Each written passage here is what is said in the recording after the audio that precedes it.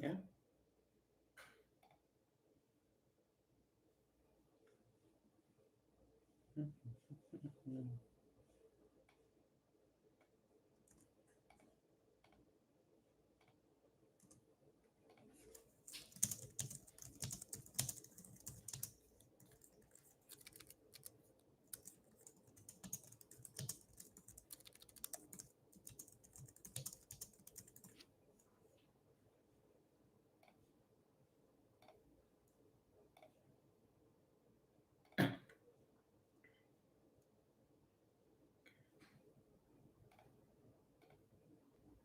All right. I think we are good, right? Are we all good? Okay. Yeah. As you guys know, my name is Israel. I am the founder of the two, my name is Israel. I'm the founder of the two most online, uh, this is, sorry, I don't go live. I'm the founder of the two most exclusive online communities on school, all about Alex Hormozi. And I just got the book $100 Million Money Models I just got the book $100 Million Money Models written by Alex Hormozi, and I am going to read the entire book from start to finish without stopping. I have my energy drink here. I am ready to rock. Hopefully, you guys join me. I think it'll be fun. We're reading this completely together right now. You know what'll be fun? I'm going to try to take 0 breaks. I'm actually going to time it to see how long it takes. Maybe I'll put that. Where should I put that? Like right here? Can you guys? So TikTok can see it. Ooh, almost. How about right here? Can everyone? Well, the struggle of trying to do it. Freaking YouTube, dude. Of course, YouTube's the one's been giving me a hard time. Can everyone see it on? Oh, everyone can see it here, right? Okay, so we're starting. You guys can see it there. You guys can see it there-ish, kind of. All right. So now I'm going to read the book, $100 Million Money Models, from start to finish. Cool? Cool. All right. Here we go. I'm not going to read it out loud, but if there's like a really cool part, then yes, I will talk about it. Here we go. Comes with this. How to launch a business and start collecting money in 30 seconds. You got $100 means you're serious about starting or scaling a business. You now hold the most how-to manual I've ever made. It's executing in the real world, which is why I helped build school. Okay, well, I already did that for you guys. Okay, let's keep it going. Here we go.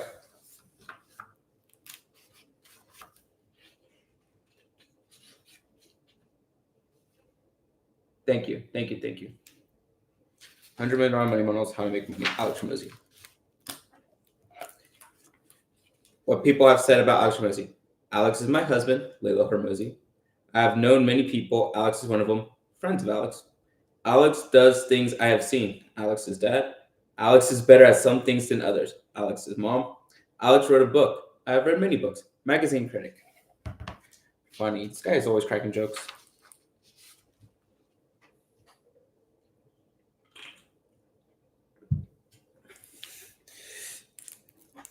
And there's this huge disclaimer this guy put. This is massive, a huge disclaimer. But okay.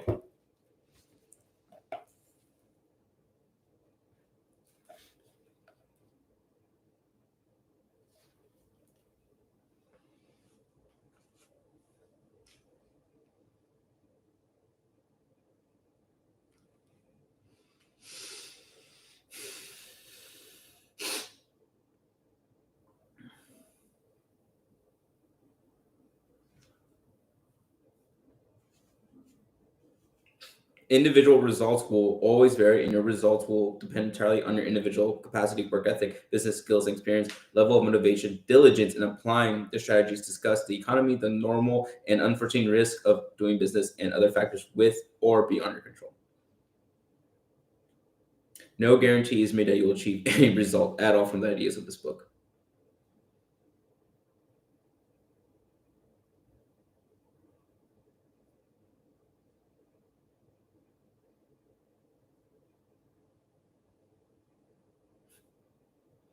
As always, the advice of competent legal, tax, accounting, finance, and other professionals should be sought and obtained. If you guys don't know, I am a certified professional accountant. I am a CPA, so that's me. That is me. Before you start your business, consult with me.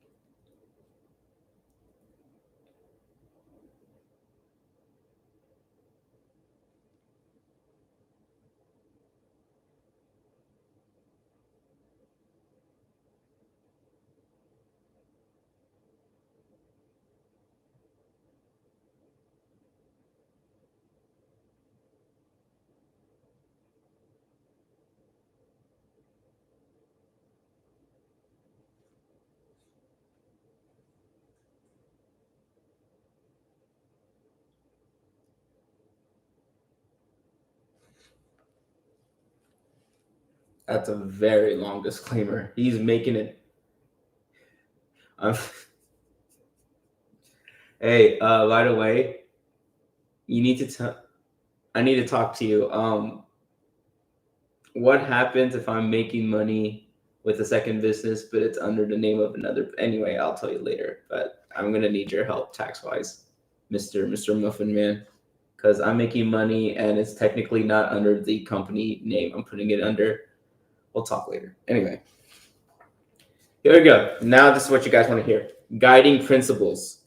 Risk comes from not knowing what you're doing. Warren Buffett. Okay. More important than the will to win is the will to prepare, Charlie Munger. And that is why we are reading this book. I am the professional. I will, honestly, I'll probably, I'll tell you this. In November, I will decide whether or not to start a second LLC. That's all I can tell you. In November, I'll decide to. Yeah, in November for sure, I'll make a second LLC if I need to. Here we go. A quick word. Here's by Layla. Alex Hormozi is telling this to Layla. I wrote this dedication 7 years ago in my first book. I want to thank my partner, my ride or die, Layla. You found me at my absolute worst, and you have fought beside me shoulder to shoulder ever since. You said you would sleep with me under a bridge if it came to that, and I have never forgotten. You stood tall when everything was crumbling around me. I would go to war with you. I would die for you. If the world were a hurricane, standing with you is like being in the eye, calmly observing the storm raging around us. There's no one else I want to fight by my side. That battles like come. Being with you makes the stars look within reach. Here's to a life filled with impossible. By the way, if are you still here? When a Bionic Muffin Man, hey, if you ever do start your tax consulting business, you need to read this book before you even start it. Please, please, please, please, please, please, please. If not, I'll force you to. Okay. Or you need to read both of these books, this book and this book, before you start your consulting business. I'll help you. Anyway, Trevor, as iron sharpens iron, so one person sharpens another. Proverbs 27:17. Is that in Proverbs? Okay, good tip. Yeah, the only tip. The only tip you need. How do people show up on YouTube? Anyway. It's rare and wonderful thing to have the smartest man you've met call you a friend. If ignorance is the only true evil, knowledge the only true good, you, my brother, are a force of good. The world is better with you in it, and I will fight to keep it that way. My life wouldn't be the same without you. I wouldn't be the same without you. Actually, can we just start the tax business now? You and I. Please just let me handle the business, and you just handle the tax stuff. Like that would actually make my life a lot easier. But anyway. Anyway. But I'll live trying. Thank you for giving me we would be millionaires, but once again, we'll talk about that later. But I'll live trying. Like I just implement the book stuff and you just handle the tax. Anyway, but I'll live trying. Thank you for giving me a gift far more than a paragraph at the beginning of a book can ever replay. We will put our brick in the wall. Here's to once in a generation friendship, philia. All right. Now the contents. Wait, I need to start a book club on this. I need to. Okay. 4 types of minimum instruction offers. Upsell wagers. 1, 2, 3, 4, 5.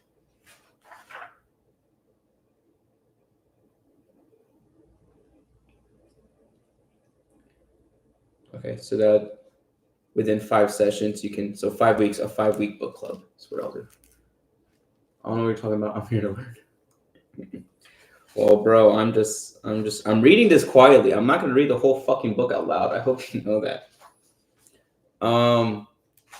Man, this TikTok live better get Instagram live. I'm going live on YouTube too.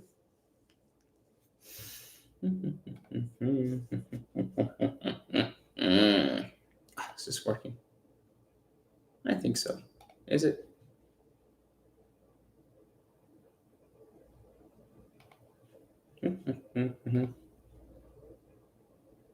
Yeah. Okay. Just gonna keep. Anyway, I need to read this. Here we go.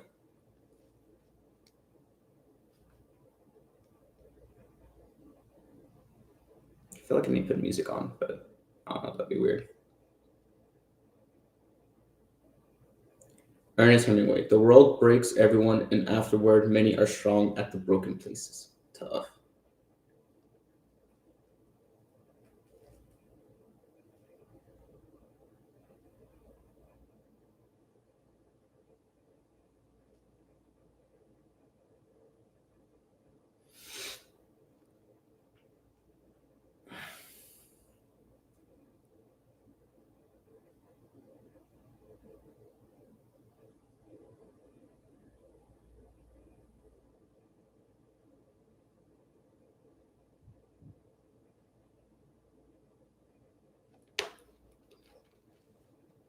Then, in the dead of night, I worked. I had to make money.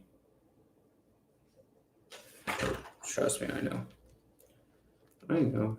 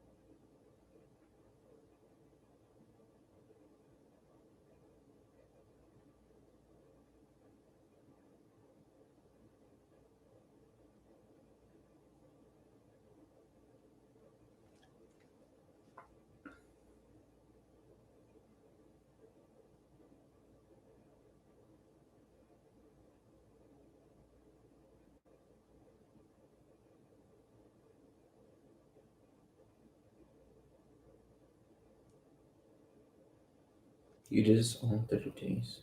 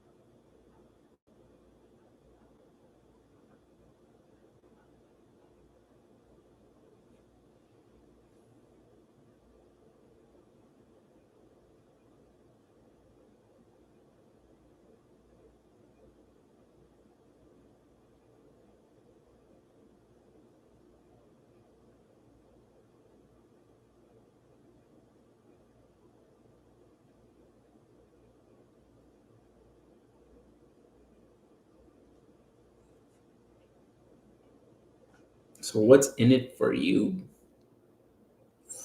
Ooh. In a few pages, I took it from sleeping on the floor to crossing $100 million in net worth. Wild. This question's how? Answer. By making more money from customers than it costs to get them. And that's what this book, $100 Million Money Model, is all about. Since I've been in business, the landscape has changed more than once, and it'll keep changing. The good news is sound principles help you print money no matter what. I've learned a lot of money models. I cover my favorites here. $100 Million Money Models shows already proven offers you use today. Instructions to make them happy. Think of $100 Million Money Models as a book of winning lottery tickets. All you have to do is cash them in. Also, I want to make something clear. These are my private notes. If it's here, I've made money with it. These chapters contain my observations and experiences with different businesses, from local chains to physical products to service, education software, and so on. And they were scattered everywhere over the years until now. This is my cookbook for making money. Fire! This is fire! Fire! How this book is structured. This book teaches you one insanely profitable thing: how to build a $100 million money model. You make so much money in the first 30 days that the cost of getting more customers will never be a problem again.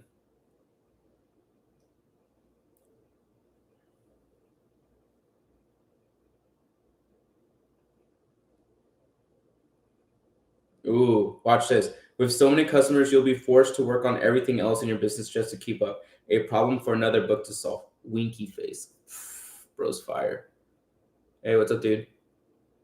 I want to ask if you have the acquisition clause. The acquisition closet?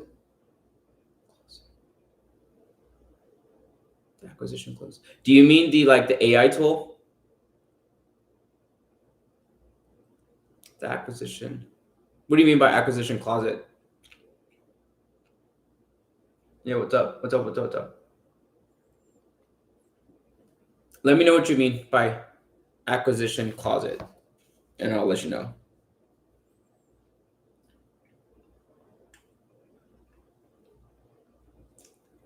Like that really big bonus, that thing for 6K that he sold at the end. Oh, the acquisition closer handbook? Yeah, the acquisition closer handbook. Do I? I don't think I do. I know what you're talking about. Was that one of the free stuff? No, I think that's only for the.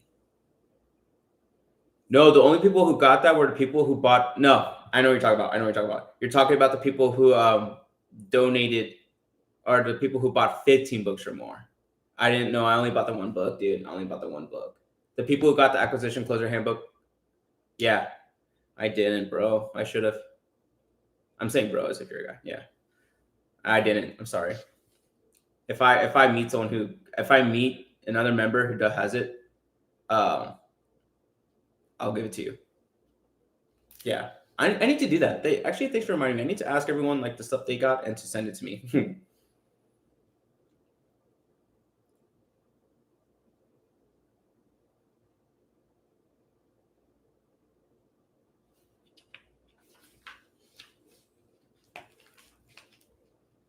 What's up? What's up? What's up? Pro tip: here's a life hack. If you listen to an audiobook and read a physical book or ebook at the same time, you read faster and more. You store the contents in more places in your brain. Nifty stuff.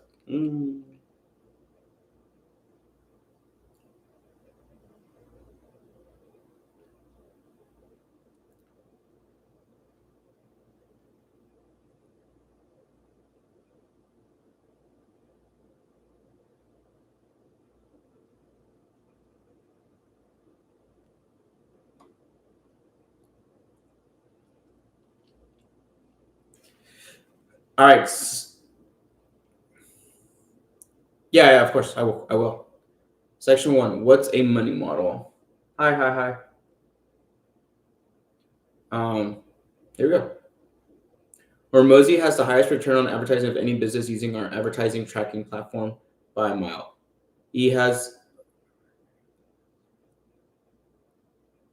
Oh, thank you. Yes. So yes, I won, but that was just for referring 10 or more affiliates to the 10 or more, referring 10 or more people to the live launch. But you get the bonus. You get the acquisition closer handbook bonus. Everyone gets it for people who bought 15 books or more.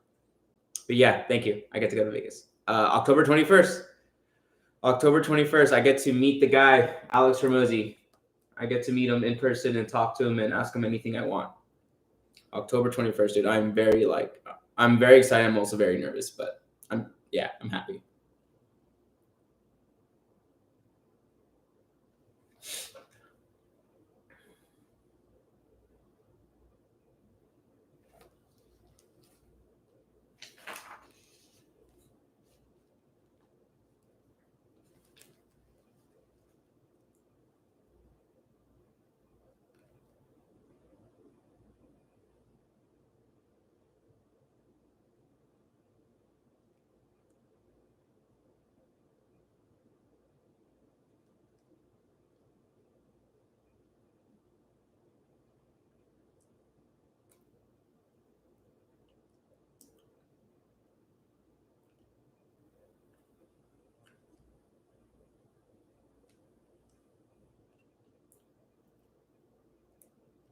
That's something in my teeth. I'm sorry.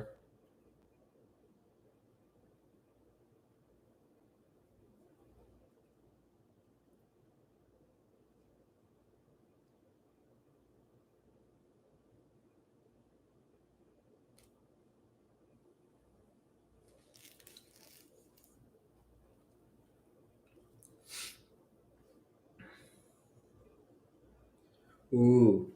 A money model is a sequence of offers. At their core, we find every opportunity to solve a customer's problem and then offer to solve it. For that reason, money models tend to have many offers in a specific order.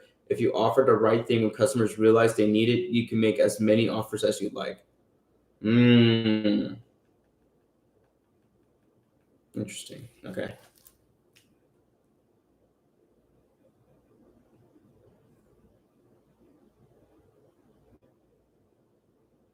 I guess I kind of have that. If I yeah, my secrets of offer. So if people join my Alex Ramosi school, and as I talk to them, and I realize that their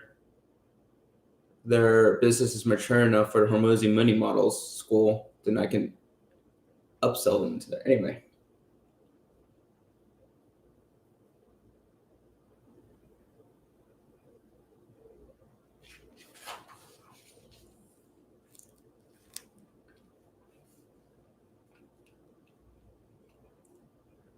beware, bad money models kills businesses.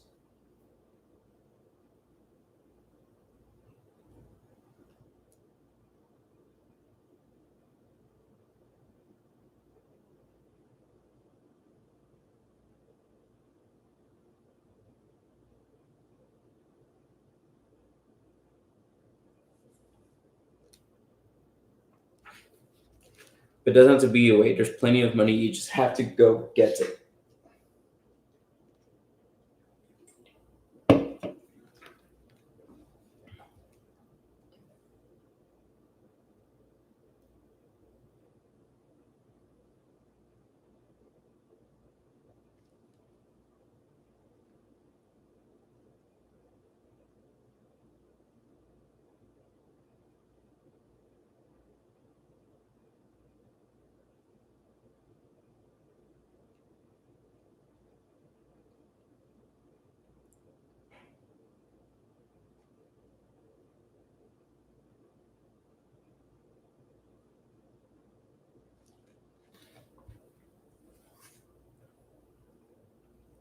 Get paid fast and grow as much as you darn well please. Author note: make enough profit to cover your costs in 30 days or less. I like to cover my costs of getting a customer within 30 days. Main reason: any business can get interest-free money for 30 days in the form of a credit card. If you can clear your balance before the end of the month, it works just like normal money. So you can use credit to get a customer paid back and then use it again to get the next customer. And if you can pay it off before the 30 days, you can do it again. Rinse and repeat.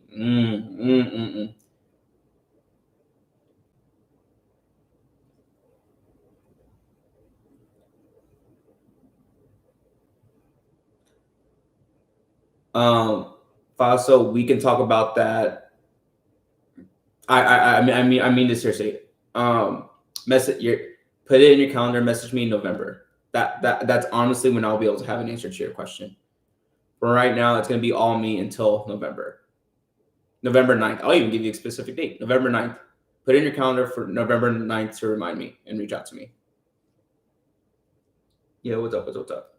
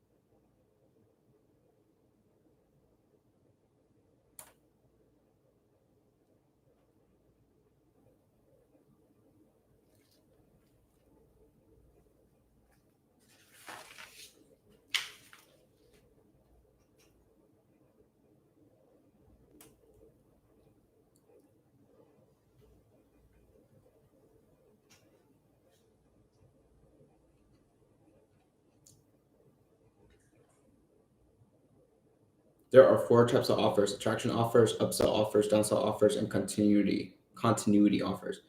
All improve our money model, but they all do it differently. They work great on their own, but together they can make your business unstoppable.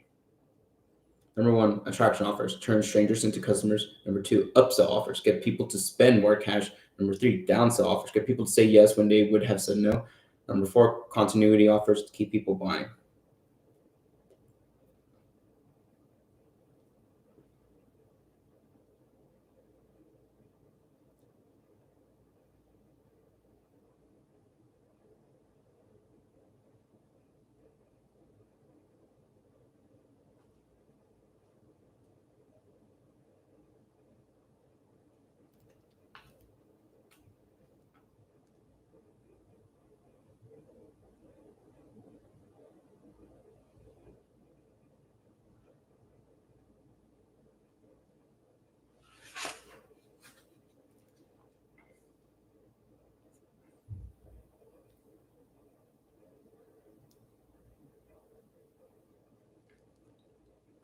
Okay, so this is actually incredibly important. What he just said right here. If you don't have an offer for getting customers, you won't get as many. But let's say you do. If you only have that one thing to offer, you won't make nearly as much money as you could. So if you have something to offer next, an upsell, you finally get some cash. But you won't make as much as you could because lots of people will still say no. So we turn those no's into yeses with downsells, and that works fine. But it would be even better if you could have had that extra cash guaranteed to come in month after month. So you can make a continuity offer to top it off. That's how I like to do it.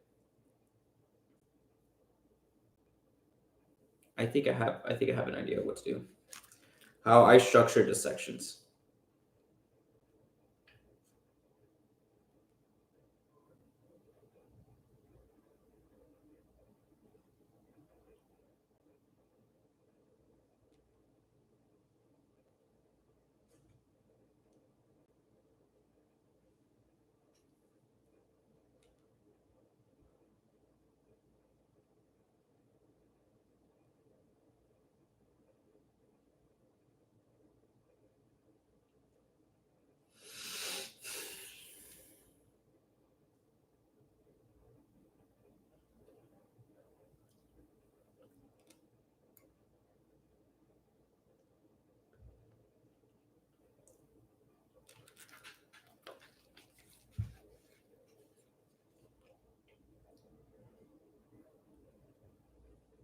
Switch the poor person mantra. This won't work for my business to the rich person mantra. How will I make this work for my business? They all work. Be creative.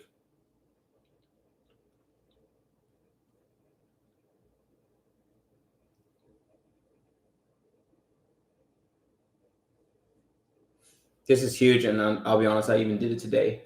If a customer asks for their money back, give it back. Avoid a headache, and if you made a goof, fix the goof. Don't be a silly goose. Treat customers well. Next time, spend the time and resources to get better customers.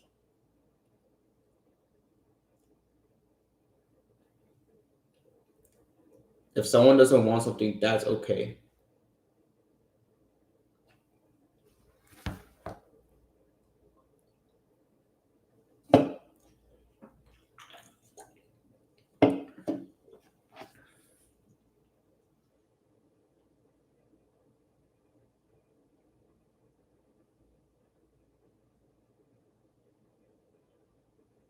Be transparent. State the facts. If the facts aren't compelling, change reality to make them compelling or learn to frame them in a way that is.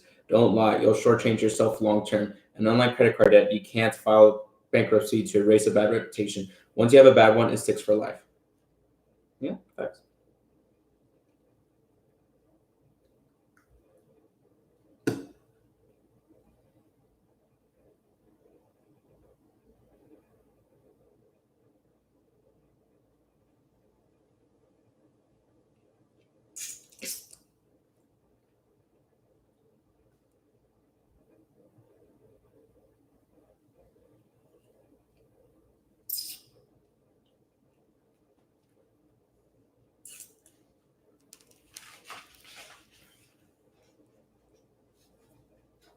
What's up, guys? What's up? What's up? What's up?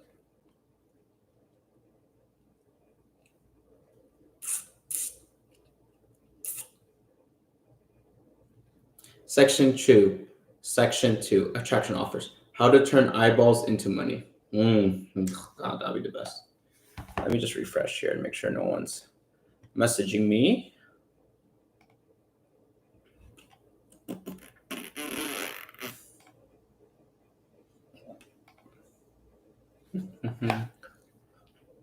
E.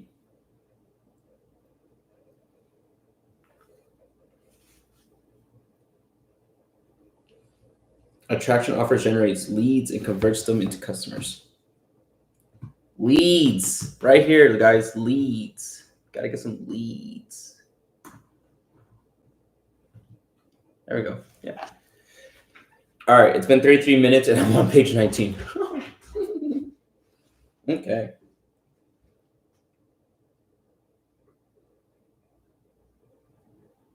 I was supposed to. Can I can save this, right? You can save your live stream, right? I hope so. I really, really hope so. Okay.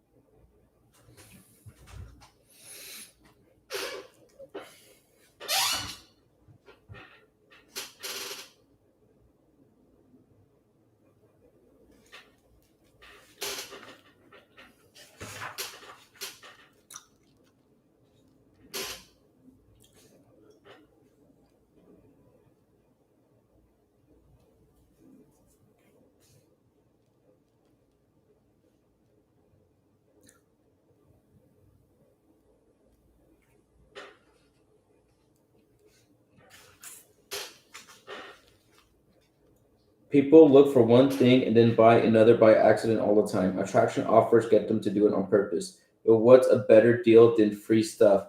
More and better free stuff. One free thing is awesome. Two free things are awesomer. And maybe to get those two free things, they have to buy one. That's how we make money on free stuff. In this section, I go over my 5 favorite ways to make money by offering free stuff. Number 1, win your money back. Number 2, giveaways. 3, decoy offer. 4, buy X get Y free. 5, pay less now or pay more later. Let's make some money. I like that. I like that. I like that a lot. Man, I might have to do the training, and yeah. Anyway, win your money back. If you do X within Y time within Z rules, you can get it for free.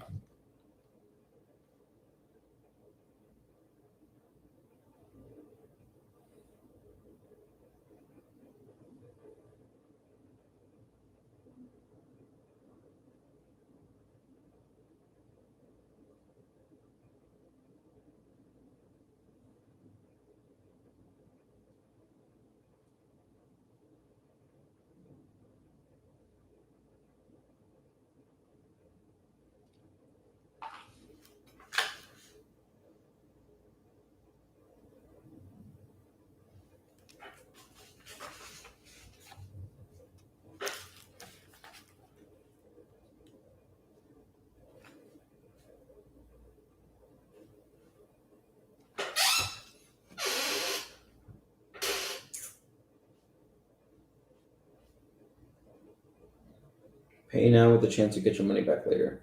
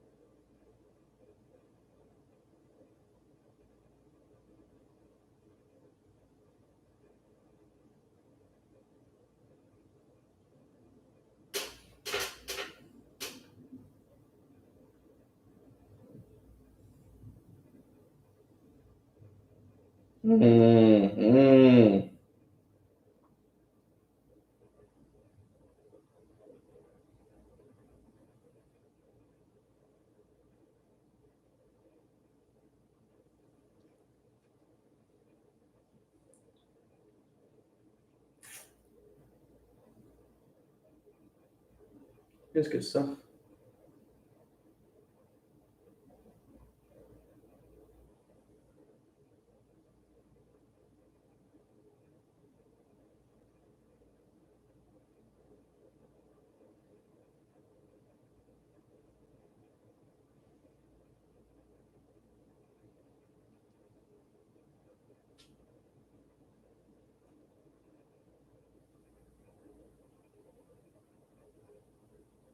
Business to business offer. 5 customers for 5 days free challenge.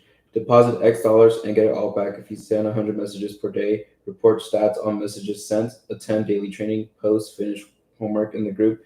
Attend a 5-day consulting call. Here, you offer more, better, or new products and services.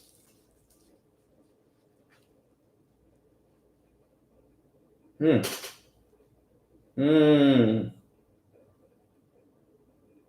Hmm.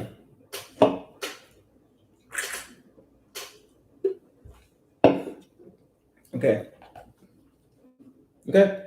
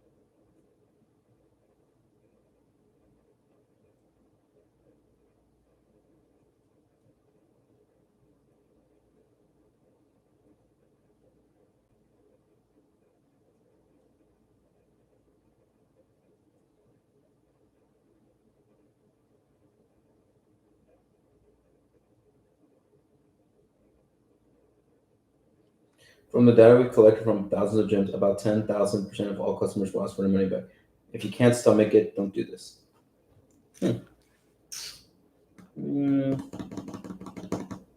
Okay. Offer store credit instead of cash. If you don't want to offer cash back, but you can offer store credit instead.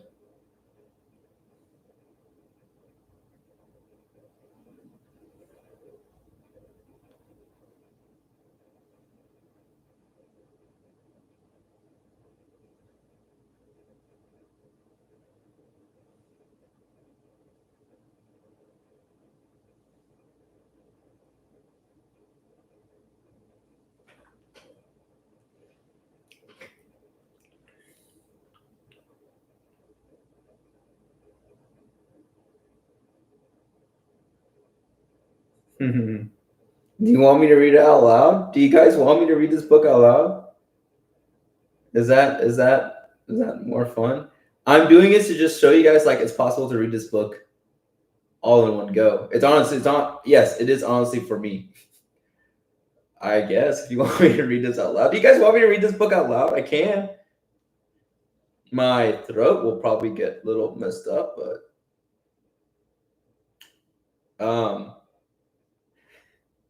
yeah, let me know if you want me to read the shit out loud. I can if you want. Should I? Oh my. Anyway, just let me know. Do you want me to read it out loud? I'll read it out loud. What's up?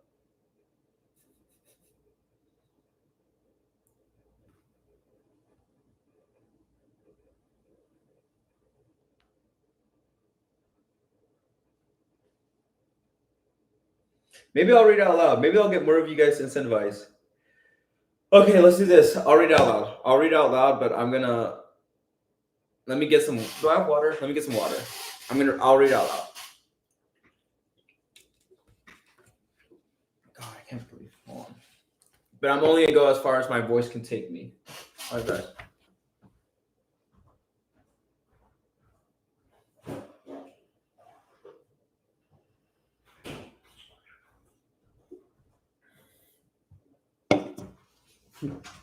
All right. For the 7 people here, I'll start reading this out loud. Here we go. Oh my God.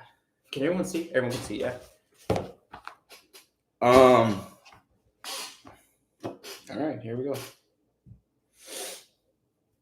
Don't take blood money. If someone doesn't want me to have their money, I want it less than they do. As a personal rule, if a customer asks for a refund, entitled or not, I give it to them. Just focus on getting the next customer. How to create your win your money back criteria. These criteria make or break this offer. Good criteria have 3 characteristics. 1, easy to track. Train them on exactly what they need to do or they will mess up. Bonus points if they already do it. Example, phones already track steps. Word processors already track word count. Cameras automatically date photos. Get customers' results. Make criteria likely to get them their desired results. Realistic criteria do just fine. If you think the criteria look too easy, you've probably gotten close to realistic. They may take a few tries to get it right, but so does anything else worth making. Example, attend meetings, workouts, watch videos, etc. Whatever stuff the best customers do to get the best results, make everyone do it, and they'll get great results too. Number 3, advertises the business. Make advertising the business part of your criteria. For example, posting about their participation, tagging in social media, referring or leaving reviews and testimonials. How you apply store credit. Important. Anyone else saying anything? Okay. When customers win their money back, offer to apply it over a longer period or to a bulk package. Just offer to apply it to something that costs more than their winnings. In my experience, this keeps customers engaged and makes you more money. Here's what that looks like. You have a product or service that costs $200 per month. A customer wins $600 of credit. Avoid giving them 3 months free. Avoid giving them 3 months free upfront. Instead, apply to $600 over 12 months. $600 over 12 months equals a $50 a month discount. They now pay $200 per month. $50 of discount equals $150 per month. Hey, that's kind of why, like, when you sign up for an apartment, they give you 1 month free, but then they always tell you, hey, we can discount your monthly rent over 12 months, or you can take that 1 month free. Money models. To be clear, they can use credit however they want, but I recommend you present this first. If they use to ask it up front, you can share my experience. People fall off if they don't pay something. A discount over the long haul keeps them engaged over the long haul, so it's in the customer's best interest to keep some skin in the game. In-depth details on this upsell offer are in the rollover upsell offer, section 3. Yeah, I don't know if I can read this whole book out loud. My mouth will get fucked.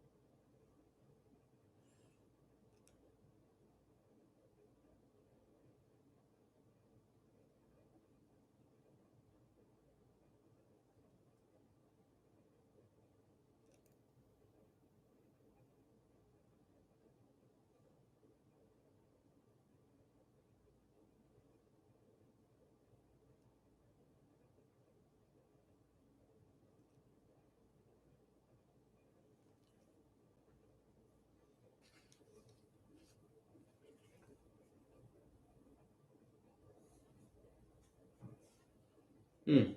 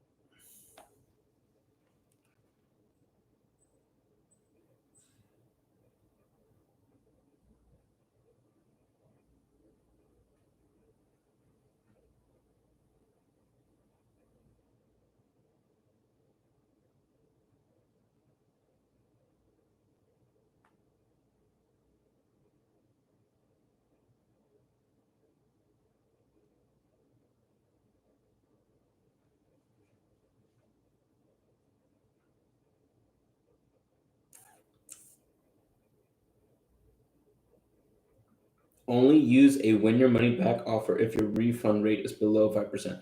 Otherwise, fix your product before doing this. You risk giving too many refunds.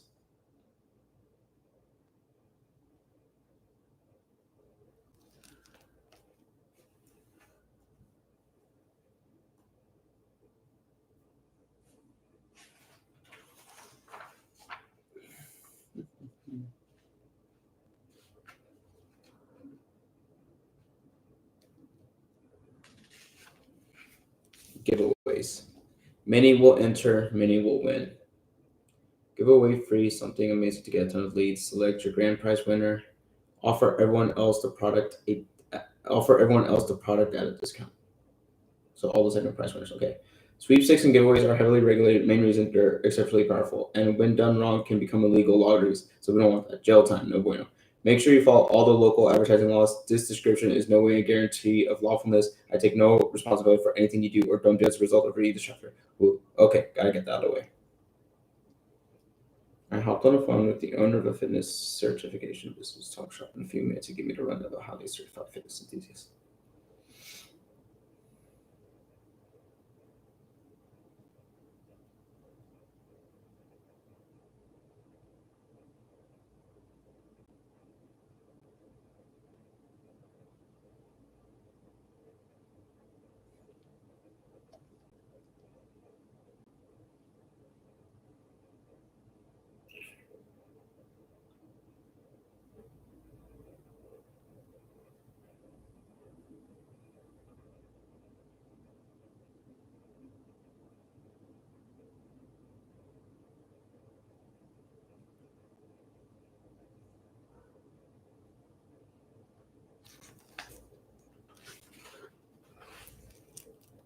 Bro, fix your mic. Oh, can you hear me now? It would be good live if you read a book. Oh, you guys want me to read this out loud? Okay, all right. I'm a man of the people. Sorry, I wasn't reading. You guys want me to read this out loud? Okay, all right.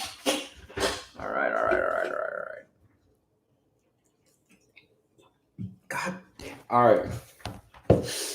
Giveaways. So he's talking to this guy on the plane, and the guy on the plane says he gave me the rundown about how they certify fitness enthusiasts and help them find clients. Interesting business you've got, I said. How do you get leads? It's pretty simple. We advertise a full ride scholarship to our entire program. People apply with their contact information and then answer a few questions. We ask stuff like, why should we pick you for the full ride scholarship? The best answer gets a full ride. But we also do something more. Nice. Keep going. What is this?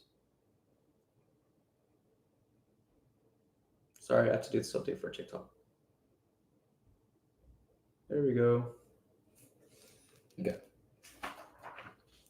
We give out partial scholarships. What do you mean? How does that work? Well, we often have a clear winner for the full ride, but tons of people have inspiring stories, so I want to make sure they get scholarships too.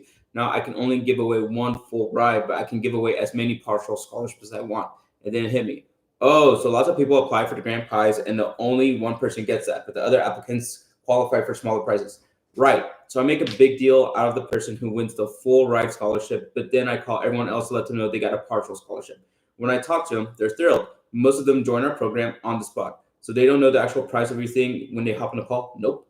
But they know the value of the full ride scholarship. And when you present the discounted price of your program with the partial scholarship, it's still a huge savings.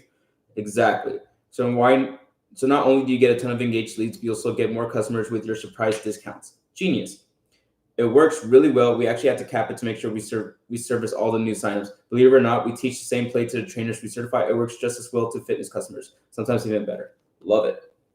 He presented this as an education offer and as a fitness offer, but it's so much more. I'm going to show you how to use it in any business. Free giveaways generate many leads who show interest in your most expensive product. What could be better? Yeah, so essentially you do a giveaway, but the whole goal of the giveaway is to attract as many leads as possible to your business. And you give the winner of that giveaway, you give them the full thing. But for everyone who actually tried, especially like the next top, I mean, depends. Basically, I guess you give something to everyone who tried. Give them a discount or give them something. And with that small savings, they will still buy from you. Just make sure whatever they buy from you is still profitable money. Nice. I like that. Description. Giveaway offers advertise a chance to win a big prize in exchange for contact information and whatever else you want. Then after picking a winner, you offer everything else. You offer everyone else the big prize at a discounted price. Giveaways also go by names like scholarship and sweepstakes and raffles, etc. They all mean enter for a chance to win. And you know what's so funny? That's how I won. Like this is so me. I won the trip to go to Las Vegas to meet Alex Hormozi, but I wonder what all the other non-winners won, which I think was a bunch of the free stuff that a lot of us got. So yeah, I mean it works. I'm literally not victim, a winner of this technique. Okay. Pick a grand prize, pick your promotional offer, ask for contact information and other eligibility criteria, pick what actions you want entrants to take to qualify for the big prize, put the giveaway on the deadline to add urgency, announce the grand prize winner, and contact everyone else. Let's go into each with more detail. Pick a grand prize. Make your grand prize the thing you want everyone to buy. Make sure you assign a monetary value to your grand prize to serve as a price anchor. For instance, if you sell $5,000 worth for $2,000, then advertise the $5,000 value. Yeah. Pick your promotional offer. Your promotional offer takes place of the partial scholarship in the story. You create it by enhancing your core offer with a discount, a bonus, or by minorly changing it from the grand prize in order to ethically justify a price reduction, using the grand prize as a price anchor. And the bigger the discount, the more compelling the offer. So the bigger the value you assign your grand prize, the better. Remember, leads entered the giveaway because they found the grand prize interesting. It gets you qualified leads because you offer what they already showed interest in at a discount. Call your promotional offer the thing you sell to everyone else, whatever you want for your giveaway: scholarship, gift card, dollars off, store credit, vouchers, etc. Ask for contact information. In exchange for a chance to win, ask for permission to contact them any way you please for follow-up promotions. Beyond that, I survey the price, eligibility, and then ask them to take qualifying actions. Eligibility. I ask if they're a fit for my products, like, do you own a vet clinic? Or more character/need-based questions like, why should you be selected? Qualifying actions. Other stuff entrants do to qualify to win. I also use these to get them to promote my giveaway more or demonstrate higher levels of interest. Example, attending a call or event, making a post, entering a group, etc.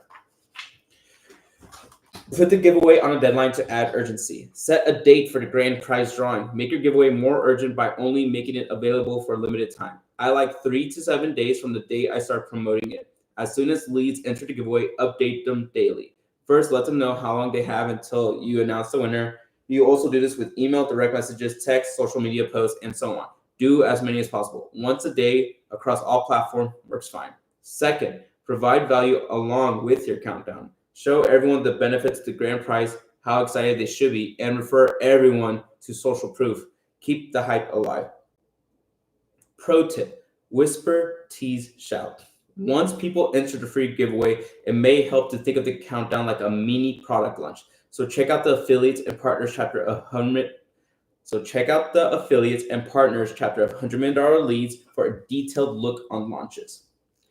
Announce a grand prize winner and start contacting everyone else. Announce the grand prize winner publicly, then message everyone else who qualifies for your core offer privately. The beauty is everyone else qualifies for your promotional offer. Notify them by text, email, and direct messages. In that message, ask them to schedule a call because they qualified for something else. If you need a reason, just say you found their answers/story so compelling you felt obligated to give them something just for entering. Think of your promotional offer like a participation trophy.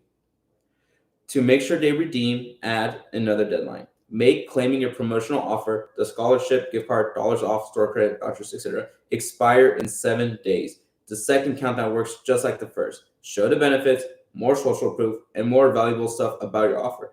Give them a way to book a call to claim the promotional offer. Explain the cost to value using their discount. My rule of thumb: make your core offer discount equal to 10 to 30% of your gross margins.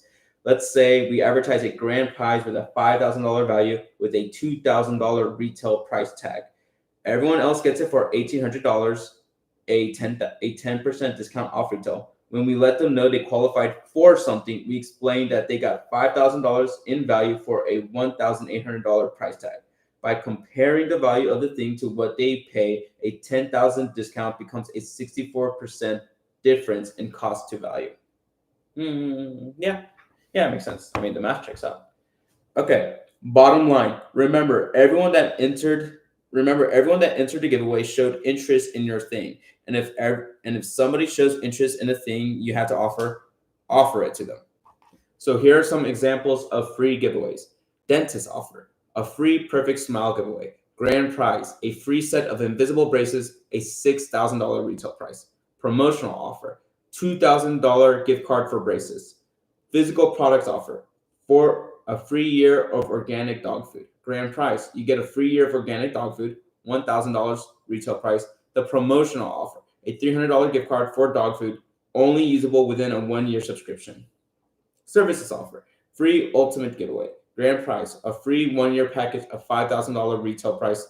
Promotional offer: a $2,000 voucher redeemable towards 1-year service agreement. Consulting offer: a free 16-week turnaround giveaway.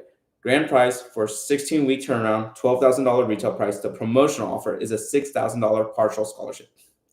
Important note: consult legal counsel about how to structure your giveaway.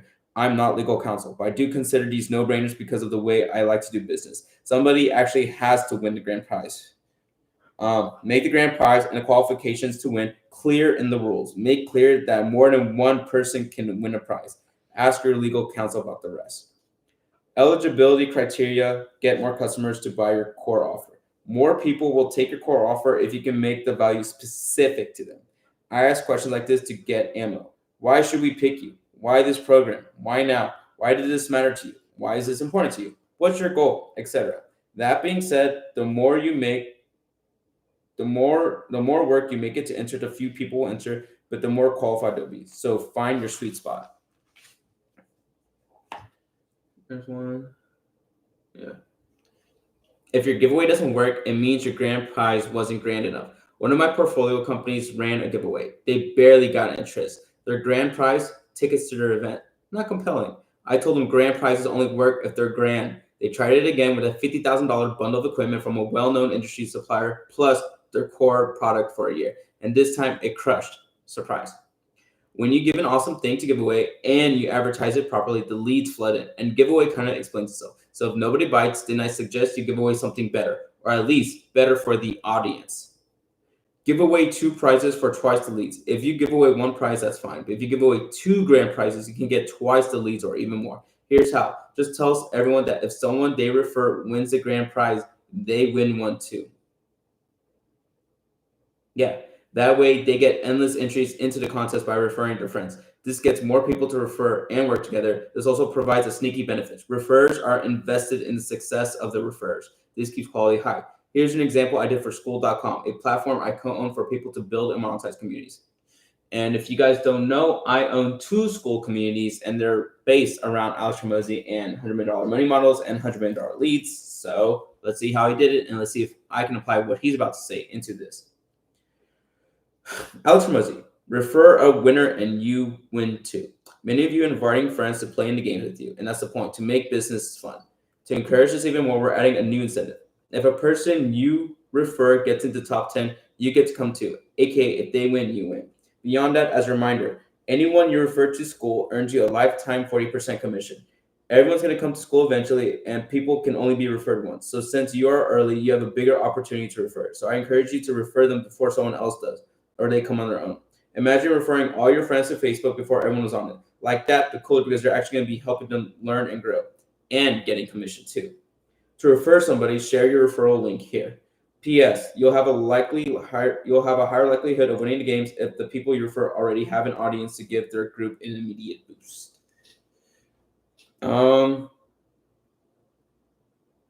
Yeah, I guess I need to implement something to get referrals.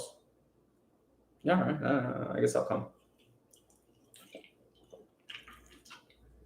All right, I'm an hour and 4 minutes in, and I'm on page 37. Let's go. Scarcity, scarcity, scarcity. Limit your giveaway by time, number of entries, or both. You can run giveaways for a specific amount of time, example, 7 days, a specific number of entries, example, $5,000 entries, or both. I like both. I match how many people I let enter the giveaway with the number of people I have the time and resources to connect with inside 7 days. Any more would be a waste. Urgency, urgency, urgency. I add urgency in 3 places: to enter, to claim, to use. Make how long they have to enter clear in the advertisements. Once you announce the winner, let them know how long they have to claim. When they do, schedule their call the same day or the next day if you can. Once you let people know what they won, tell them how long they have to use it. I like hours, but I've gone up to 5 days. In short, always have deadlines. Have downsells available. Some won't or can't buy from your promotional offer even with the discount or bonus, and that's okay. Here's how I approach it. At the start of the call, let them know they qualified for 2 prizes, and that will help you find which ways make the most sense for them. Then present your promotional offer first, aka the discount on the grand prize thing. If they take it, great. If not, then offer the same discount by percentage on any other product you have that makes sense for them. If you have a recurring revenue business like I do, apply your discount over the longest period of time they'll agree to. Then set up their monthly subscription to bill automatically at normal rates after the discounted period ends. Is there a PDF of the book? No, there isn't. Not yet. I'm sure he will later on, but as of right now, it's just a hard copy, and you get the free Audible. So you can get it for free Audible wise, but I don't think there's a PDF version of the book yet. He's probably going to release it when he releases the soft cover book on Amazon. History has shown. Summary points. At their core, are people here? Okay. I have 3 fucking people watching, but I guess I'll keep going. Does anyone want me to? Whoever's watching, do you want me to still read this out loud? Or do I read in private? Or do I read in quiet?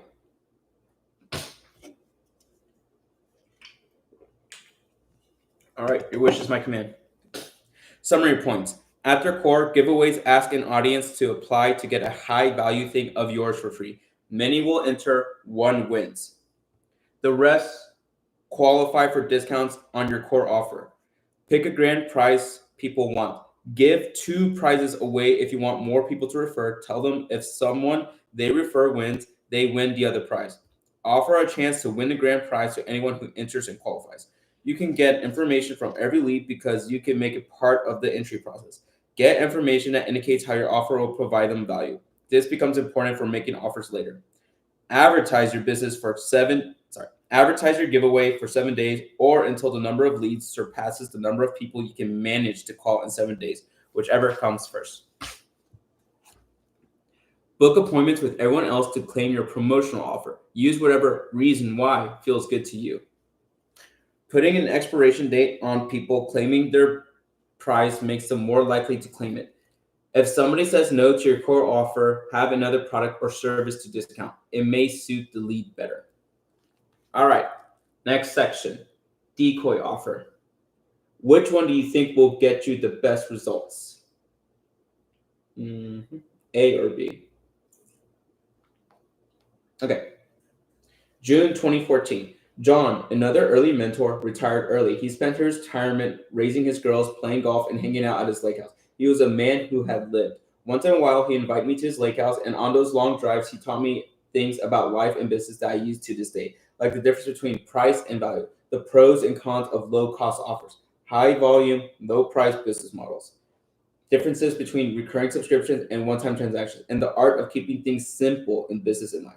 John was great company. I often wish we could drive forever so I could soak everything in. To him, this was just another story to pass the time, but to me, it was a lesson I would never forget. The 5-day, $5 VIP tanning pass.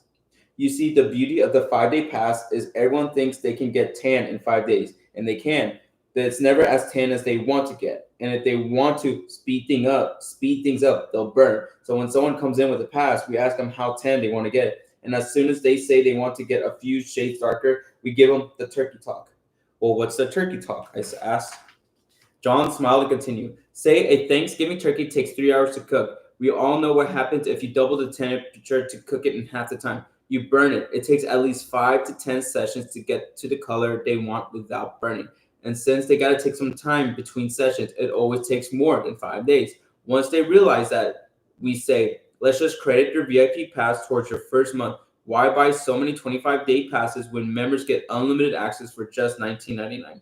They immediately see the value and they take the membership. Easy as that. 5 years later. Hey boss, we've got a problem. Oh boy, what's up, I said. Our fitness leads have gotten way too expensive. The guy who can sell are still making it work, but most of them are barely breaking even. Dang, so it finally happened, I said. I pressed my hands on my forehead. I knew this was coming. The truth is, I was dreading it. I tried for weeks to put a spin on our previous offer. A new or interesting twist would buy us time, but our test so far fell flat. Crap. You got any more offers up your sleeve? He asked. I racked my brain, didn't remember the $5 VIP tanning pass. That just might work. Why don't we offer something super cheap to get the leads, but when they come in, make them a crazy offer that costs more, but is 100 times better. They could still take the cheap thing, but we'll just explain it that they'll get way better results with extra accountability, nutrition, etc. Yeah, I can run something like that. A few weeks later, Alex, I think we cracked it. Awesome. Walk me through it.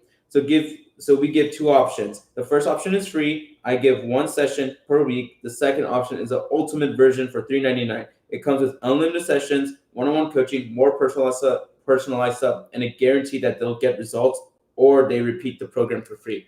Oh man, that guarantee is solid. What's the take rate? We got 8 out of 10 people to take the $3.99 option. We're crushing it. Awesome. Let's scale it. That's actually wild.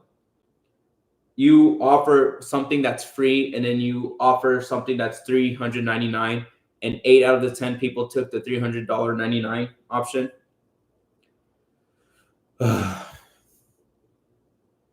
It's just like making money is so easy for so many people.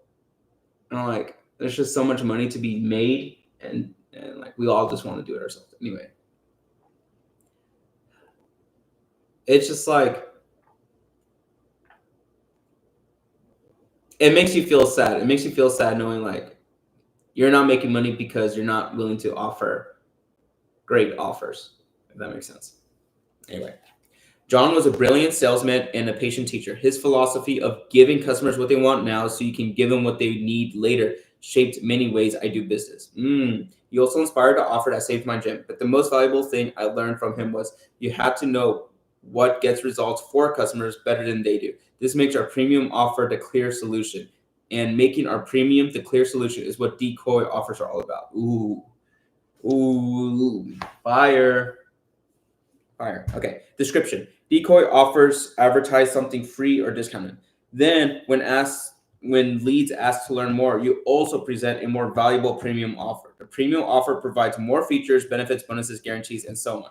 But putting your decoy offers and premium offers side by side, leads can see how much more valuable your premium offer is. I like decoy offers because they get more customers overall. They either take the decoy version or the premium version. If they take the premium, great. If they take the decoy, also great. It gives you time to upgrade them rather than losing them. But either way, you can close everyone. This makes cheap and profitable ways to get new customers, and any business can use it. Here are the steps to make a decoy offer. 1, you advertise a lesser, smaller, or simpler version of your premium offer as a decoy. When leads engage, offer both options, but emphasize the premium one. So have 2 offers, one of it just super dirt cheap, just fucking like it's just basically for your super discounted, but make sure you have a premium one. And the thing is, even hopefully you make the premium one the most obvious offer to take. But even if people still choose to take the discounted one, the decoy one, at least they're still somewhat of a customer, and then you have time to upgrade them later on. So it's just a win-win. Like either way, you get a customer either for cheap or for premium, but you could turn the cheap into premium later on. Fucking fire. Examples: lemonade stand offer, physical products. Attraction offer, free week of lemonade or $1 week of lemonade. Decoy option, you can have this water plus powdered sugar plus corn syrup, or premium option, the organic, all-natural, vegan, gluten-free, imported Italian lemons, which are cold-pressed and shipped straight to your door. You'll never need to waste time coming to the store again. It'll have you feeling like a Labrador puppy chasing butterflies all day. It also comes with other flavors like our sparkling rose water lemonade.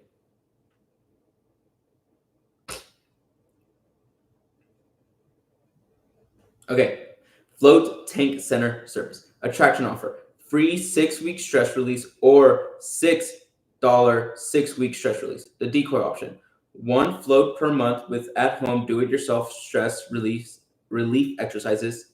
Premium option, 2 times per week floats for 6 weeks, one-on-one consulting, journal, sleep routine, satisfaction guaranteed. Gym offer, local business. Attraction offer, a free 21-day transformation or a $21 21-day transformation. Decoy offer, workouts done in the school.com group once a month, a general nutrition plan, can watch recordings, no support, no guarantee. A premium option, unlimited workouts, a personalized nutrition plan, one-on-one accountability, results guaranteed, or you get another 21 days free. Important notes: how to make your decoy offer. Offer fewer components, older models, or fewer personalized versions of your premium offer. Also, remove any guarantees. Your attraction offer only has to get leads to engage, nothing more. Advertise benefits, not the features. We want to sell them on the dream outcome. We advertise a transformation in 21 days, not workouts and meal plans. Leads get specific product details in the sales presentation, not in the advertising. Private jets and rowboats can get you to an exotic island, but the premium option is certainly more enjoyable.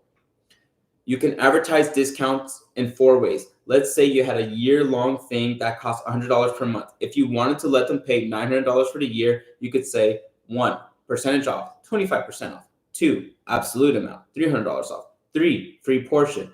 3 months free. 4, the total package. You get the 1 year for $900 when it was actually $1,200. They all mean the same thing. It's worth testing to see which one converts better in the market. Make the contrast huge. The value of the premium option comes from huge differences with the decoy option. So make the decoy option as basic as reasonable. Then make the premium option as awesome as possible. The bigger the contrast, the bigger the deal, and the more customers will take it. Ooh, this is good. This is good stuff. Okay.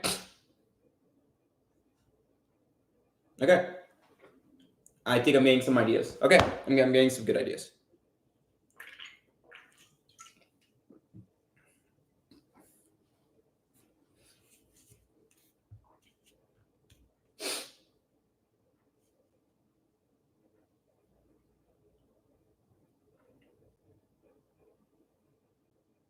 Here we go. Discount offers have higher show rates than free offers. In my experience, if you run a free attraction offer, you'll get more leads. If you run a discount offer, you'll get fewer leads, but a higher percentage will show up. So if you have low show up rates for appointments, try a discount offer instead. This is especially important for businesses where you have a high cost of someone not showing up. Think doctors, lawyers, dentists, etc. Ooh. Okay, so listen to that. Are people still listening? If you have low show up rates for appointments, try a discount offer instead. This is especially important for business where you have a high cost of someone not showing up. Think doctors, lawyers, and dentists. So for all of us who have a low cost,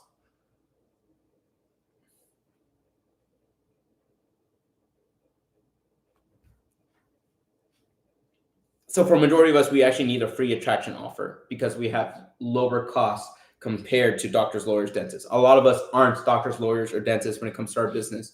So that in itself, he's low-key telling you that you should do the free offers. Anyway, if possible, present the premium offer first. In a perfect world, they take the premium offer immediately. The decoy offer stays in your back pocket. If they come in specifically asking for the decoy option up front, give them... I'm going to read that again. If possible, present the premium offer first. In a perfect world, they take the premium offer immediately. The decoy offer stays in your back pocket.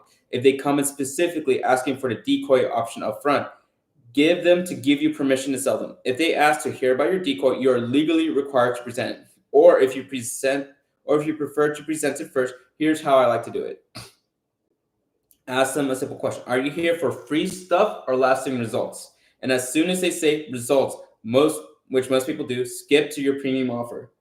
If they say free stuff, present the decoy offer, then immediately contrast it with your premium offer. Then only after presenting both, ask them, which do you think will get you to your goal faster? Or which do you prefer? XXX, less valuable benefit, or YYY, more valuable benefit? 1, 2, 3. At this point, they'll have to say the premium offer. Then you can move forward in a sale, mutually agreeing it's the best thing for them. When making your premium offer, get excited about it. Present it as superior to the decoy offer because it is, and assuming it is, how it fits the customer better. Your excitement motivates people to take the options they will give them the most value. From a selling perspective, you want to talk to the lead as if you already know they will accept your offer. Many salespeople refer to this as the assumed close. You operate from a position of, this is what everyone does, this is just a formality, let me get your ID and credit card so you can get your value. No hype, just friendly disposition, almost bored over how regularly people buy. Oh, great question. Let me answer your question. Actually, I'm literally about to finish the section and I'll answer your question. Surprise benefit, optional. To take this a step further, if someone takes a decoy option, you can choose to surprise them with a few low, zero-cost features from your premium offer. Just say something like, hey, I'm going to throw this in, even though it's part of our premium offer, just because I want you to get the great results. This builds goodwill, over-delivers, and increases the chance they'll take your upsells later. Remember, they're still leads. Summary point. Decoy offers advertise something free or discontinued. Then when leads ask to learn more, you also present a more valuable premium offer. Make the premium offer far more valuable than the decoy option by adding more features, benefits, bonuses, and guarantees. Strip down your decoy offer as much as reasonable. When leads ask about your decoy offer, present your premium offer right next to it. Ask, are you here for the free stuff or lasting results? For permission to offer the premium thing first. You can still make money from leads who pick the decoy option. You'll learn the best way to deliver your decoy product and maximize sales from it. Expect to make money fast. If you're not, then make the contrast between offers larger. What is the best lesson you learned from this book so far? Okay, I'm on page 47. I have an answer in my head, but I want to make sure I'm not missing anything. I think it is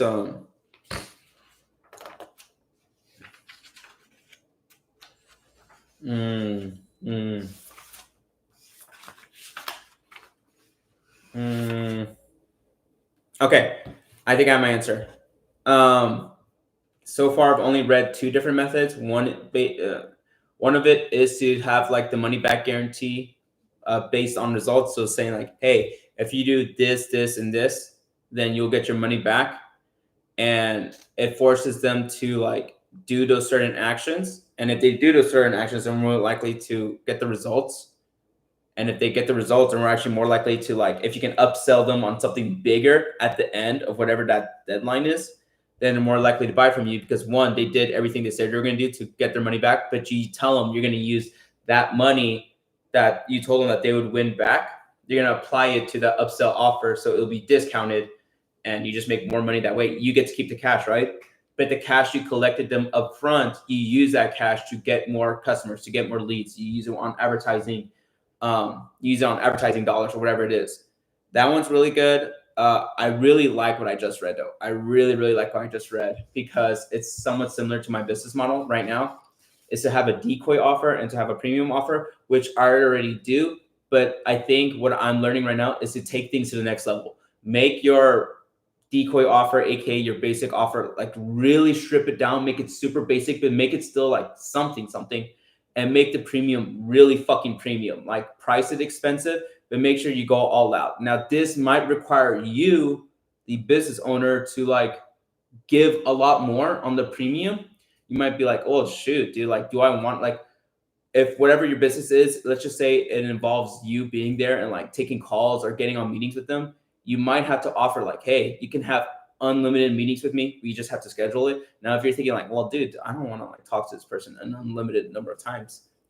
Think about it, which is like understandable, but I'm sure there's a certain dollar amount per month. You'd be like, you know what? If they're paying me this much per month, yeah, I'll get on the fucking call. I'll get on a meeting with them as many times as they want because I'm making like so much money off them, right?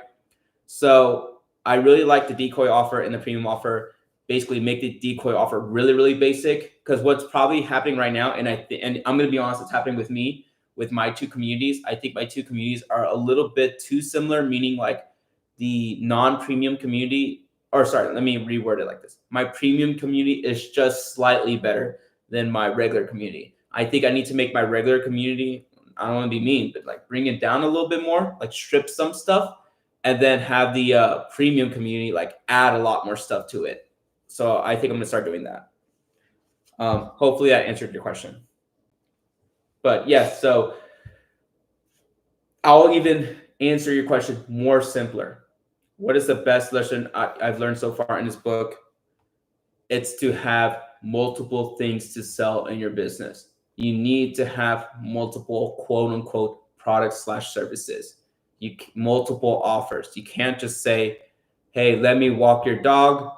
I'll walk your dog for $10 an hour. You need to have a variety of things. Hey, I can either walk your dog for $10 an hour, or I can walk your dog an unlimited amount of times for $1,000 a month, or I can walk your dog for free. I can walk your dog for free for an entire month as long as you get 10 of your friends to as long as you refer 10 of your friends to me, and I need to at least walk your dog for like a month, right? You can't, it has to be more than just a referral. You have to actually like work for them, right? You need to have multiple things to sell, not just one. That is the most basic summarized thing I've learned. And that's probably gonna go for the whole book. Cool. Any other questions? All right, I'll keep reading, I guess. All right, so I'm an hour and 25 minutes in. I have this much left to read. All right. Buy X, get Y free. Oh, I really hope people were watching that because that was a long explanation. Buy X, get Y free. Absolutely.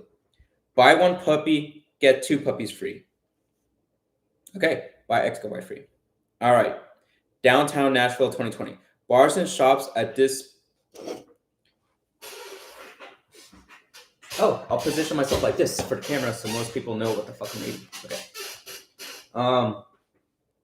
Yeah. Bars and shops at this Downtown Nashville 2020.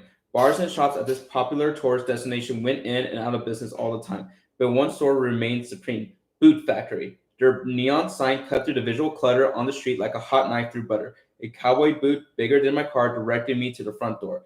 There was no mistaking what they wanted me to do, so of course I obeyed. And as I got closer, I could make out the offer: buy one pair, get two pair free. Yes. 3 boots. A decade passed since I've been to Nashville, but I remember the sign and the buy one get two free offer like it was yesterday. As a kid on bar crawls, I thought the offer was dumb. How could you give away so much stuff and stay in business? But now, with some offer making under my belt, I could appreciate it. I went straight to the men's section and grabbed the boot. Curious, the price was marked down twice to a final offer of $600 for the pair, but these were normal looking boots. The young me would have scoffed, but this is me realized I missed something. The store got much bigger since the last time I saw it, so the offer clearly worked. Then it clicked. They charged 3 times the price for a single pair of boots because they came with 2 more pairs. So rather than saying come to Boot Factory and buy boots at a pair price, they managed to create a we all kind of knew this, but anyway, we've all seen this before. Anyway, here we go.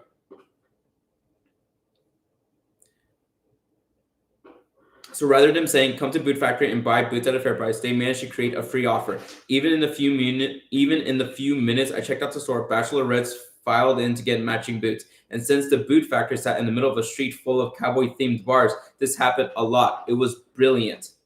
Description: buy X, get Y free offers. When customers buy something, they get other stuff free. The more free stuff they get and the higher its value, the better it works. Duh. Free offers get way more attention than discount offers. But if you only have the one thing to sell and if you give it away, you go hungry. In situations like this, businesses tend to lean on discounts. They run sales relying on holiday, seasonal changes, or whatever as reasons to temporarily lower prices and get more customers. But by offering more than one thing at once, you can turn discount offers into even stronger free offers. When you have more than one item, you can make the discount value large enough that it covers the price of more stuff. For example, if I could sell 3 t-shirts for $10 each for a total of $30, or if I could sell 1 t-shirt for $30 and give away 2 free, it's the same price, but way more free stuff. Yes. And if I wanted to offer a discount rather than only reframe the price, I could do this. I could sell 3 shirts for $6, $67 each for a total of $20. That's a 33% discount. Or keeping the same discount, I could sell 1 shirt for $20 and give 2 away free. It's the same price, but way more free stuff again. Let's keep going.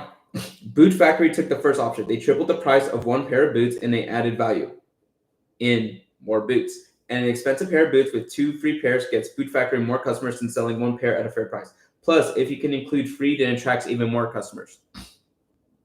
Examples: buy 1, get 2 free physical products offers. The Boot Factory. I'm trying to think. I went somewhere recently where they had an offer like that. There's a Vietnamese restaurant that I go to. Well, I haven't been there in a long time. And yeah, they had that offer. It's buy 1 sandwich and get 2 sandwiches free. So there you go.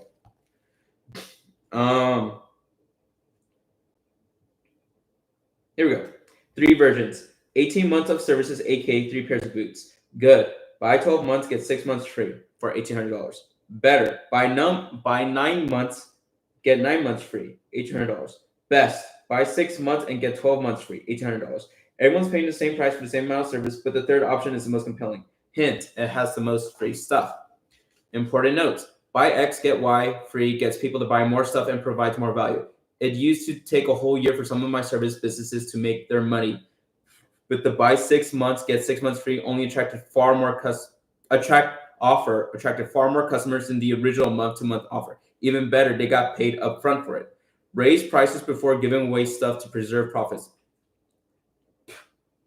If you use this to attract customers, it will work. And since it will work, you need to make money. So permanently raise prices to accommodate the discount. Don't lie. Actually raise your prices. Since this is what all new customers will be coming in on, then it makes sense to change it for a season at least. Plus, plenty of people will still take your double prices a la carte and break your limiting beliefs around pricing. You're welcome. Buy X, get Y free works better if you have more free stuff than paid stuff. So see the second example. Buy 10, get 2 free is not as strong as buy 2, get 10 free. This seems obvious, but again, people don't do it. To make it work better, give more free than you ask people to buy. Just play with the pricing until it makes sense for you. Buy 1, get 2 instead of buy 2, get 1.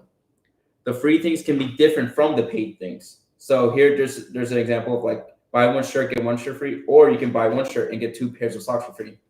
When people first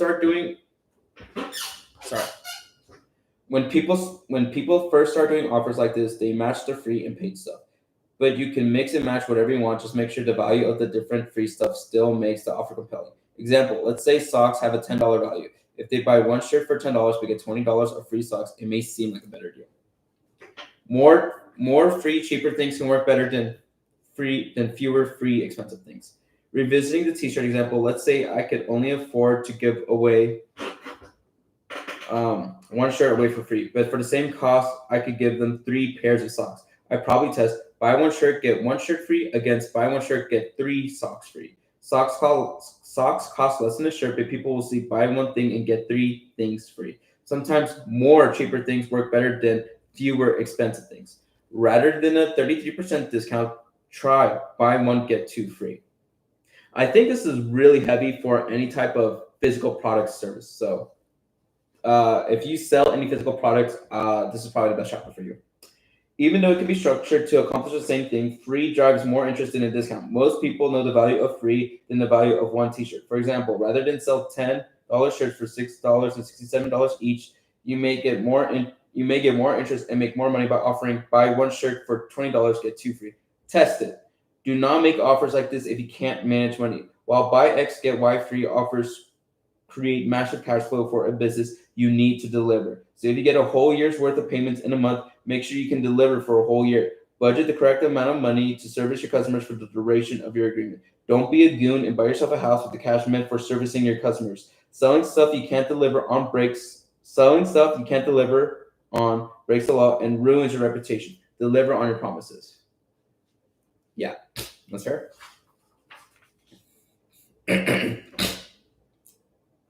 Make this offer to existing customers for fast cash.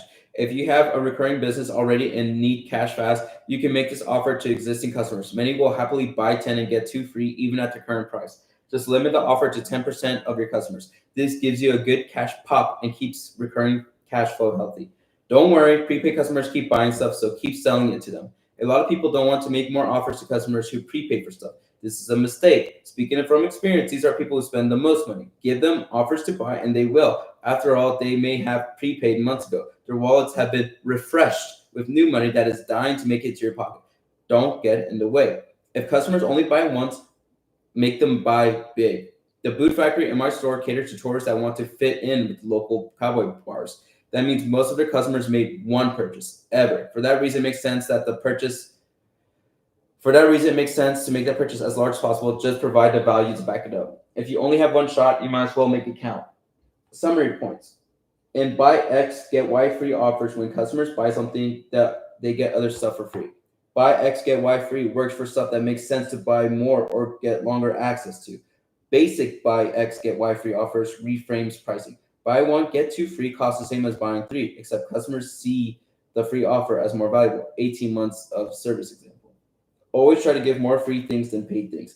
You can pair different free things with your paid things. Some buy X, get Y free offers discount the price, where buying more things costs less per thing than buying the same number of things one at a time.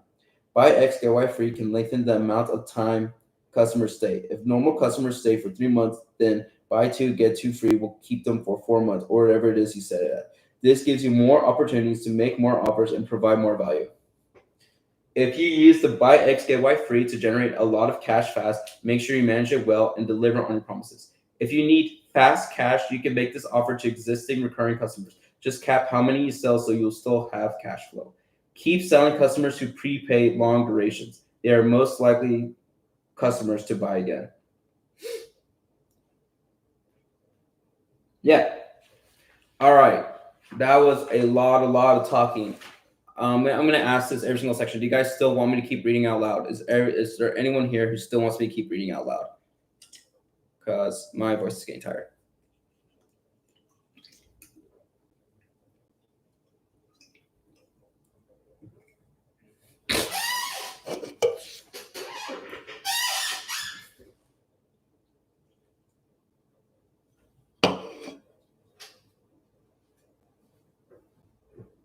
Do you guys still want me to keep reading out loud?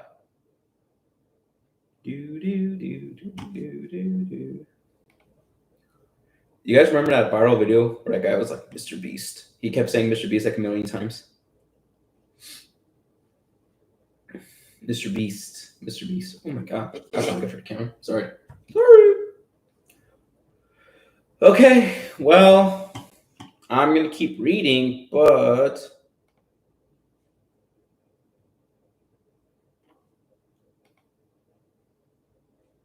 right, I'm just gonna keep reading in silence. Maybe I'll keep reading on. Here we go. Pay less now or pay more later. Time is money. Benjamin Franklin. Okay, Benjamin. Here we go. June 2016. A headline caught my attention. Double your reading speed in 3 hours or it's free. I opened and scanned a text. Inside, the world's fastest reader offered a free training to double my reading speed in 3 hours. So I registered. Why not? The registration page said you could put your credit card down for $0 and get billed $297 tomorrow. And if your reading speed doesn't double, just email us before then and we'll cancel the charge. But you must attend in order to be eligible. Or you could just pay $97 right now and as a free bonus get the recordings, which won't be for sale anywhere else. I decided on the first option. I want to see if my reading speed doubled before paying for anything. The whole training, I expected him to sell me more stuff, but he simply provided value. After 2 hours using his tactics, my reading speed doubled. Impressive. The training had been true to his promise. He earned his $297. After that, he talked about how I could learn to read even faster with his 8-week training program. I was satisfied with my results, so I chose not to take the upsell. He taught me a skill I still use to this day, but the true value came from learning a brand new attraction offer. Ooh. All right. Description. In pay less now or pay more later, you give people a chance to pay full price later or pay a discounted price now.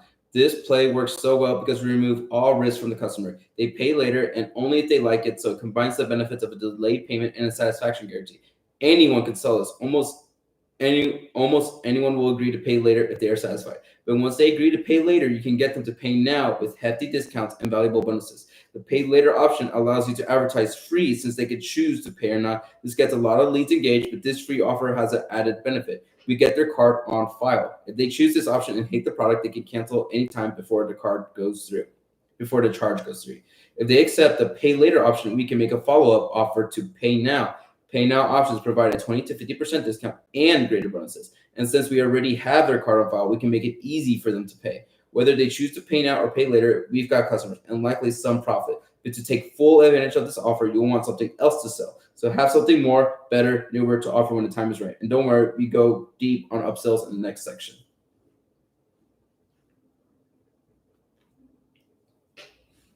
I feel like there's actually people who want me to keep reading. Okay, examples. Find your first real estate deal, free 3-day workshop. Pay later. $0 for a 3-day workshop. They get billed $500 at the end until they cancel, unless they cancel. Pay now. $299 for a 3-day workshop, plus recordings, one-on-one call with certified distressed property expert, plus printed materials to use, delivered at the workshop. Upsell, $30,000 to take you through every other step of closing your first deal within 6 months, plus legal templates, advisor to vet the investment, inspection checklist, etc. Local business services, trim your hedges for free. Pay later, $0 lawn cut plus hedges for $599 after. Pay now, $369 lawn cut plus hedges plus lawn treatment, and the upsell, $199 per month lawn care services.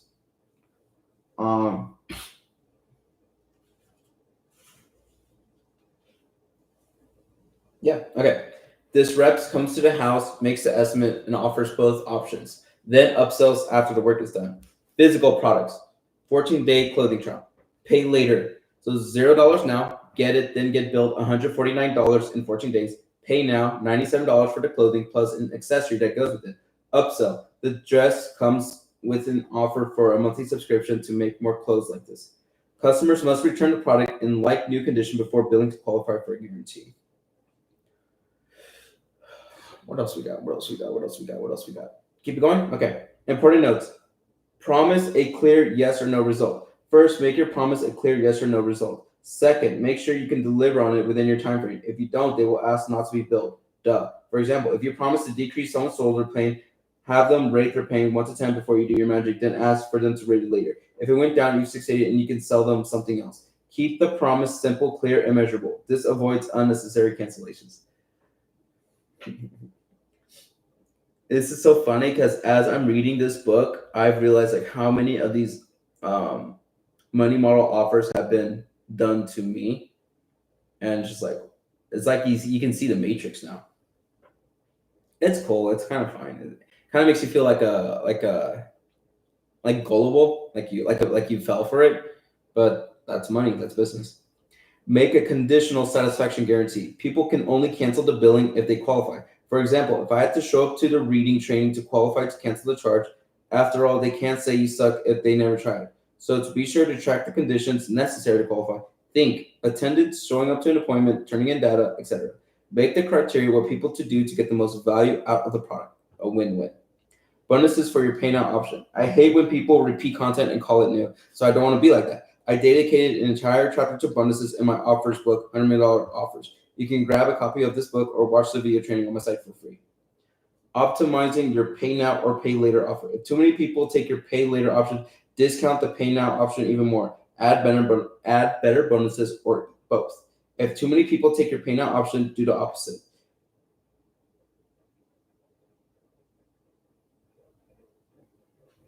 If too many people take your pay now option, do the opposite. Okay. If more than 10% of pay later people cancel their payment, you promise too much. The guarantee conditions are too low and the price is too high. Note, if more than 10% of people cancel their payments, if more than 10% of pay later people cancel their payments, you promise too much. The guarantee conditions are too low or the price is too high. Note, no matter how well you deliver, some people will cancel their payment. That's okay. Factor it in your cost of doing business and live your life. This works for recurring businesses too. You just give them the option to pay a higher ongoing 30 days later, or they pay less today and keep the lower rate for good. Plus, add in some bonuses. If you run events, workshops, presentations, hint at your next offer early.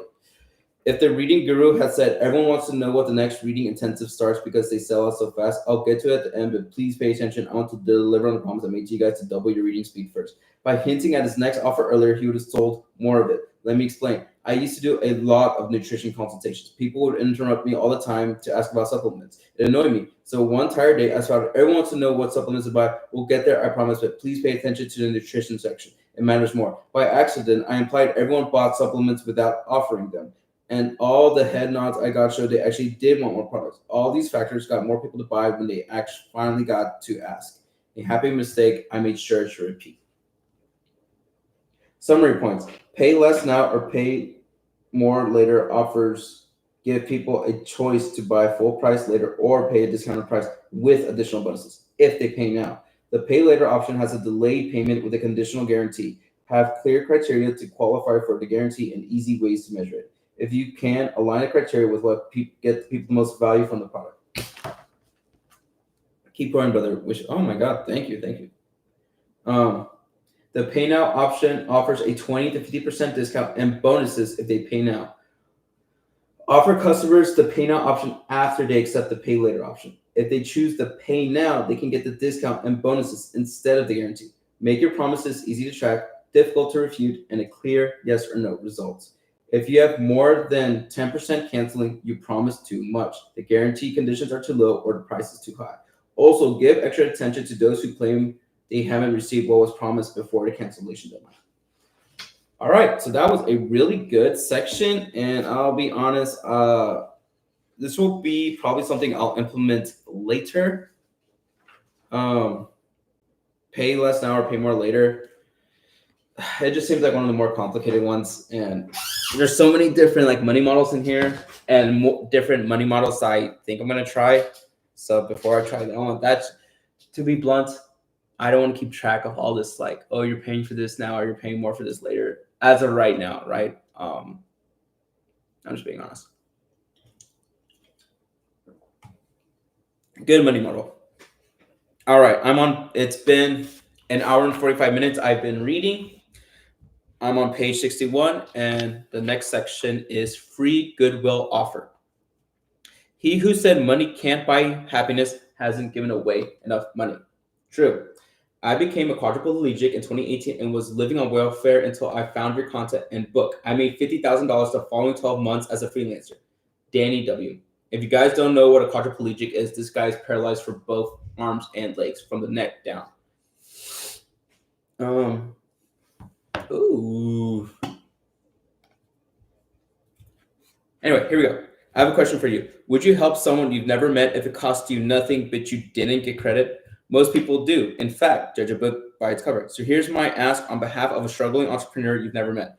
Please help that entrepreneur by leaving this book a review. Your review helps. One small business like Bill's provides for their community. In Bill's own words, I opened a pizzeria in early 2022, shortly after finding $100 million offers. Sales started slow, but we did it. After I read $100 million leads, we implemented many things like having customers donate to the local food bank for a chance to win free pizza for a year. I've lost count of how many new customers we've gotten after doing these things for the community. This absolutely proves this stuff works for any type of business. Thank you.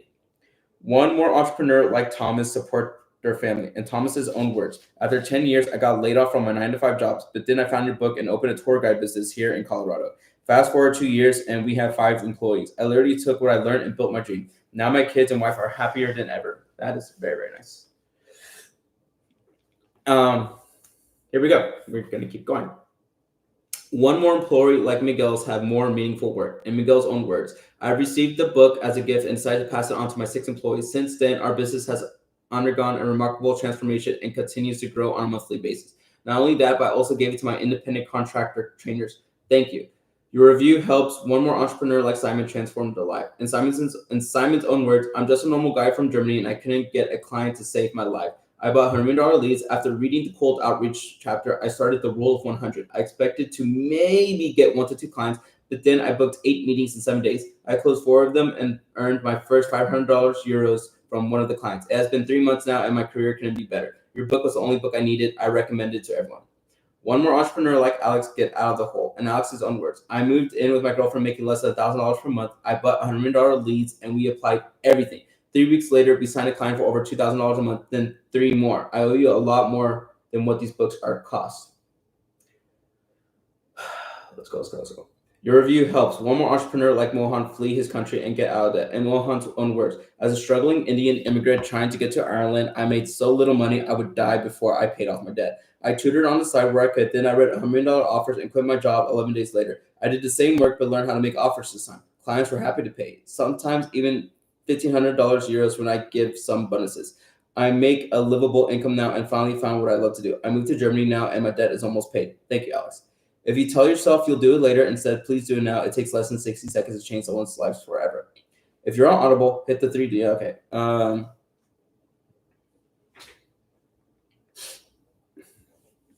If you feel good about helping a faceless entrepreneur, you're my kind of people. Welcome to Mosey Nation. You're one of us. I'm that much more excited to help you make more money than you possibly could imagine. You'll love the tactics I'm about to share in the upcoming chapters. Thank you from the bottom of my heart. Now back to our regularly scheduled programming. Your biggest fan, Alex.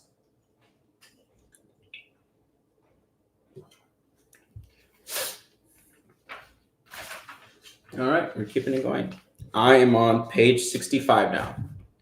I'm getting there. $1.49. I guess you guys want me to keep going? I guess so. We got some people here. G-Jack, I like that. Here we go. Attraction offers conclusion. Extra, hear all about it. The point of attraction offers is to turn strangers into customers and to do it in a way that gets more cash up front. Ideally, we get enough cash to cover the cost of the customer and the cost to deliver our thing multiple times over. The way we can pay ourselves back and get our customer. I showed you the 5 most powerful attraction offers I've seen and used. Win your money back, giveaways, decoy offers, buy X, get Y free, and pay less now or pay more later. I apply them one at a time or another to every business I own. They turn $1,000 into $10 million in 10 months because when I got returns, I kept doubling down. A Grand Slam attraction offer changes your life, changes your business and life forever. After using attraction offers, we got more customers, and now that we got them, we need to boost our 30-day profits by selling them more stuff. This leads us to the next component of $100 million money model, upsell offers. What to offer next? Okay, for me right now, the money models or the attraction offers I like the most are the win your money back offer and the decoy offers. I really like those two. I like those two a lot. The giveaways I'll implement once I have like more capital to give something really grand to give away. The buy X, get Y free. I'll probably need more products or services to apply that to.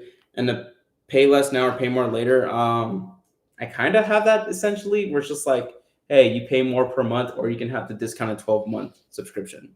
So Luckily, I have the rest of my life to implement all of these, but for right now, I think I'll go hard on the win your money back and or the decoy offers.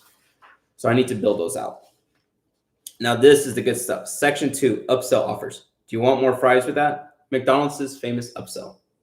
Or do you want fries with that? Energy drink completed.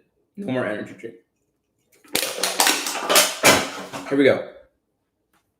With an attraction offer in place, you've got customers and cash. If we did a good job, we've turned a profit too. Nice. Now we want to maximize 30-day profits. So what do we do? Answer, make more money. To do that, we make upsell offers. And when it comes down to it, upsell just means whatever we offer next. Yeah, that's good.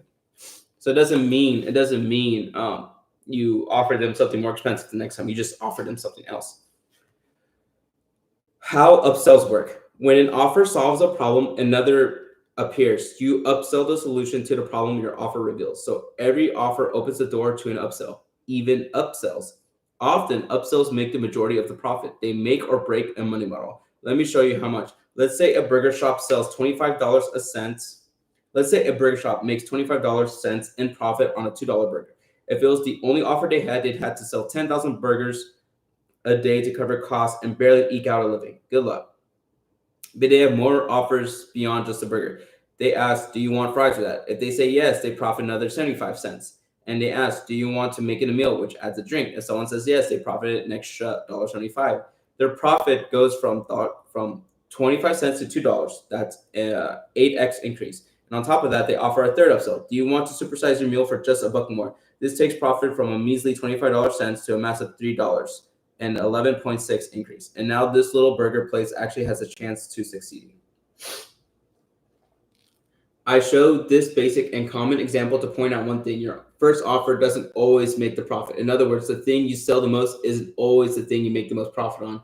You can make it on a second, third, and in the case of the burger business, fourth offers and beyond. If McDonald's didn't upsell fries and soda, there wouldn't be a McDonald's. If you want to win, you have to figure out your version of, do you want fries with that? If you don't, others will. Upsells, what's up?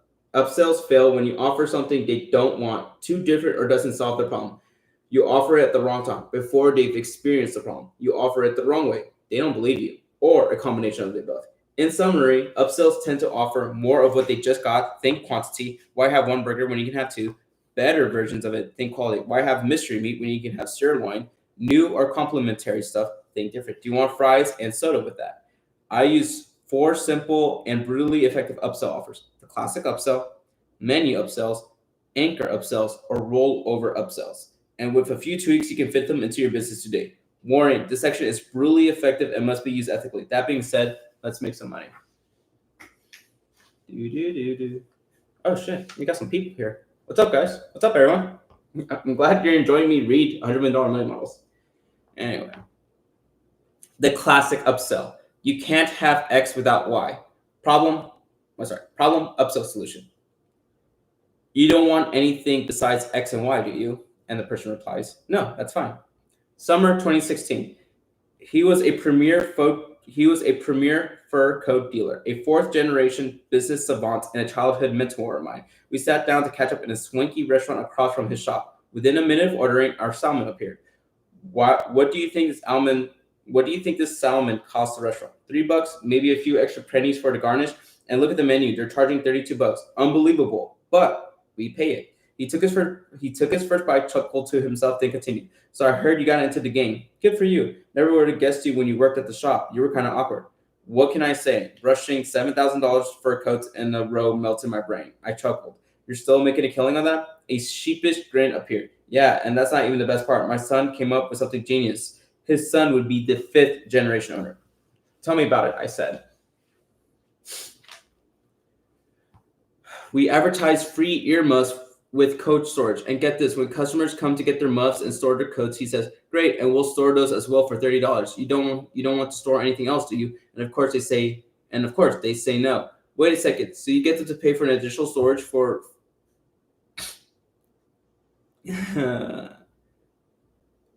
Yes. The thing is, to answer your question, is this live will be recorded? Yes, I just don't know if it's already recording. I've never live streamed on YouTube before, so when I press end stream, will it let me keep it?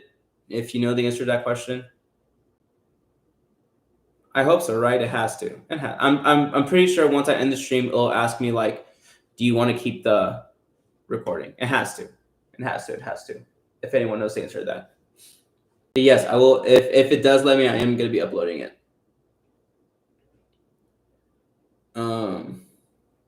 Wait a second. So you get, yeah. I think it'll let me record. I think it'll let me keep it. Wait a second. So you get them to pay for additional storage for free earmuffs by getting them to say no. You guys are legends. Oh, us? No, we stay creative, and if something works, we stick with it. Whenever he talked business, he'd light up. Despite being awkward around his shop, I learned many lifelong lessons from him. I shared his story in homage to those lessons. Description. The classic upsell offers a solution to the customer's next problem. The moment they become aware of it, I explain the classic upsell first because it's extremely profitable, easy, and anyone can do it. Main reason, current customers always have a higher chance of buying your stuff than strangers. And when the time is right, customers upsell themselves. The classic upsell relies on knowing more about your customer's problem than they do. And you darn well should. It's your business after all. The idea is simple. Your core offer solves one problem and creates another. Your upsell immediately solves that problem. This gives the classic upsell to you can't have X without Y structure. Like the rental car store. You can't have a car without insurance. You can't have a car without gas. You can't have a good trip without a late checkout, etc. And all these things become immediately apparent as soon as the customer makes the first purchase. Bottom line, if a problem appears and you can solve it immediately in exchange for money, do it. Examples, a local car wash service. First purchase, the car wash. The upsell, the sealant. You're not going to want to do the wash without sealant. You get way more for your money.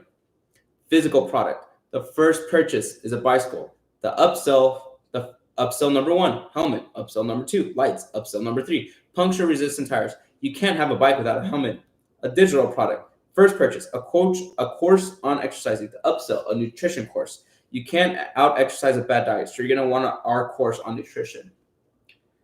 Important notes, actually do it. You'd be amazed how many businesses come to me and only sell one thing. I usually tell them, you barely have a business. You have a front end. Figure out what you're going to offer next. Months later, I hear they actually 5x their business because they actually offered an upsell. Offer more profitable upsells first. If I offer 2 products and one has a higher profit than the other, I offered the higher profit option first. Get them to say no to say yes. I was always amazed about how often the fur coat dealer got people to buy stuff by saying no. He knew people have been trained to say no in response to, so you don't want anything else, do you? But this actually turns no into yes. So when upselling, the question translates to, you don't want anything besides what I just offered, do you? Clever salesmanship. So let the no's, yeses roll in.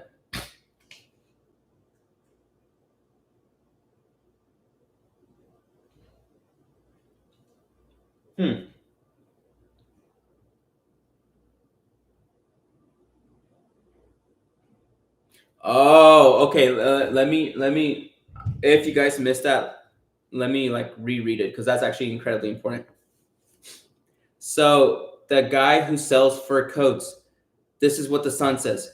When the customer comes in to get their earmuffs and store their fur coats, the Sun says, "Great, and we'll store those as well for $30."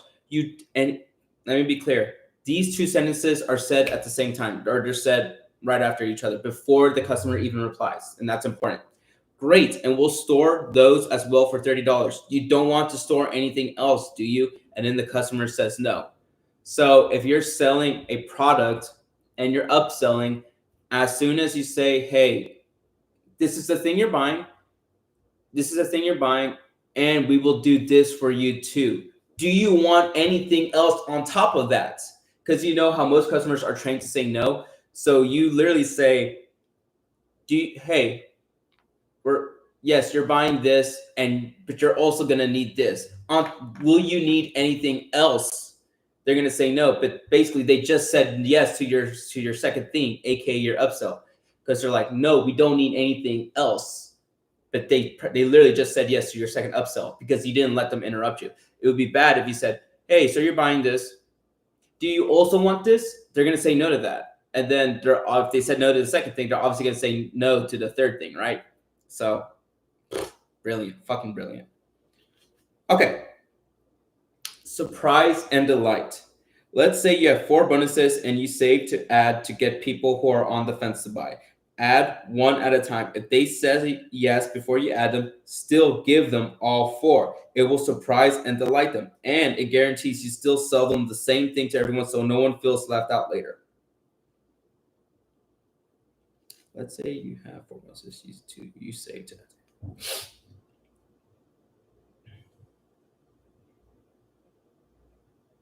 Oh, well done. Like, hey, if you're selling something and you're prepared to give bonuses in case, let's just say you're selling something to a business, you're selling something to a customer, and you have bonuses in your back pocket or in your mind to offer them if they said no. Let's just say they say yes, they actually say yes to what you're going to offer them, still give them the bonuses. Be like, hey, because he said yes, you know what, I'm still going to have these 4 bonuses. That's basically what it is. That way everyone gets bonuses and it's good. So all your customers have the same thing. Sell more when they're buying more. Hyper buying cycle. Most people enter a hyper buying cycle when they decide to do something new. It's a short window of time when they are the most excited about a new thing they're going to do. This is when they spend a huge chunk of money in a short period of time. Think weddings, starting new hobbies, having babies, moving to new places, and so on. If you have a business that caters to these sort of problems, don't shy away from upsell offers. Embrace it and keep making offers. This is very, very true, because when I started playing pickleball, I bought a lot of pickleball stuff in a very short amount of time. So, yes, very true. Use free bonuses to create problems upsell offers solve. Bonuses solve problems, and that's what makes them valuable. And because of the problem solution cycle, they can also reveal them. Upsells can solve that new problem. The earmuffs, for example, cost materials and labor that they weren't able to give them for free by getting customers to pay $30 to store something they just got for free. The faster people get access to stuff, the more they'll value it. A $10,000 thing to get later is worth less than a $10,000 thing you get now. The longer it takes someone to access something, the less value it has in the moment. So if you want to raise the chance of them taking an upsell, make it available as soon as you can. Bonus points if you put it in their hands before they said yes. It's way harder to give something back than it is to say no. Nice. If you bundle upsells, name them. It's easier to sell someone one thing than 9 things. By bundling items together, you can make one ask and get 9 sales. I name the packages based on the customer type and or result. For example, fastest results bundle, or transformation package, or minimum package.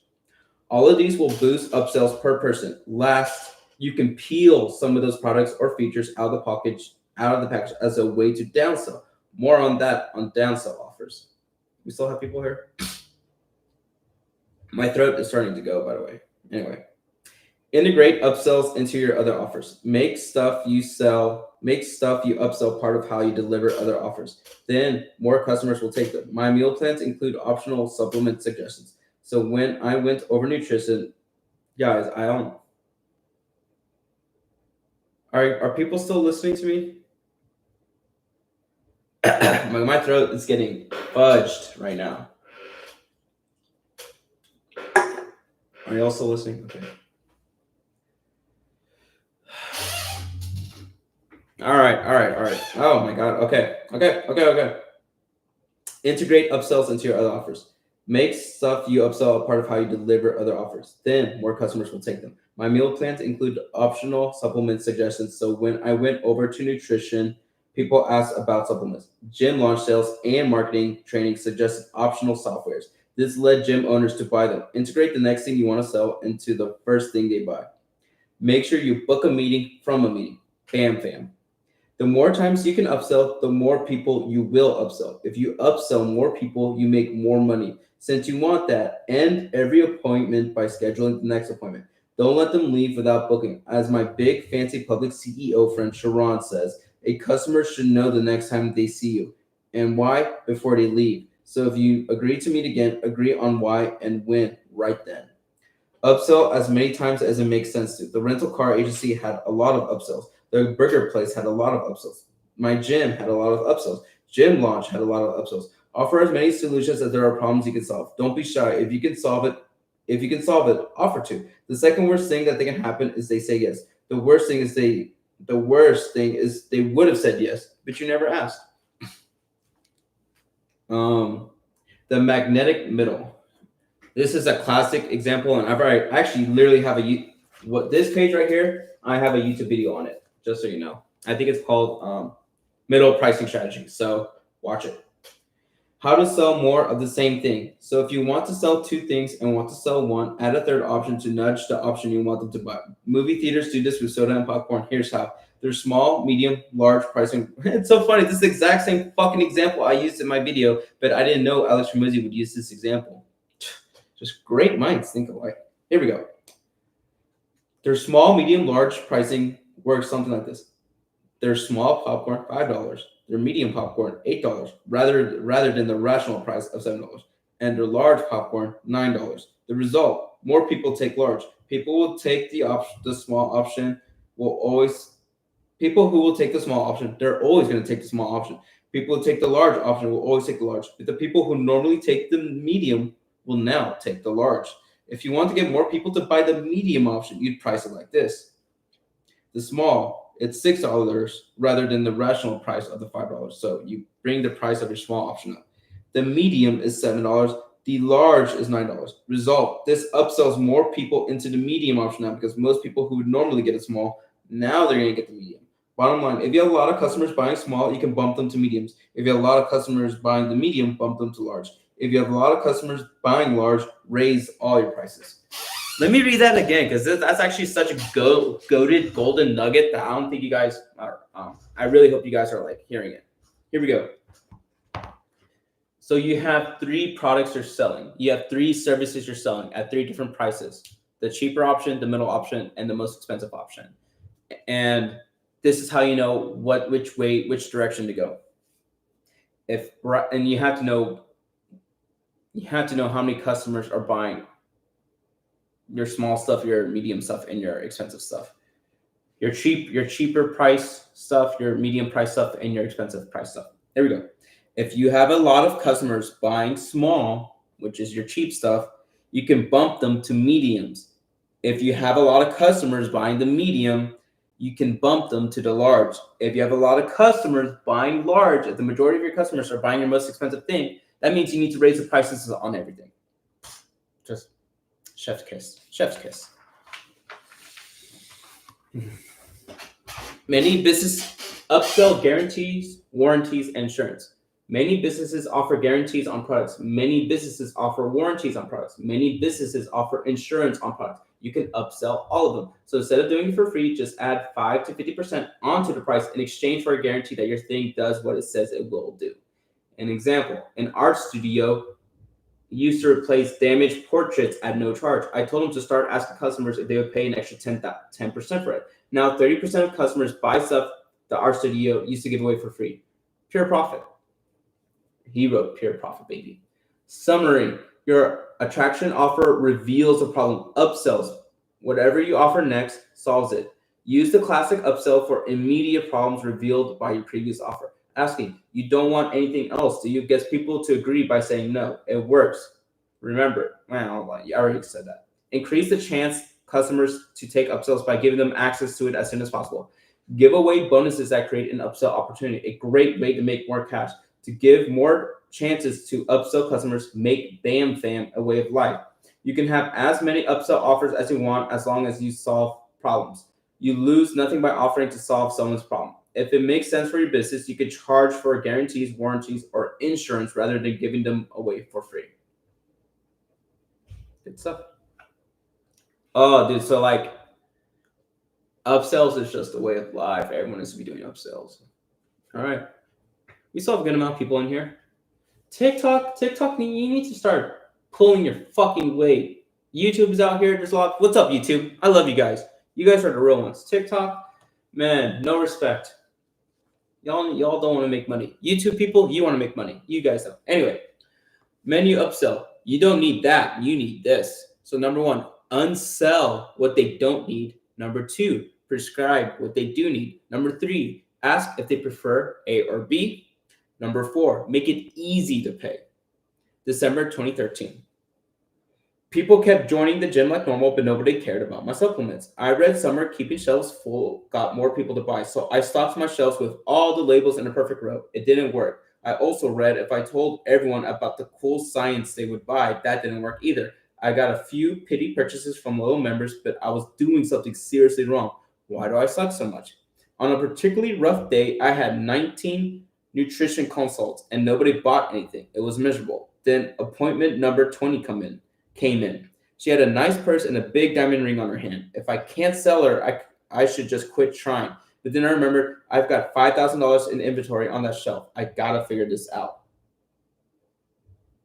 We went through her nutrition consultation and I started getting nervous. I got so nervous I forgot my script. And rather than babbling about science stuff, I just asked, "You got a protein shake for breakfast? You've got a protein shake for breakfast. Do you like chocolate or vanilla?" "Which one's your favorite?" she asked. "Chocolate." "Great, I'll take one of those." "Wait, what just happened?" I didn't talk about the benefits or anything. I just asked what she wanted and she told me. Taking the hint, I moved on to the next item. "Do you want kiwi or strawberry lemonade pre-workout?" And then I remember her last question. "I like strawberry lemonade." Smiling, "Great, I'll take that one." Remember, Alex Hormozi, before she even asked, he told him what he prefers, what flavor he prefers. I had more products, but selling two was a record and I didn't want to scare her away. I still had to ask for money, so I grabbed her membership contract in, already had her card on it, and asked, "You just want to use the card we have on file?" "Yep, that's fine." After that conversation, I sold the next 20 customers in a row, and at the end of the day, I stared at my empty shelf in disbelief. I know how to sell supplements. Takeaway, I stumbled on two tactics that changed my upsell game forever. First, the A/B upsell. I asked which product they prefer rather than whether they want the product at all. Second, asking if they want to use the card on file rather than asking them to take out the card again. I still use what's it say. Guys, the card on file thing is just such a... The amount of money I have spent in my life because businesses had my card on file is just like crazy. And what's even next, which is the same thing, it's like when you like, "Oh, can you just scan my app and use the card on file?" It's funny because the psychological trick about having a card on file is it makes you, the consumer, feel like a baller. It makes you feel like a millionaire strutting around, that you just walk into a store, you grab your items, you look at the cashier, the person at the register, the person at the gym, and just say, "Hey, use my card on file." Now you feel badass because they know your name, so they just search up your name. They say, so for me, Israel, like, "All right, Israel, we got you," and then you just walk out without even having to grab your wallet. It's just like, it's funny because you're actually the gullible one, but you're the one feeling like a rich ass person because you go to all these places and all these places, they know your name.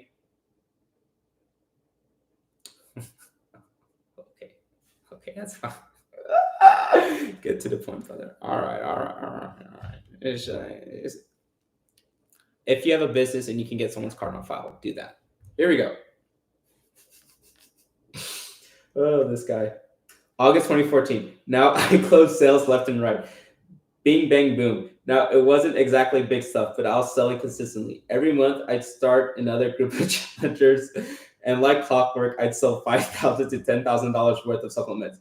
Not bad for a day's work. But one day, I had a lady who just wouldn't stop asking questions. She kept wanting more information. How to take them? How many? When? What times? What if she was working? What if she was at home? What if she was at the gym? She was relentless. I was going to be late for my next consult. So finally, I just wrote step-by-step instructions on the back of some scratch paper. Take one of these at night, take two of these after lunch, drink this after your workout, yada, yada, yada. I walked her through and I wrote and asked, "Makes sense?" Nodding, "Thanks." She grabbed the paper and left. My next appointment had overheard our entire conversation. As soon as she sat down, she asked, "Do you think you could write it out like you did for me? You think you could write it out like you did for that other lady?" I tried not to let out a sigh. I failed. I was going to be late for my next consult again. But I did as she asked. This time, I wrote the instructions right on the order form. Next to each item, I wrote how much to take and when. And because I didn't want to push my appointments back another 15 minutes, I just went for the upsell. "I got all your instructions here. Do you want me to use the card on file?" I asked. "Yeah, that's fine." Hot diggity dog. She just bought all these products and didn't even ask her anything. I told her, and she did it like magic.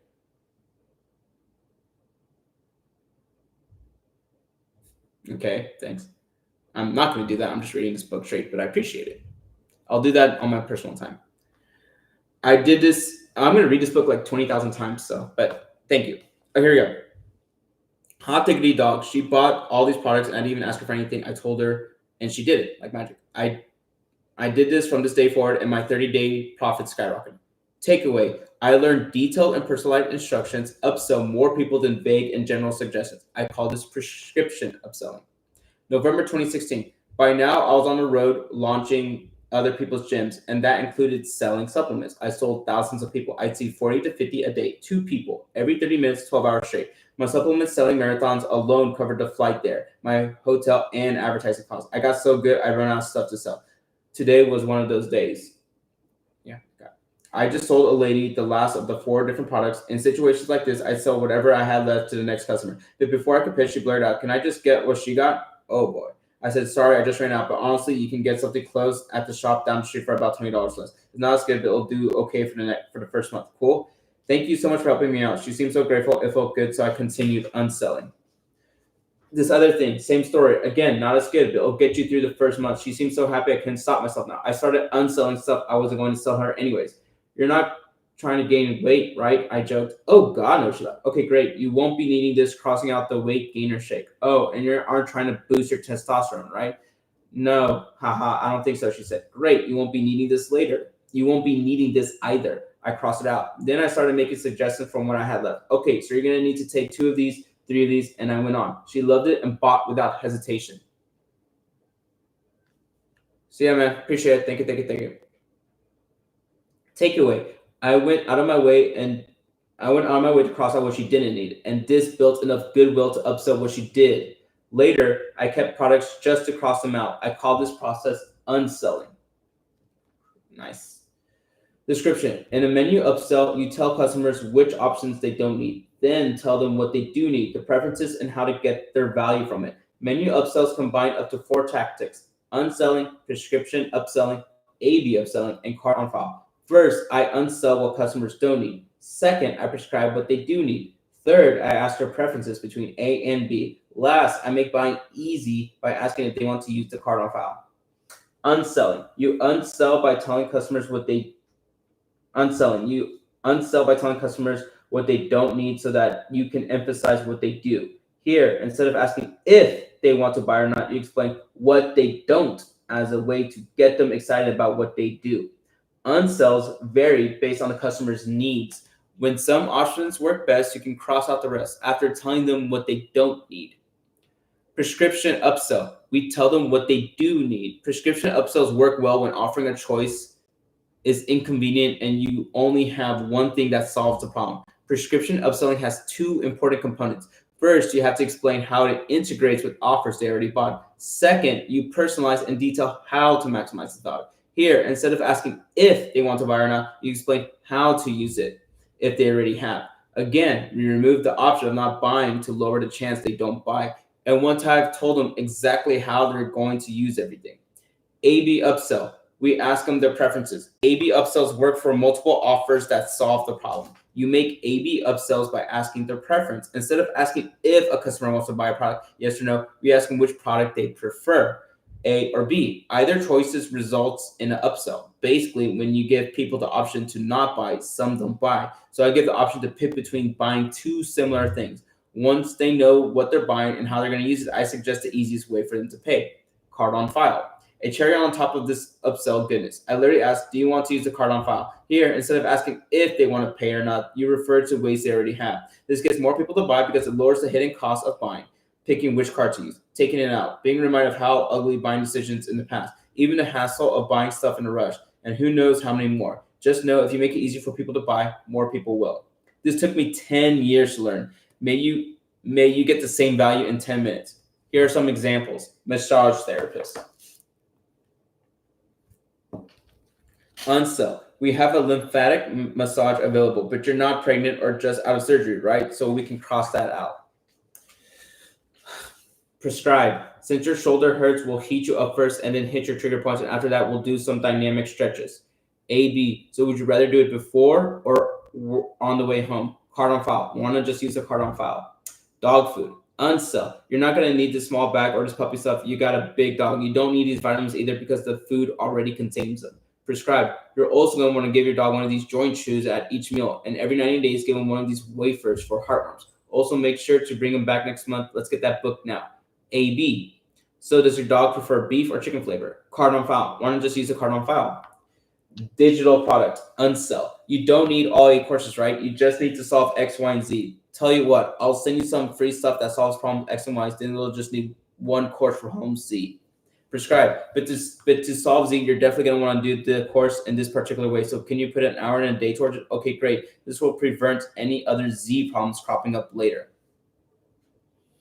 AB, would you rather have a direct message or phone support? Okay, great. And would you like to start today or Monday? Card on file. Awesome. Why don't I just use a card on file? Pro tip, card on file for first purchases. What card do you want to use? Nice. I guess I'll keep going. I'm losing some people. Anyway, but whatever. Important notes, making anything AB sellable. You can turn anything into an AB offer. Just to give you a few ideas. Quantity. Do you want 1 bottle or 2? Start date. Start tomorrow or Monday. Payment preference, cash or card. Flavors, chocolate or vanilla. Time slots, morning or afternoon. Media, read or listen. Delivery speeds, standard or overnight. Sizes, small or medium. Colors, black or white. Materials, paper or plastic.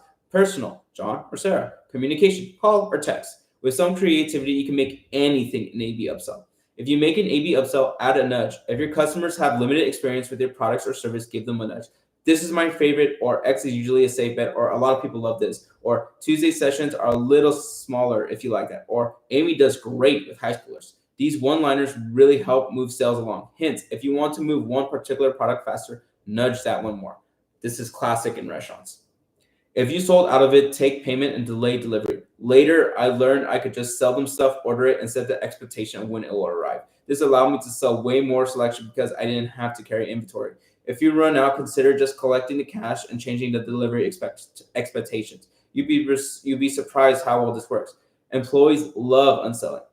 Employees often like helping customers game the system. Let them. Encourage employees to help customers game the system on purpose. Your employees have inside knowledge, so allow them to show customers how to get the most value of what you have to offer. Everyone wins. See the economist play below for visual explanation. And then there's this thingy here. Woo! I'm getting tired. The economist play. With only 2 options, more people take a $10 option versus $20 options. If we add a decoy third option, the same as A and B. So you have a $10 option, a $20 option, and a $20 option that has both A and B. Yeah, if you have 2 options and want people to buy both.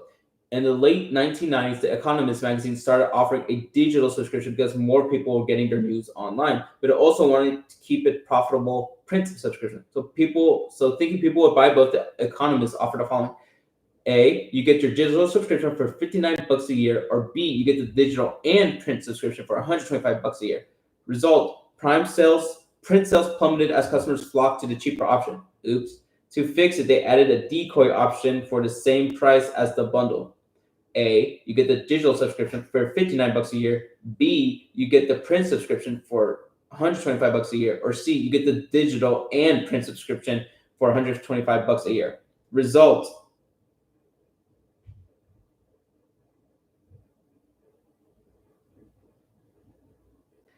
customers now took the C, digital and print option for $125 a year. Oh, I see. Gotcha. Bottom line, present 3 options, option A, option B, and option C, both. But if you make the price of C the same as the more expensive option B, so long as you price the options to preserve your margins, you make the customer's choice easy and sell both. Summary points. Menu upsells work best when you have multiple offers available. Menu upsells combine up to 4 tactics. Unselling, you tell customers what they don't need. Prescribing, you tell them what they do need. AB offer, you ask them what they prefer. Last, I make buying easy by asking if they want to use the card on file. Unselling lower margin stuff where appropriate incentivizes higher margin upsells. Encourage employees to unsell and game the system on purpose. Nudge new customers towards the things that makes more sense for them. Okay, I'm on page 87. I have been reading for 2 hours and 25 minutes. I need someone to comment whether you want me to keep reading out loud. Like, I will keep reading, but am I going to keep reading out loud? I need someone to comment. Please. I feel like the Hub's life guy. I need a galaxy. I need this galaxy. Does anyone still want me to keep reading out loud? All right, I'll do it. Let me get another. I'm going to be right back. I'm just getting water to soothe my throat. I'll be right back.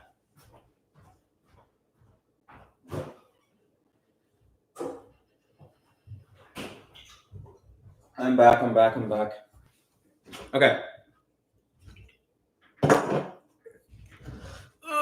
Let's do it.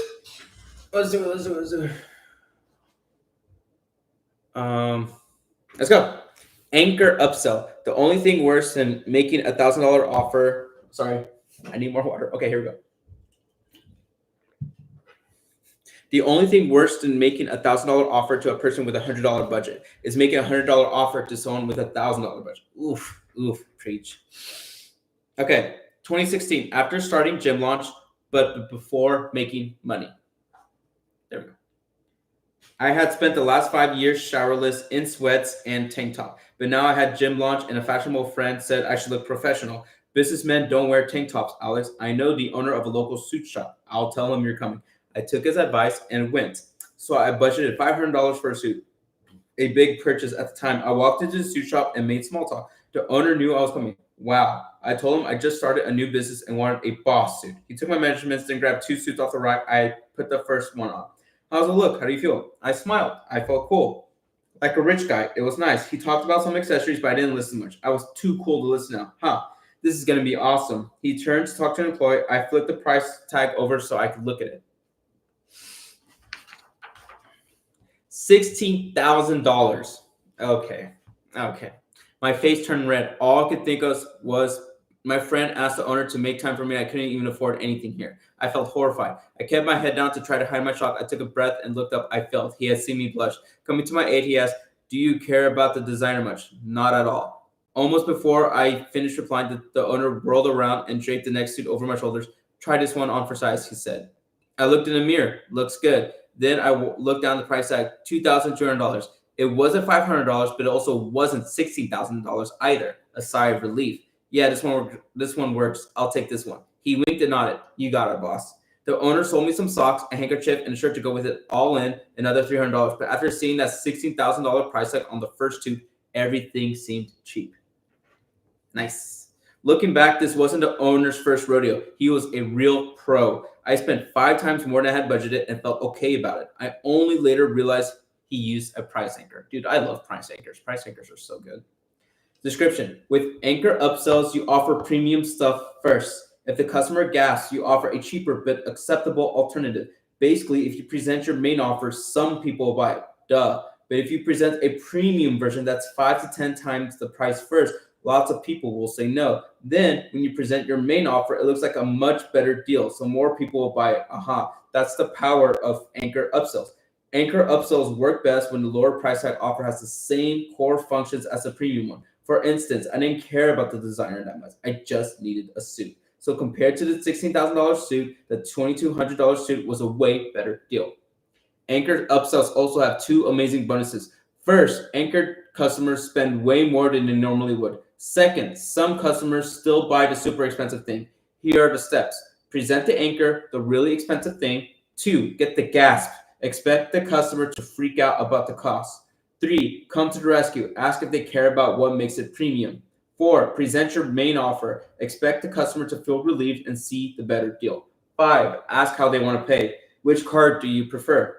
Pro tip, the only worst thing than making a $1,000 offer to a person with a $100 budget is making a $100 offer to someone with a $1,000 budget. In the first situation, you lose $100. In the second, you lose $900. I've lost tons of customers and mountains of cash because customers wanted more than I had to offer. Boo. So now I always have premium upsells ready. Only handful of customers buy them, but that handful of customers bring big profits. So always have premium offers even if most people don't buy. Remember, you won't lose customers by offering premium stuff first, but you will lose money if you don't. I also have a YouTube video on this, guys. It's in the same video that's called middle pricing. So check it out if you want more details on that. Examples. Ooh, still some people. Okay. Local service, lawn care, premium anchored. Get my cell phone number, fancy mulch, natural pest control, biweekly yard maintenance, $1,000 per week. Main offer. Get my team's number, generic mulch, normal pest control, biweekly yard maintenance, $200 per week. A physical product, a painting, a premium anchor, super protective packaging, a 20-year insurance, and gift wrap, $1,000. Main offer, normal packaging plus 1-year insurance and a sticker, $200. Digital product, a newsletter, premium premium anchor. All of previous issues plus new issues plus 24 hours early for $199 a month. The main offer, new issues only, on time, $19 a month. Important notes: if you treat the anchor like a fake, so will the customer. Some people hear about this technique, try it, gloss over the premium offer, and then say it doesn't work. But if you do that, then the person never really considered it because you never really offered it. You went through the motions. For this to work, you need to actually sell it, and they have to actually consider it. Only after they pause, hesitate, or ask for something else do you move on to the next thing. Nice. Make a premium offer you actually want people to buy. A friend of mine struggled to get this working. I only had to listen to one call to figure out the problem. He made up some BS that he didn't really want them to buy. So we tweaked the offer to something he would actually feel happy to deliver if someone paid. And they did, tripling his profits. Actually present your premium offer like you want people to take it. And when you do, some will. And if you don't, you still anchor them. A proper anchor gets the gasp. When you do an anchor upsell correctly, customers will have mini panic attacks. I call this the gasp. Gasps used to really stress me out, but then I realized something huge. The bigger the gasp, the more money they bought. The bigger the gasp, the more they bought. Once you get the gasp, come to the rescue. In the story, I gave the gasp. Then the sales pro saved my ego by asking if I cared about the designer. When I said no, he presented me the next suit. Key point, he already had the 1/8 price suit pulled before my reaction. He knew I would probably gas. And if your customers don't gas, then they probably found your premium offer reasonable. So just ask them if they want to use the card on file. Go for it. Just don't do a gasp of your own when they say yes. You're welcome. You can buy me a beer later. Woo! To get more people to buy your main offer, make it a better deal. Only tweak a few features of your premium offer to make your main offer. Every offer has features. Some features matter more than others. You want the primary features to stay the same. Fewer people care about secondary features, so change those. This allows customers to get the same primary features and a way better deal. Most people just want a suit. A few people want a fancy suit. A suit is a primary feature. The material, designer, etc. is secondary. After anchoring, offer the primary features for 1/5 of the price and makes the main offer a great deal. Summary: if you present a more expensive offer before a less expensive offer, more people will buy the less expensive offer than they would have if you would have presented the less expensive offer on its own. I'm going to read that again because that's actually important. If you present a more expensive offer before a less expensive offer, more people will buy the less expensive offer than they would have if you would just presented the less expensive offer on its own. Present anchor, get the gasp, come to the rescue, present the core offer, ask for payment. For the most effective anchor, make your premium offer 5 to 10 times more expensive. Anchored customers spend a bit more than they plan to. Don't treat the anchor like a fake or the customer will too. You lose trust and waste time. Important, some customers will buy the premium offer. Expensive premium offers add outside profits with fewer sales. The main offer and the premium offer should have the same primary features. The premium offer has different secondary, aka premium features.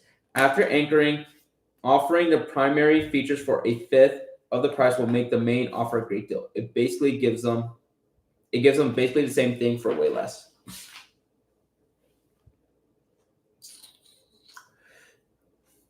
Sam, you're still with me? I hope so. All right, let's keep it going. Roll over upsell. Want to just roll it forward? Let's credit your last purchase to this one. That works. Cool. I'll spread it evenly over the next 12 months. Deal. Is this recorded? Joshua, I really hope so. And I'm like, Joshua, if it is, I am going to upload it. Yes, I am going to upload it. Let me just answer this person and I'll get to this next chapter.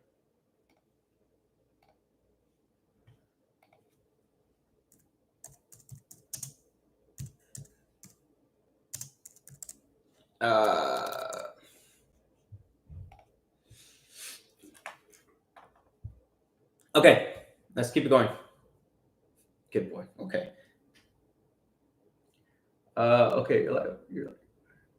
All right, I'm gonna keep it going. Here we go. June 2014. I had been running a win your money back offer and attraction offer number 1 at my gym for the last year, a $600 fitness program where members could win their money back if they hit a goal. It crushed. I sold tons of them. Chill out. But there was a problem. Good gyms have lots of recurring revenue. I had none. Most winners put their $600 towards 3 months of membership. Fine. But then they churned out before their first out-of-pocket payment. So I essentially sold buy 6 weeks, get 3 months free. Then they leave. Not fine. That $600 thing was my only source of income. So even though I got a bunch of people in the door, my revenue started at 0 every month. It was stressful. I had to figure out a better way to boost profit. That's when my friend Justin posted how he added another 100 members to his recurring revenue. He also attracted customers with a win your money back offer. But there was one difference. My customers left and his kept buying stuff. So I invited myself over to spy on him. He was totally cool with it. I spent 2 days there. He and I ran some things differently, but nothing that explained why he was doing so much better than me. Do you get lots of people winning their money back? Yeah, he said. Then how do you deal with all the free time you have to give away? Free time, huh? I just roll over their winnings into a year-long membership. What? Yeah, we have to do that so we can spread the money out. Spread the money? What are you talking about? Seriously? What? You give it all up front? He didn't wait for me to answer. We just give them $50 off per month for a year. So even though they won their money back, they started paying immediately. Of course, I don't want people not paying. What sort of business doesn't have paying customers? He laughed. They still get their money back. It just takes a year. Boom. This was it. The missing link in my money model. This one thing, the rollover upsell, changed my life. Thousands of gym owners' lives and the lives of our customers. The rollover upsell changed everything. Now, instead of hoping customers spend money again, I roll over the cost of what they bought towards the next thing. And when paired with more expensive offers, it skyrockets $30 profits. And although I learned to rollover upsell this way, you don't need a win your money back attraction offer to use it. You can roll over upsell anyone, anything. Even stuff people bought at other businesses. Mwahahaha. Description. Rollover upsells credit some or all of the customer's previous purchases towards your next offer. And this, in my experiments, gets way more people to take it. So once I know how much credit to give, I figure out 3 things. Who to upsell, what to upsell, and how to roll over the credit.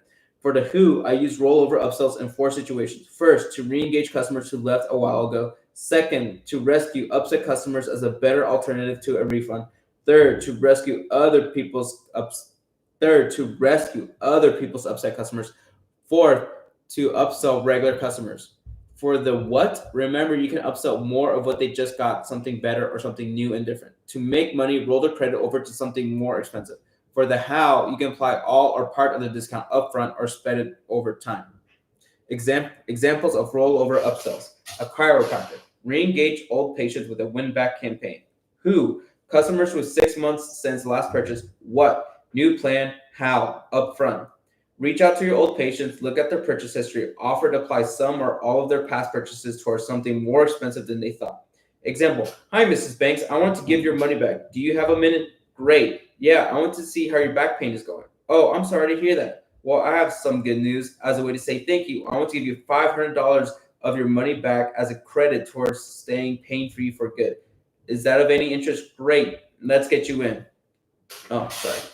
Dentist. Scale your own upset customer with rollover upsell. Who? Upset customer. What? Teeth whitening. How? Front load $200 credit. The person pays $200 for teeth cleaning but doesn't think their teeth got whiter. We explain that they need to get more and upsell on the teeth whitening package, which includes multiple sessions, an at-home kit, and multiple deep cleanings. You offer to credit the $200 they paid for the cleaning towards the whitening package.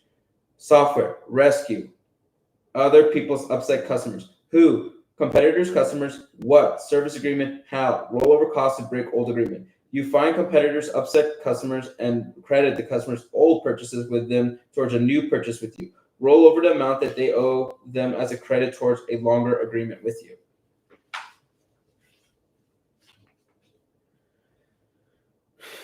Example, hi John, I saw your negative review on their product and it really upset me. To make it up to you, I'll credit whatever payments you have left with them to switch to ours.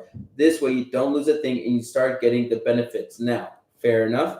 Membership, spread first purchase over a term. Who? Current customers, what? A 12-month membership. How? Spread out the first purchase. Somebody buys a small block or service or membership time, and as soon as they do, you can offer to apply the entire amount towards more time, like 12 months. I could do the rollover upset at any time. I just do it right then. When you do, you take the first purchase cost and apply it at a discount over the longer agreement. For example, a $600 first purchase and a $50 per month rollover discount for 12 months. Important notes. Use rollover offers to attract new customers. For example, you can roll over some or all of what customers paid somebody else towards your thing. You can find leads for this by scraping contact information from negative product reviews where available. Voila, a hot new list of leads who need what you have. Bonus, create a way for people to complain about products in your industry. Think any media where people can leave comments. Then roll over upsell, although nasty. Do roll over upsells before refunding. This has saved me tons of customers and cash. If you did a bad job, hey, it happens. Roll over for a do-over, and if they want something different, roll over to purchase towards that thing instead. Previous customers are still customers. Upsell them. Reach out to old customers, 6 months since the last purchase. Look at how much they paid before. Decide how much you're willing to roll over. Offer it. Actually do this. I call this win-back campaigns. I made personalized videos for $200. I made personalized videos for our 200 past customers, offering them $4,000 of credit to return. We got 20% to make the offer, to take the offer. One day of recording videos got us an extra $1.9 million of annual revenue. Worth it. Okay. Add urgency to rollover upsells. Make them one time only. If you're spicy, make the moment you present the offer to take the time to take it. A once in a customer lifetime offer. They don't get to sleep on it. And yes, I know they might not expect it. That's the point. You want a surprise and delight. So if they want the credit, they've got to take it now. If not, no big deal. They can still pay the full price later. How to price or rollover upsell. To make money on a discounted offer, you must have profit left and after you discount it. Since I prefer to make a profit, I try to make the upsell offer at least 4 times more than the rollover credit. So even if I apply the whole amount on the first purchase, it discounts 25% at most. Remember, the rules of discounting apply. Bigger discounts make you less profit per sale, but they get more sales. You don't need to credit the entire amount on the first purchase. You can roll over as much or as little on the first purchase you choose. I roll over whatever amount I think will incentivize them to buy the next thing. Test to find a sweet spot. The gift card play. My famous gift card play. You can use the rollover upsell as an attraction offer for new and current customers by advertising gift cards for 90% off. Example, $200 gift cards for $20. Limit them to 2 per customer and say they can only use them on other people. Then buy them as gifts and give them to their friends. This makes it a great holiday offer. When customers buy the gift card, ask them who they want to make it out to and if they'll make an introduction. Then, when they come in, roll their gift card over. Make the value of the gift card 20% of the price of whatever they want to sell next.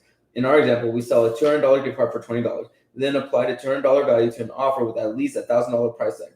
People pay you to refer their friends. It's pretty great. Plus, you get some pocket change from unused gift cards. Summary points. Rollover upsells credit some or all of a customer's previous purchases towards your next offer. To do rollover upsells, figure out who to upsell, what to upsell, and how to roll credit over. Who to upsell, old customers, upset customers, and other upset customers, and current customers. Who to upsell, old customers, upset customers, other people's upset customers, and current customers. What to upsell, more something better, something new or different. Just make sure you make a profit after applying the credit. How to roll credit over. Full or partial purchase price. Given up front or spread out. Price your next offer at least 4 times higher than the credit. This makes a 25% discount. To get more takers, add urgency. Make your rollover upsell a one-time offer only. I guess I'll keep going. Upsell offers conclusion. Solve rich people's problems, they pay better. Anytime you offer something next, you upsell. Upsell plays a key role in money models by getting more cash from customers faster than you otherwise would have. And if your attraction offer already covers the cost of getting customers and delivering, more money ain't a bad thing. I showed you the 4 most powerful upsells I use. The classic upsell, menu upsells, anchor upsells, and rollover upsells. They are core to my business success. Upsells change everything. Many businesses go from burning cash to printing it overnight. But as you know, businesses isn't all sunshine and rainbows. Sometimes people say no. This leads us to the next component of $100 million money model: downsell offers. What to do when they say no. Oh my God, we actually have some people. I'm assuming you guys want me to keep going. Let me see it. You guys want me to keep reading this? Do you want me to keep reading? The reason I keep asking this because I don't want to. The reason I keep re-asking this is I want to make sure people are still like wanting me to read.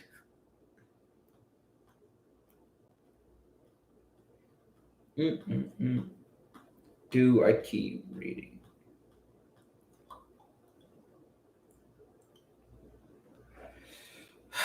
All right, well, let's go. Let me just refresh this. I guess I'm doing the whole. No, it's a fantastic book. It's a fantastic book. It's a fantastic book. It's a great book. It's honestly a must. And I'm not just like glazing. Like, yes, dude. Just like $100 million leads, which I have right here, and $100 million money models is literally all you need to make money. You don't have to watch a single fucking video of anything else or do anything else. Anyway, I'm gonna keep going. So yeah, yes. Section 4, downsell offers. What to offer when they say no.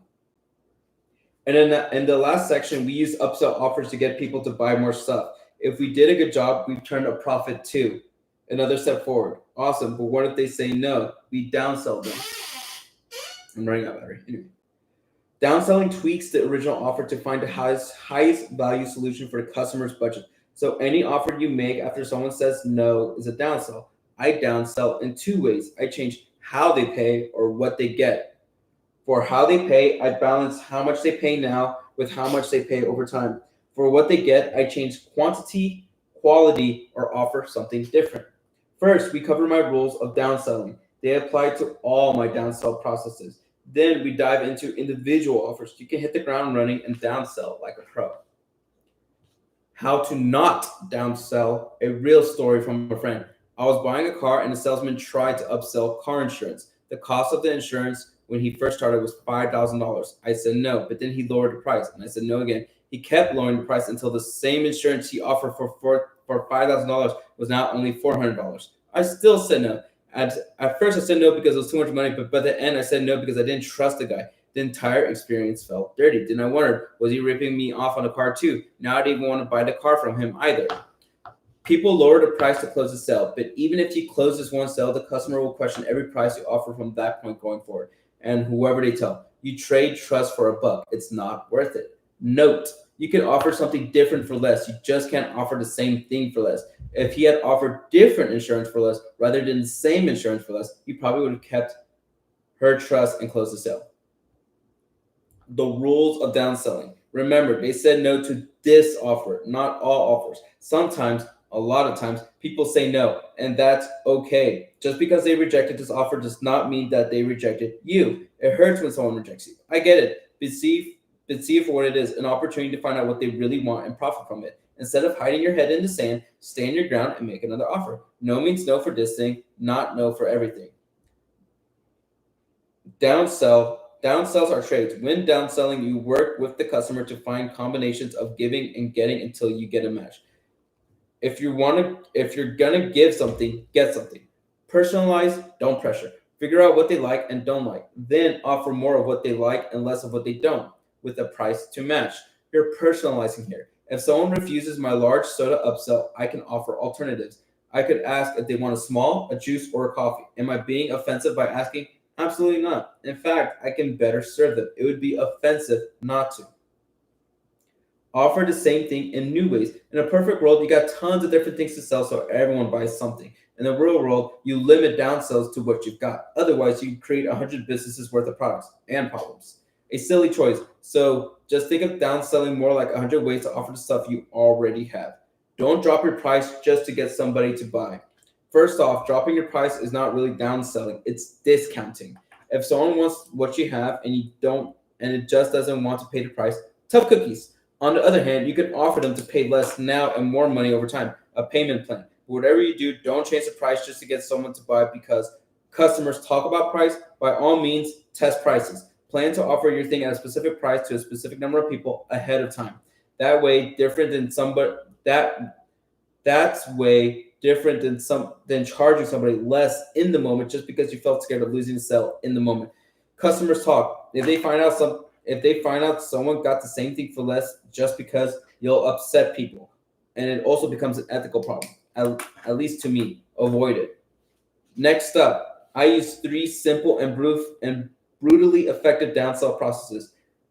Payment plan downsells, how they pay. Trial with penalty, how they pay. Feature downsells, what they got. These downsell processes boost 30-day profit even further. They do it by making even more sales when customers would have said no. And I love them because with just a couple tweaks, you can fit them into your business and reap the rewards today.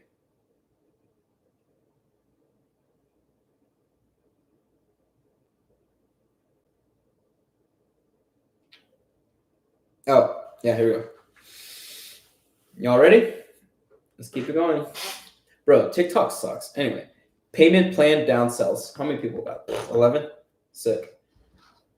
How much can you put down today? So a customer says, no thanks, then you downsell. You can do layaway financing, half now, half later, 3 pay, or evenly spread payments. Then the customer now says, deal. August 2013. It was my first real month in business. I had exactly 1 month's rent and savings left to my name, and I never gotten a stranger to give me money. And now I had to get dozens of strangers to give me money the next few weeks just to keep the lights on. I only made a few sales of the first week. If I kept that up, it meant going hungry very soon. I had nightmares about going back home a failure. The idea was unbearable. I got desperate. The next morning, a lead walked in, and I went through my normal pitch. She said, I can't afford it. Normally, I just give up, but I really needed the money. So my desperation, I blurted out, okay, when do you get paid? The first. Okay, so just put half down now and half when you get paid. I can't afford that either. Okay, do you really want to do this program? She says, yeah, I do. What if you do 3 payments and just put a third down today? I still can do it. What can you do? Honestly, nothing, but I can pay for the whole thing on the first. My rent was due on the 5th. Bingo. Sounds good. Just give me your card and I'll charge it on the 2nd. That work? Yeah, great. 2 weeks later, I ran the card and it worked. My first ever payment plan, a success. Hallelujah.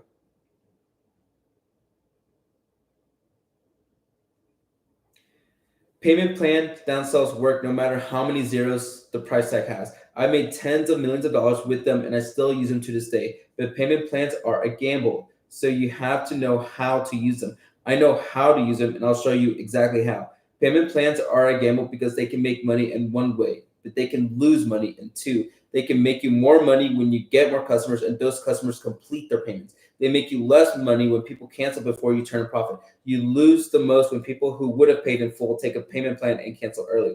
This chapter maximizes how much money you make from payment plans and minimizes the money you lose. I take the bet when I know I'll win. With this playbook, you can too. Description.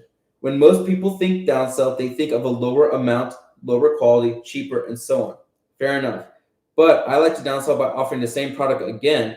I know it sounds crazy, but hear me out. Instead of offering a different thing, I spread the cost by charging some of it upfront and putting the rest into scheduled payments. I call this a payment plan downsell. Let's go over to see how it works. Many people reject offers because they cost too much. Sometimes that's true, but in response to this, business owners and other sales professionals will immediately discount or sell cheaper stuff just to get the people to say yes. However, a huge percentage of the time, it costs too much really means this costs too much up front. In other words, people think discounts work because people pay less for the product. But when you peel it back a layer, it's really because they pay less in the moment. So payment plans get the best of both worlds. They get more buyers because customers pay less in the moment. But they also boost your profits because customers still pay the same full price over time. My payment plan downsell process takes up to 7 steps. The process shifts from getting paid more upfront to more over time. I stop when they buy. Here are the steps. 1, reward for paying in full rather than punish for paying over time. 2, offer third-party financing, credit card, layaway options. 3, offer half now, half later. 4, check to see if they still want the thing. 5, offer to split into 3 payments. 6, offer evenly spread payments. 7, offer a free trial. Let's go through them in order. Example of a payment plan downsell process. Step 1, reward for paying in full rather than punish for paying over time. If I take on the risk of a payment plan, I increase the price. Normal businesses do it by charging interest, but I do it by offering a discount if they pay in full. If they pay in full. Think about how businesses normally charge interest. They basically say it's $10 if you get it right now, but it's $15 if you pay over time because we charge $5 in interest. That's no fun. No one wants to do that. Instead, I say it's $15, but it's $10 if you prepay. You save $5. That's what most people do. To do this, I present the price with interest included. Then I offer a prepayment as a way to get a discount. This way, we make the offer a friendlier and benefit from a price anchor. Same math, but it feels better. If they say no, I start downselling. But even still, I try to get paid first.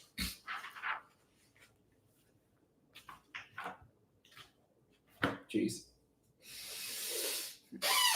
I can't believe I'm doing this for you guys. Step 2, offer third-party financing, credit card, and layaway options. Third-party financing. This means another company pays me now, and the customer has a payment plan with that other company.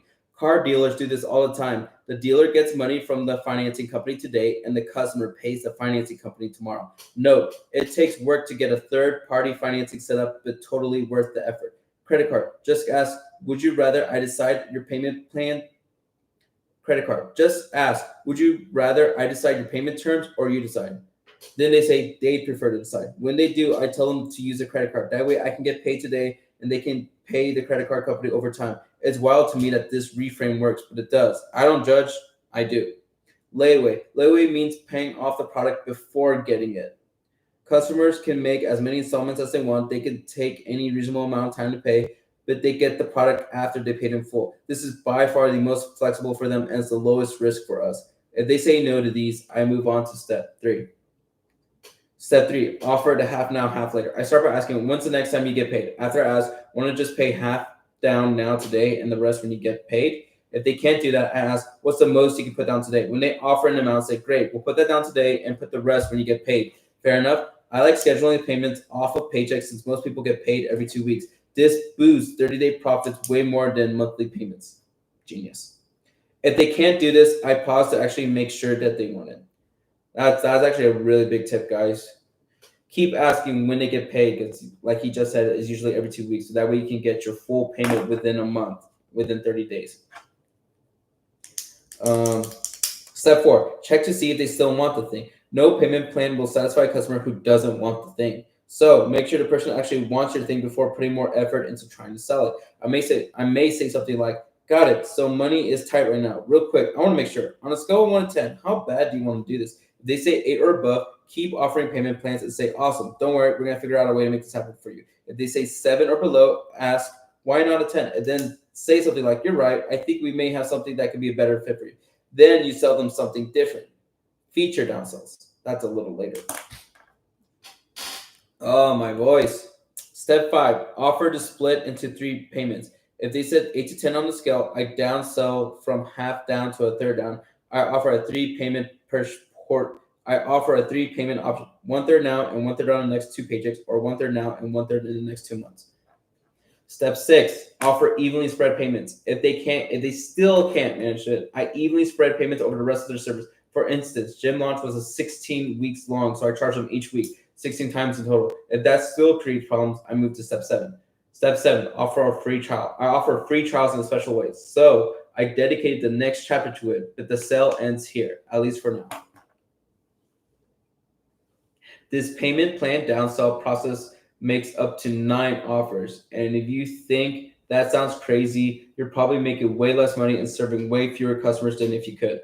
Important notes, seesaw downselling. If you prefer fewer steps or have less experienced salespeople, then you can use this payment plan downsell process. Instead of asking for the full amount, just ask, would you rather have giant monthly payments or tiny ones? They'll say tiny. Then when you say, it normally costs XXX. And if you prepay today, you get a huge discount and 0 monthly payment. That work? This frames a prepayment plan as negative and highlights the benefits of prepaying. Then if they say they can't afford it, say the more they put down now, the lower their monthly payments. If you can't afford it up front, I totally get it. We'll simply adjust the down payment until you get a monthly rate you'd like. This still incentivizes bigger down payments to get their monthly payments lower. If they still say no, ask if they still want the product. If they do, pull your chair to their side on the side of the table and walk them through the options. The sale becomes a team effort. Straightforward. Payment plans have built-in upsells. Make periodic offers for the original paid in full discount during their payment plan. If they pay off the balance, they can still get the original prepaid discount. This works extremely well. Customers forget that they have the option, so we give it to them. Some jump at the opportunity. Also, give your sales guys the same bonus to close the balance to incentivize follow-up. And remember, if you give people the option to pay slower, they will pay slower. If you incentivize them to pay faster, they will pay faster. So if you want them to pay faster, give them a good reason to. Get fewer declined payments. Align payment schedules with paycheck schedules. If you charge on days people get paid, they have a higher chance of paying. Also, people's paychecks get deposited at different times. So if at first it gets declined, run it a few times that day. I learned the strategy from John, my early mentor. I often recoup a third of my declined payments by adding this little process. How to make sure payment plans make you money. After implementing payment plans, your close rate should increase. Duh. But if the number of paid in fulls go down, you have a problem. You've just put people who've paid in full on payment plans.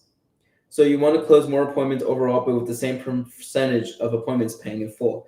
Example, if I talk to 10 leads, I might sell 3. If I have a downsell, I might sell 3 more for a total of 6. So in the second scenario, I get my front cash from the first 3 and the payments from the second 3. This makes sure downsells properly increase your 30-day profits. Another reason to start high before working your way down. Profit Well, a company that manages subscriptions, reported churn data from 13,000 businesses. They uncovered this valuable gem. Across all businesses, the billing cadence affected monthly churn. Monthly, so $12, so monthly, 12 times per year. Billing resulted in 10.7 monthly cancellation rates. Quarterly, 4 times per year. Billing resulted in 5% monthly cancellation rates.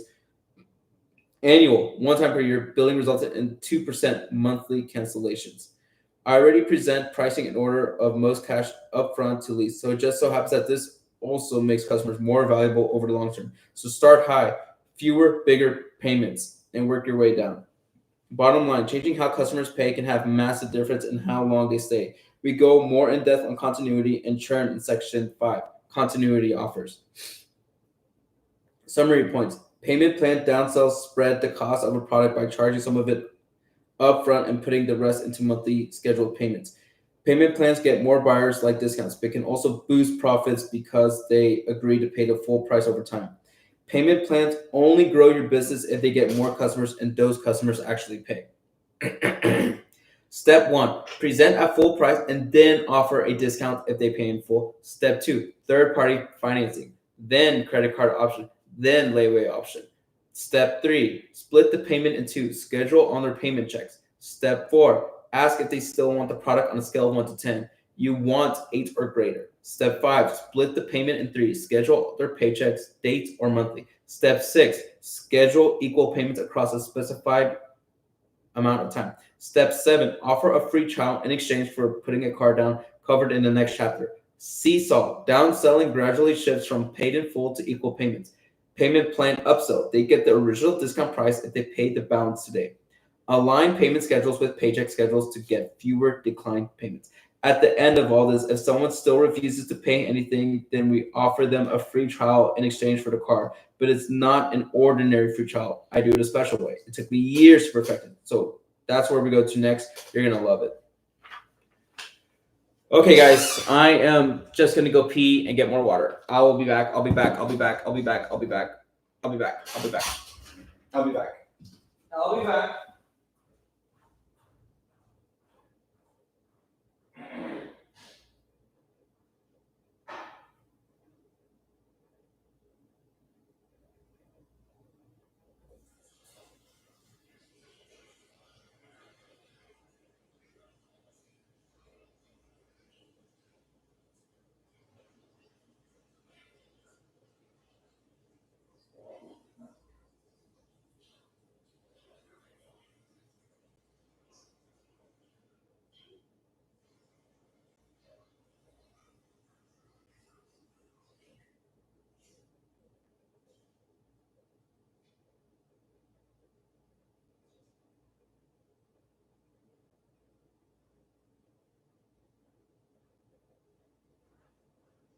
I'm coming. I'm coming. I'm coming. I'm coming.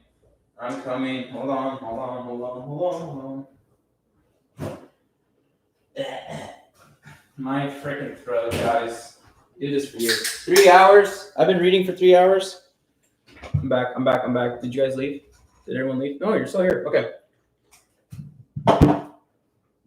Where did I? Oh my god. I think I know where I left off. Okay. We're back. We're back. We're back. We're back. We're back. Okay. I guess I'll keep going. I will keep going. I'll keep going. Let me just like.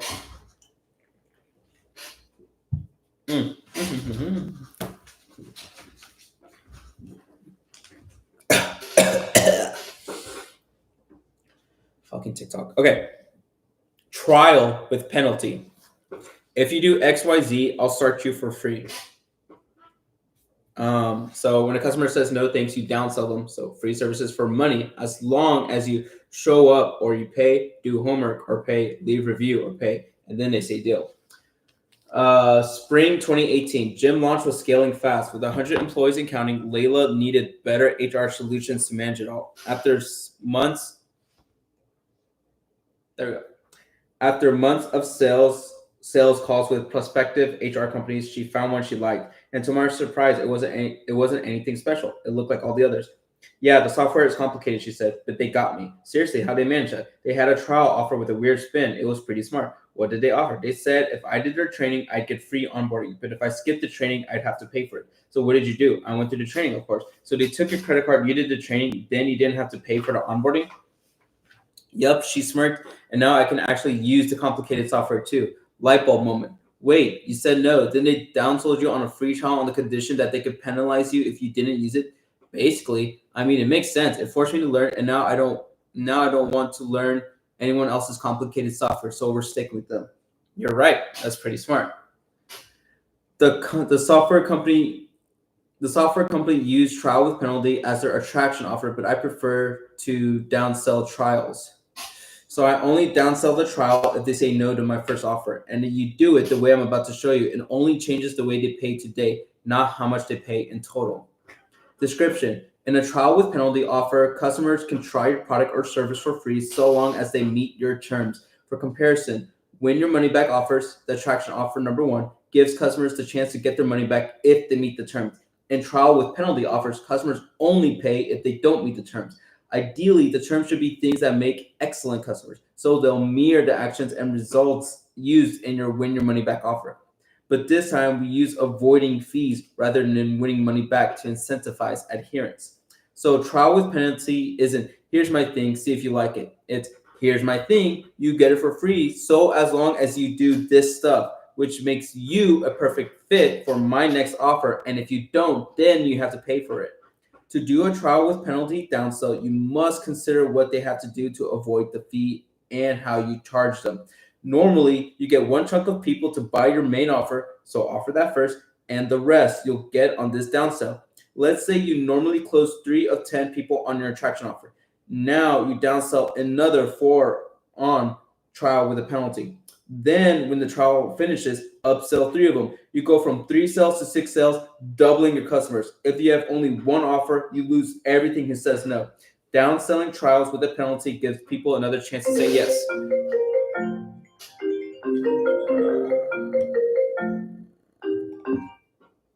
I'm still irritated at the thousands of customers I've lost on free trials over the years before learning this, but we can save them. The trial with penalty makes it happen. Sorry, my brother called. I need to ask him.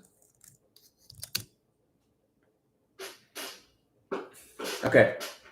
I'm still irritated with thousands of customers I've lost on free trial. Actually, make sure my brother. Okay. Here we go. I honestly forgot where I left off. Here we go. I'm still irritated at the thousands of customers I've lost on free trials over the years before learning this, but now we can save them. The trial with penalty makes it happen. Examples: business to consumer offer, 28 kick that habit blueprint.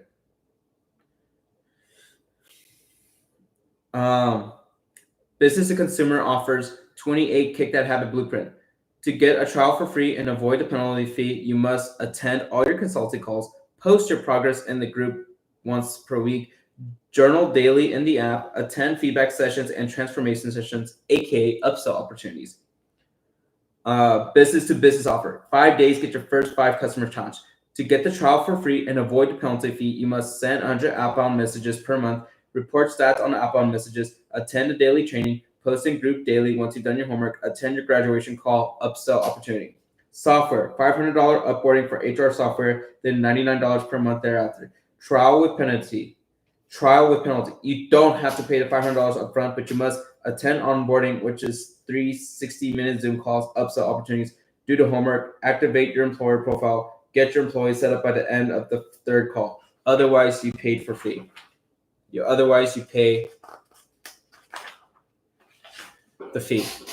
Important notes.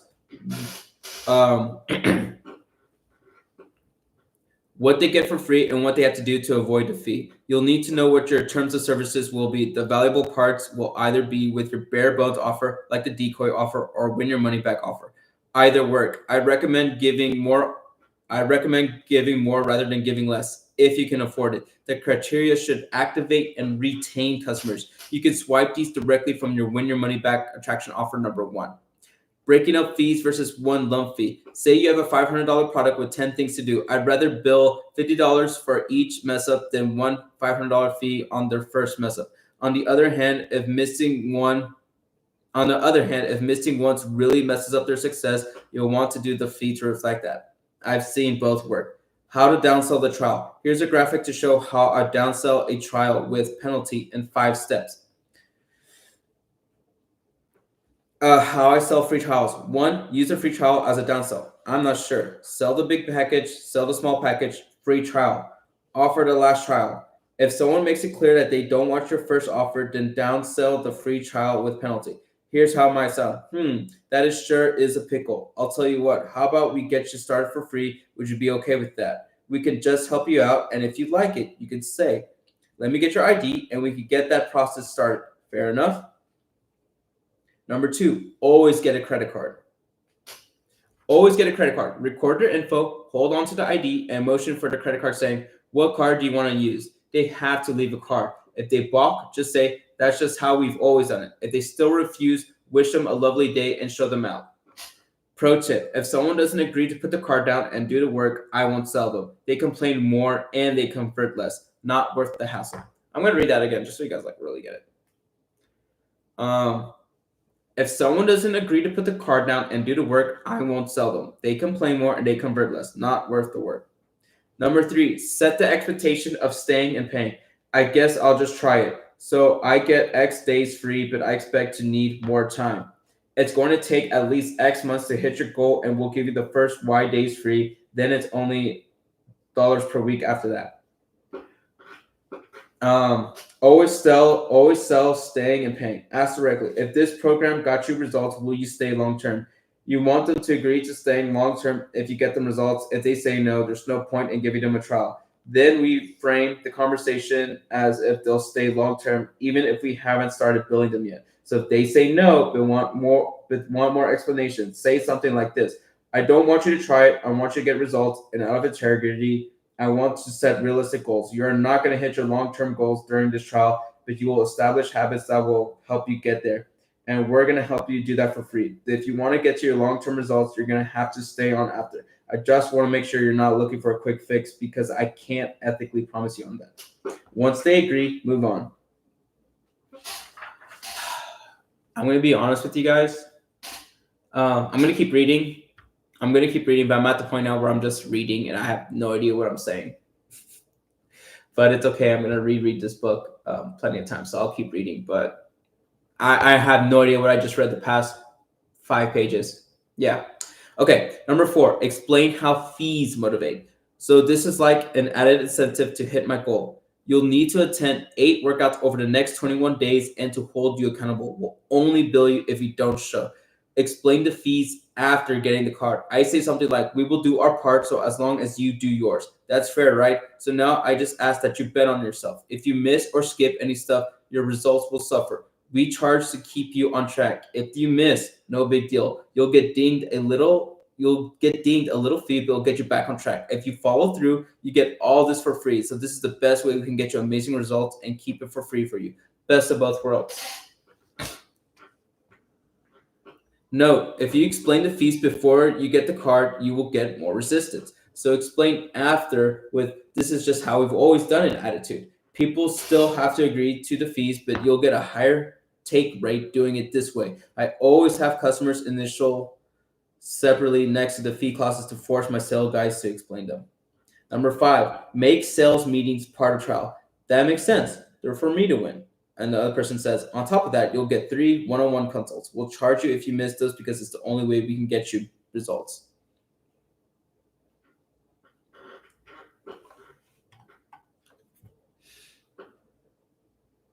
Make check-ins required. First, we explain all criteria so they understand the costs and benefits of adhering. Then we draw attention to check-ins, our upsell opportunities. Yep, and you agree to attend each of one of these 3 check-ins. The first, we do X so that you can benefit 1. The second, we do Y so that you can benefit 2. The third, we do Z so that you can benefit 3. Obviously, we charge if you miss these because it's the only way we can get you results. How I upsell from a trial. When someone takes a trial, one of the 3 things happen. They like it, they hate it, or they don't use it. Here's how I upsell them for each scenario. 1, if they like it, this is the easy one. You've already have them set up for an automatic billing. Great. Meet with them anyway. You could still offer a longer term or higher value version of your service, or both. Successful customers tend to get even more value out of your better and more profitable stuff.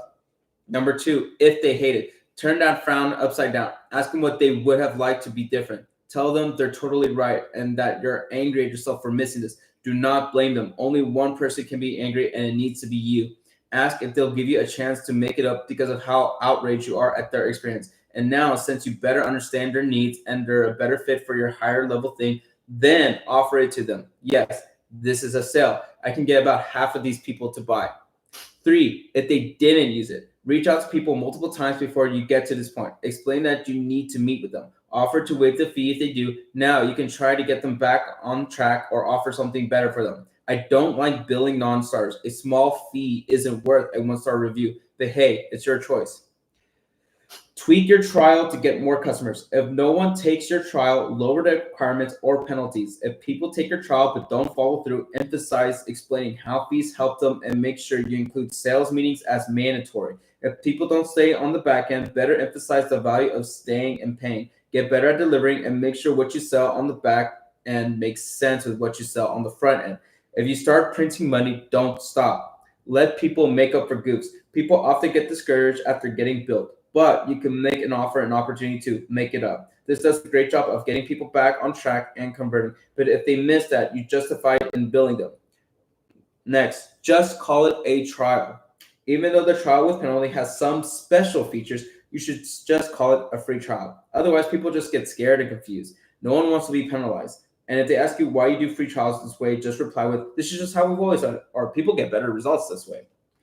Pay less now or pay more later versus trial with penalty. I use pay less now or pay more later as a downsell for physical products or one-time services. And I use trial with penalty as a downsell for recurring products or services. Let me say that again because that's like a huge thing. Pay less now or pay more later versus trial with penalty.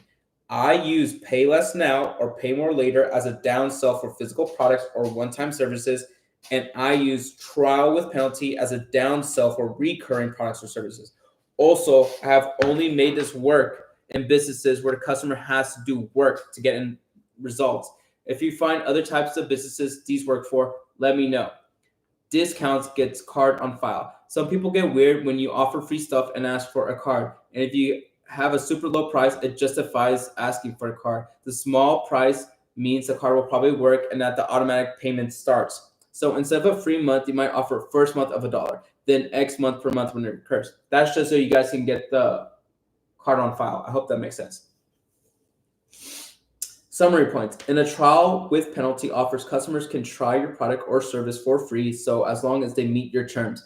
Trial with penalty downsell offers get yeses from people who said no. To do them, you get the card, get the commitment, explain what they have to do to get results and the meetings they must attend, and what happens if they don't. Trial with penalties get more paying customers than normal fee trials because they use your product more and they actually get value from it. Use the same refund criteria from win your money back guarantee.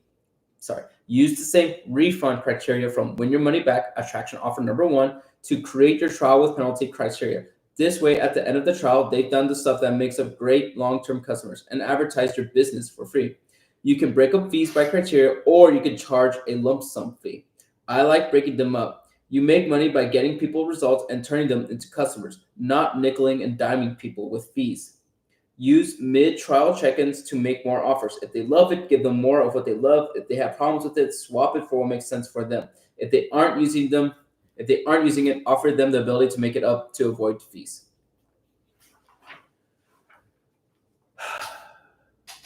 Okay, once again, I need to know if you guys want me to keep going. I'm going to keep asking this at the end of every single chapter. I'm on page 123. Do you guys want me to keep reading? Okay, I'm going to keep reading. Cool. Whoever in the chat can do the math of 176 minus 123, let me know. Okay, I'm going to keep going. All right. Feature downsells. Why don't we try this instead? So you have the original offer for a bunch of money, or you remove some features and you downsell just a couple of features. I can't remember when in 2019. I can't remember when in 2019. This new downsell tripled my close rate from 25% to 20. This new downsell tripled my close rate from 25% to 75% last quarter, and even crazier, more people bought the main thing, he said between bites. You started offering a payment plan or a discount? Neither. Payment plans take too long, and discounts devalue my product. We're talking about a high-ticket product, right? Yup. Jeez, what are you doing? I lowered the price, but I justified by cutting a feature. That way, I'm not discounting. So what feature did you cut? My full money-back guarantee.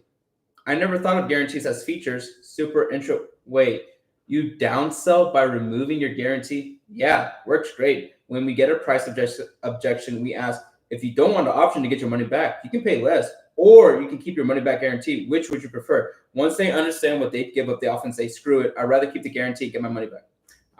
So they only see the value of the guarantee after you remove it. And that also explains why so many more people are buying the main thing. Clever.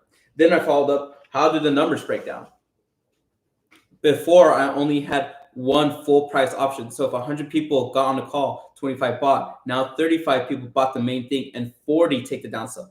So it upped your full price buyers, total close rate, and upfront cash. Nice. Yeah, it changed my life. The last 2 chapters covered payment plan downsells and trial with penalty. We downsold by keeping the overall price the same, only changing when and how they paid. In this chapter, we cover feature downsells. With this, we downsell by lowering the price, but instead at a discount, which makes the same stuff cheaper. We lower the price by changing what they get. Makes sense. You never lower the price on the same thing. You just take stuff away. Description. Feature downsells lower prices by changing what the customers get. I do them by offering lesser quantity, lower quality, lower price alternatives, or cutting up optional components. All features have a price and a value. If we remove something, the price goes down, sure, but the value goes down too. What features you remove and how much you lower the price affects how good of a deal the person gets. This change in your offer's price to value affects how people buy. People want to get the best deal for them. For instance, if we remove stuff they hate and they'll lower the price a lot, they get a better deal. If we remove stuff they love and lower the price a little, they get a worse deal. Both get people to buy. In the story, customers love the guarantee. The guarantee had far more value than its price. So even if they said no at first, removing the guarantee instantly showed its value. The customers saw the higher price offer as a better deal. So after seeing the downsell option, they bought the first offer. People will see the value in the thing removed after they see the difference in price. As in, people weigh how much money they save against how much value they lose. So clever feature downselling gets customers to re-upsell themselves on the more expensive offers. That means you want to remove features from the highest to lowest value. Since people want more value for the money, this incentivizes customers to make the highest value purchase for them. Feature downsells have a simple formula. Take something away, lower the price, and in so many words, ask, how about now? Feature downsell examples. Feature downselling product and service quantity.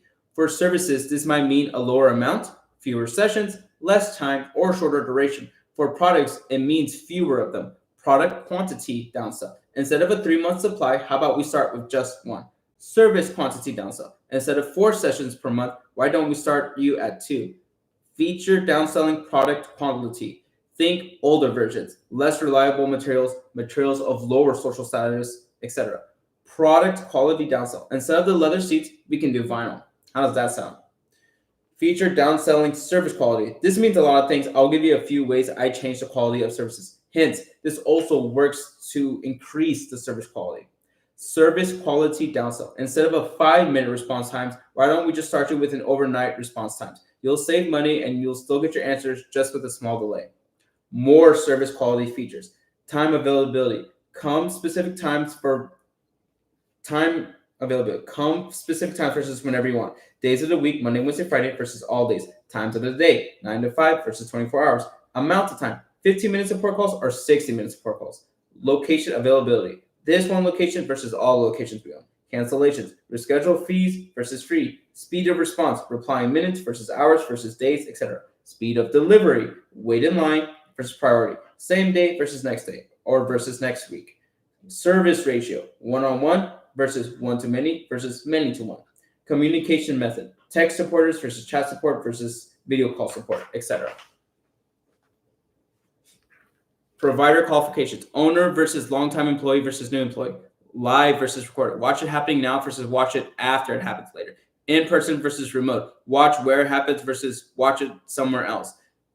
Do it yourself, do it with yourself. Do it yourself, do it with yourself, or do it for you. Sorry. Here we go. Do it yourself versus done with you versus done for you. Expirations. Work forever versus work for X time versus works at specific times. Personalization. Generic versus made just for you. Insurance/guarantee. Lengths of time for 1 year versus for life. Coverage. Specific bad thing happens versus any bad thing happens. Terms. Unconditional versus only if you do XYZ. Downselling by removing entire features. Rather than lowering the quality or quality, you remove the feature itself. In the story, he removed a guarantee, removing entire feature downsell. Instead of priority chat support, email support, and calls, why don't we just keep chat and email support, but drop the calls in order to save you some money? You'll still get your answers. It'll just save us some time, and we can pass those savings on to you.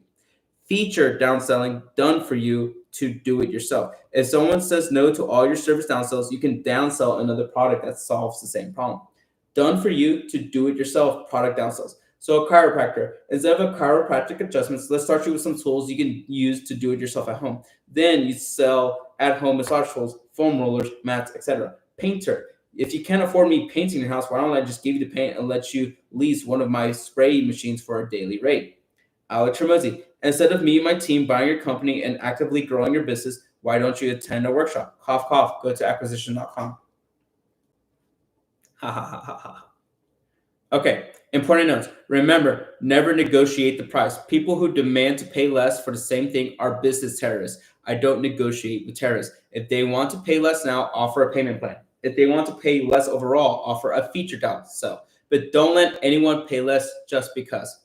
Maintain the position of a helpful guide. Remember, feature downselling means trying to find the best deal for them. This keeps the conversation collaborative rather than competitive. If you act pushy, your offers will exhaust customers faster. If you stay a helpful guide, you can downsell as many offers as necessary without exhausting the customer. Tweak your feature downsell process. We have the job of making the product have the highest value to cost in the eyes of the customer.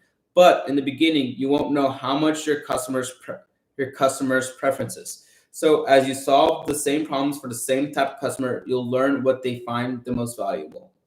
Once you do, you can standardize your feature downsell process. Feature downsells close more people when you know what feature combinations to present ahead of time. How I standardize my downsell process. First, I cut something valuable and lower the price a little. I do this to get them to reconsider the original offer / price. If that fails, I continue removing features and lowering prices until they buy. I'd rather people get something rather than nothing.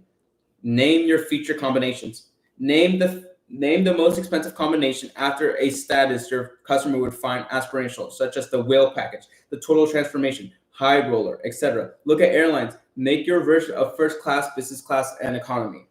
I name my cheapest option. I name my cheapest combination to the minimum. I like it because it implies they have to get at least that thing. If someone rejects all the other packages, I just say so nothing more than the minimum package then, to get them to say no to yes. Kind of like the classic upsell. That's good. That's actually really good. Temperature check after 2 downsells. If you make 2 changes in a row and they still refuse, make sure they really want the thing. I say something like, got it. Real quick, I want to make sure on a scale of 1 to 10, how bad do you want this? If they say 8 or above, start payment plan downselling. Awesome. Don't worry. We're going to figure out a way to make this happen for you. If they say 7 or below, ask, what would a 10 look like? And then recombine the features to try and accommodate their 10. Note, this means you can alternate between payment plan and feature downsells. When you use both, they become very difficult to refuse. After each downsell, ask deal or fair enough. This works astonishingly well. Fewer people will see you change the offer for them and then they say, no, that's not fair. Listen to how I present feature downsells on episode 202 of my podcast, The Game. How to close everyone downselling like a pro. Free orientations boost do-it-yourself feature downsells. Once someone has refused all my done-for-you offers, I ask, even though we're not going to work together on X, I still want to help. How about you just come to a free orientation on X tomorrow? At the end of the orientation, I offer a do-it-yourself product that solves the same problem as the done-for-you service.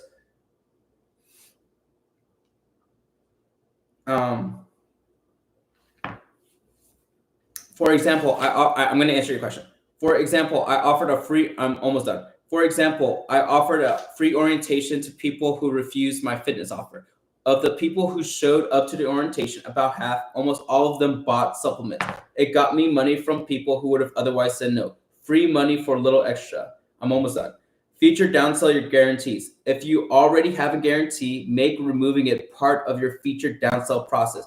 People value security, so removing it gets as many people to realize its value. This often flips an initial no back to a yes. Feature downsell current customers. Customers who use all the features they pay for keep paying longer than people who don't. So once you see a customer isn't using a feature, offer a lower price, only paying for the features they use. They'll either tell you they want to keep it in case they might start using it again, or they'll be happy that you gave them a better deal. It takes work, but it beats them canceling. Fun fact, customers who have downsold into a lower package just for them have the second highest value of all my customers. When people have a product they like at a price they find fair, they keep paying. Barter with reviews, testimonials, and referrals. Bartering is one of the oldest forms of exchange. My sharp rock for your rabbit skin. And I love bartering. If I get a price objection, sometimes I offer discounts in exchange for advertising. Example, I'll knock off $100 off if you leave me a review on all review sites. 2, leave me a video testimonial. 3, make a public social post at the beginning, middle, and end of our program showing your progress. 4, introduce me to 2 friends who you would want to do this with. Deal. To me, the advertising is worth more than the $100 discount. To them, the $100 is worth less than the advertising. Win-win. Okay, bro, do you have a coupon for the book? Are you involved in the giveaway? I'm not involved in any giveaway. I mean, I did win a trip to go to Vegas to meet Alex Hormozi. So yeah, and yeah, just like JJ said, there is a free audiobook version of Alex Hormozi reading it, not me. Get them to say no, so it's actually yes. I did that in sales. Oh yeah, dude, Julian, that's like amazing. Yeah, so to all you guys, people, like, there's also an audiobook of Alex Hormozi reading this and not me, but I'm gonna keep going because I said I would. Summary points. Feature downsells. Summary points. Feature downsells lowers prices by removing stuff. You could take something away, lower the price, and ask, how about now? Typical feature downsells offer lesser quantity, lower quality, lower price alternative, or remove features altogether. People tend to see the value in what you offer after they see the price difference. This may get more people to take the more expensive offer. If you remove stuff they hate and lower the price a lot, more people take the downsell. If you remove the stuff they love and lower the price a little, more people take the original offer. The first downsell gets them to reconsider my first offer. The rest of my downsells get them to consider the best deal for them.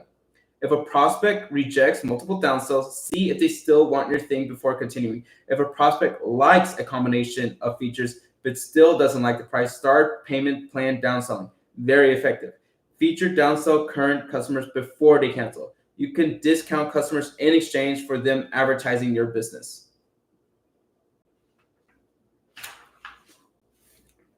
Downsell offers conclusion. Everybody buys something. Downsells give you another shot at getting a customer by turning no's into yeses. For that reason, it's less about having 100 different products with the same offer and more about having 100 different offers for the same product. But no matter what, with the offer, no matter what, the offer is never the same stuff for cheaper. We just keep tweaking the offer until we can get the best deal for them. The extra cash explodes our 30-day profits and blows us past our goals. So we've used attraction offers to get the customers to buy once. We've used upsells to get them to buy the next thing. And now I've shown you my 3 most powerful downsell processes in case you say no.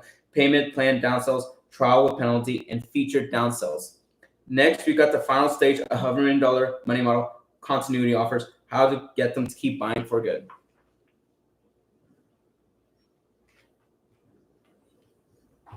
Yeah, dude, Julian, just sounds like you just, bro, just read $100 million reads 1,000 times and you're good. $100 million leads. That's everything marketing. Or you can go to my community, alexhormozischool.com. I should probably put that in here, but anyway, that's not important. All right, let's keep it going. We are on the last section, guys. It is page 133, and there are, I know you want me to start reading, 176. I've been reading for 3 hours and 38 minutes straight. Oh my, 3 hours and 43. All right, let's keep it going. Section 4, continuity offers. You can shear a sheep for a lifetime, but you can only skin it once. John, an early mentor. I've been a continuity guy my entire life. Personal fitness, then gym licensing, then supplements, then software, and now with acquisition.com. Lots of stuff. Needless to say, I'm a fan. Main reason, when you do a continuity offer right, when you do continuity right, you can get more customers and make more money from them. Continuity offers provide ongoing value that customers make ongoing payments for until they cancel. They boost the profit from every customer and give you one last thing to sell. Continuity offers are awesome because you sell once but get paid again and again. Let me explain. We all know this. Anyway, let's say you offer a $1,000 thing to 100 people and 10 buy. You make $10,000. 10 times 1,000. Now let's say you talk to the same 100 people, but you make your $1,000 thing $50 per month instead. At $50, you can get 40 out of 100 to buy. And if you keep those people for 20 months, you still make $1,000 from each customer. You go from making $10,000 now and $0 over time to $2,000 now and $40,000 over time. As an added bonus in the first example, if you only sold 10 customers, you'd only have 10 customers to upsell later. If you use a continuity offer and sold 40 customers, you'd have 4 times the customers to upsell later. A massive difference. This illustrates the pros and cons of continuity. You can attract more customers compared to something more expensive, but you can make way less money now. That makes it tough to use an attraction. That makes it tough to use as an attraction offer on its own. Even if you have more money making potential tomorrow, continuity attraction offers leave you strapped for cash today. By making continuity offers last, we get the best of both worlds. We get cash today from attraction offers, upsell offers, and downsell offers. We get little cash today and tons of cash tomorrow from continuity offers. To be clear, you can make continuity offers whenever and however you want. They can attract new customers, upsell and downsell current customers, or re-engage old customers. Only some stuff makes sense for continuity offers. It's silly for someone to pay for a one-day workshop forever. It makes sense for them to pay until they cover the cost, and that makes it a payment plan. At the same time, you probably make a mistake to offer a single price or even a big price to provide a service forever. If your customers get ongoing value, it probably makes sense for them to make ongoing payments. The 3 continuity offers. All offers depend on getting customers to buy, but continuity offers depend on getting customers to keep buying. I get them to do both by combining bonuses, discounts, and fees. Continuity, bonus offers. Continuity, discount offers. Waived fee offer. Now that we got that covered, you can't get customers to stick to your continuity offer unless they start it. So let's start there. Continuity bonus offers. If you like this, you're gonna love what I have next. Fall 2019, when I learned that bonuses got more people to join continuity programs, I taught gym owners how to sell 6-week challenges, and they were making money hand over fist. But some of them weren't good at converting people into continuity after the challenge. Then out of the blue, I saw a gym that used to struggle posting numbers way higher than some of our best performers. Naturally, I investigated. Dude, your numbers are insane. How did you convert so many members? I asked. I'm not really doing the 6-week challenge, he said. Wait, what do you mean? You're marketing the 6-week challenge thing though, right? Yeah, but I offer them something else when they come in. Okay, help me understand. So we go through the normal pitch, we explain the price, yada yada. As soon as they say they're interested, we ask them if they want it for free. They, of course, say yes. Then I tell them that if they become a member, we'll make it free, which they love. And on top of that, if they become members, they also get member exclusive bonuses. Members get better class times, the tanning booth, VIP events, all sorts of cool stuff. It converts like crazy. Lastly, we see Upsell a discounted prepaid membership. How does that go? I asked. Well, for anyone who joins, we immediately ask, want to save even more money? They lean in. Then we offer a prepaid discount and bonuses for 6 months of membership. That is awesome. Does anyone even take the original challenge offer anymore? Some do, sure. Can't be mad at more cash up front. I dig it. Break down some of your numbers, would you? Before, we get 34 out of 100 to sign up for the challenge. Then, a few weeks later, we convert half, 17, to stay. Now we only get 15 to sign up for the challenge, but we get 40 to go straight into continuity. And of those 40, about 8 of them take the 6-month prepayment upsell. So let me get this straight. You tripled membership sales. You still get front cash form. So let me get this straight. You tripled membership sales and you still get upfront cash from challenges, and you stack even more upfront cash from prepaid memberships. He could barely contain his grin, and for good reason. His tiny tweak was genius.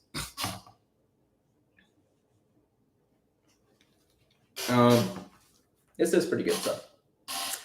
Description: with continuity bonuses, you give the customer an awesome thing if they sign up today. Typically, the bonus itself has more value than the first continuity payment. That's all there is to it. I need to make sure that. Okay. Bonus, adding value. For products, you can give away many small things or one big product that complements the subscription. For services, you give away a defined program, onboarding, setup, or feature that adds value. Discount, lowering costs. Remember, anything you offer for free, you can also offer as a discount. Free stuff and discounts both affect how we make decisions. So we want to do both to get the benefits of both. When making continuity offers, I get more people to start if I add more good stuff, bonuses, and take away bad stuff, discounts.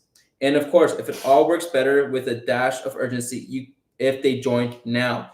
Also, you can offer the bonus as a standalone purchase, or you can only make it available if they buy your continuity. Either works.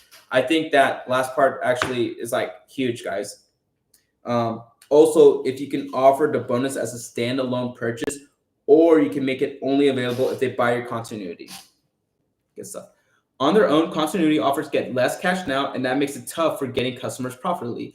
But the way I use them, we can still hit our 30-day profit goals. Here's how. First, I do all my big cash attraction, upsell, and downsell offers. Then continuity offers get a little bit of cash from the first month's payments. Then I offer people who bought 1 month at a discount on prepaying for more months. This further boosts the 30-day profits, giving me more cash to advertise and stack recurring revenue. Not too shabby. Author note: no successful continuity businesses I've seen has a standalone membership offer. They all have other bells and whistles to upsell. Main reason: continuity offers are tough to advertise profitably. Nobody wants to make a recurring commitment to something they haven't tried. To make up for this, businesses attract customers with stuff like trials. Then, once people join, they upsell other features and longer-term prepay options. This gets them the cash they need to advertise while building their recurring revenue. Here's some examples of people to start on continuity. Physical product, pet food continuity offer. One-time bonuses. Get every dog toy we've ever made for free, an $800 value when you sign up for a monthly dog food shipments for $59 a month. Monthly bonuses. You'll get a new dog toy every month as a member. Service, short-term accelerator offer. One-time bonus. Short-term accelerator costs $1,000 on its own. Get it for free when you become a member for $400 a month. Bonus package. The VIP community members enjoyed first in line access to our events, longer support hours, better support reps, etc. Digital product offer. One-time bonus. Get all my past 40 newsletters valued at $15,880 by becoming a member today for only $399 a month after a 30-day month trial. Lifetime discount plus lifetime bonuses. If you pay today, you can lock in a lifetime discount to $299 per month, get early digital access, and a physical copy every month. Note, use the elements from the feature downsell chapter to create better bonuses. Thank you. Important notes. Focus on the bonus, not the membership. Join my membership program isn't nearly as compelling as get this free valuable thing. So advertise that. Then explain the rest after they show interest. Bonuses work kind of like upsells, more of the same. You get 2 years of past newsletters free by becoming a member. Complimentary. You get nutrition services for free when you sign up for a fitness membership. Upgrade. You get a free gold membership when you buy a bronze membership. Upgrade. You get a free gold membership when you buy a bronze membership. Limited availability. Keep your bonuses related to your core offer. If the bonus is too different, you will attract the wrong customers. For instance, don't advertise a free t-shirt to upsell tech services, but advertising a free t-shirt to upsell t-shirt printing services makes sense.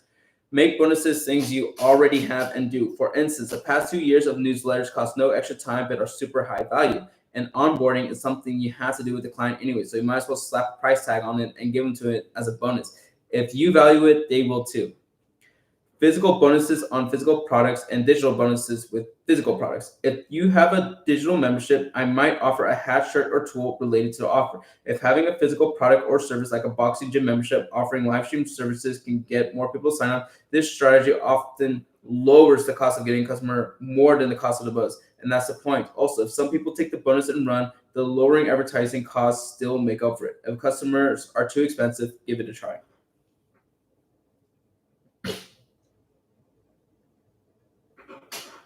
Use realistic bonus pricing. The bigger the value anchor on your bonus, the more compelling the offer, but you also have to make that anchor believable. Some business owners make up ridiculous values. Don't do this. It won't anchor the customer and you'll lose trust with them. This is a great opportunity to give away products you've sold before. You can anchor their actual prices as real discounts and bonuses.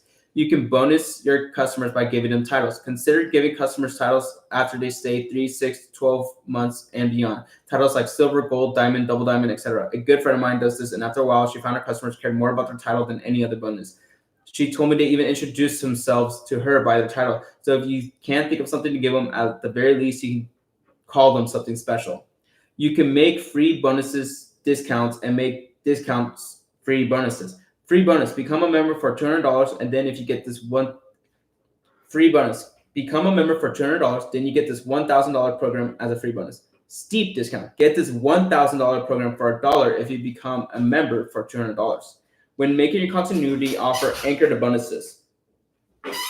First, sell them to the benefits of the amazing bonus, not your continuity offer, the bonus. Then use your high value bonus as an anchor. It may shock them, and that's okay, because then you ask, do you want to know how you get this for free? If they do, which they will, explain, become a VIP member today and you'll get it all as a free gift for joining.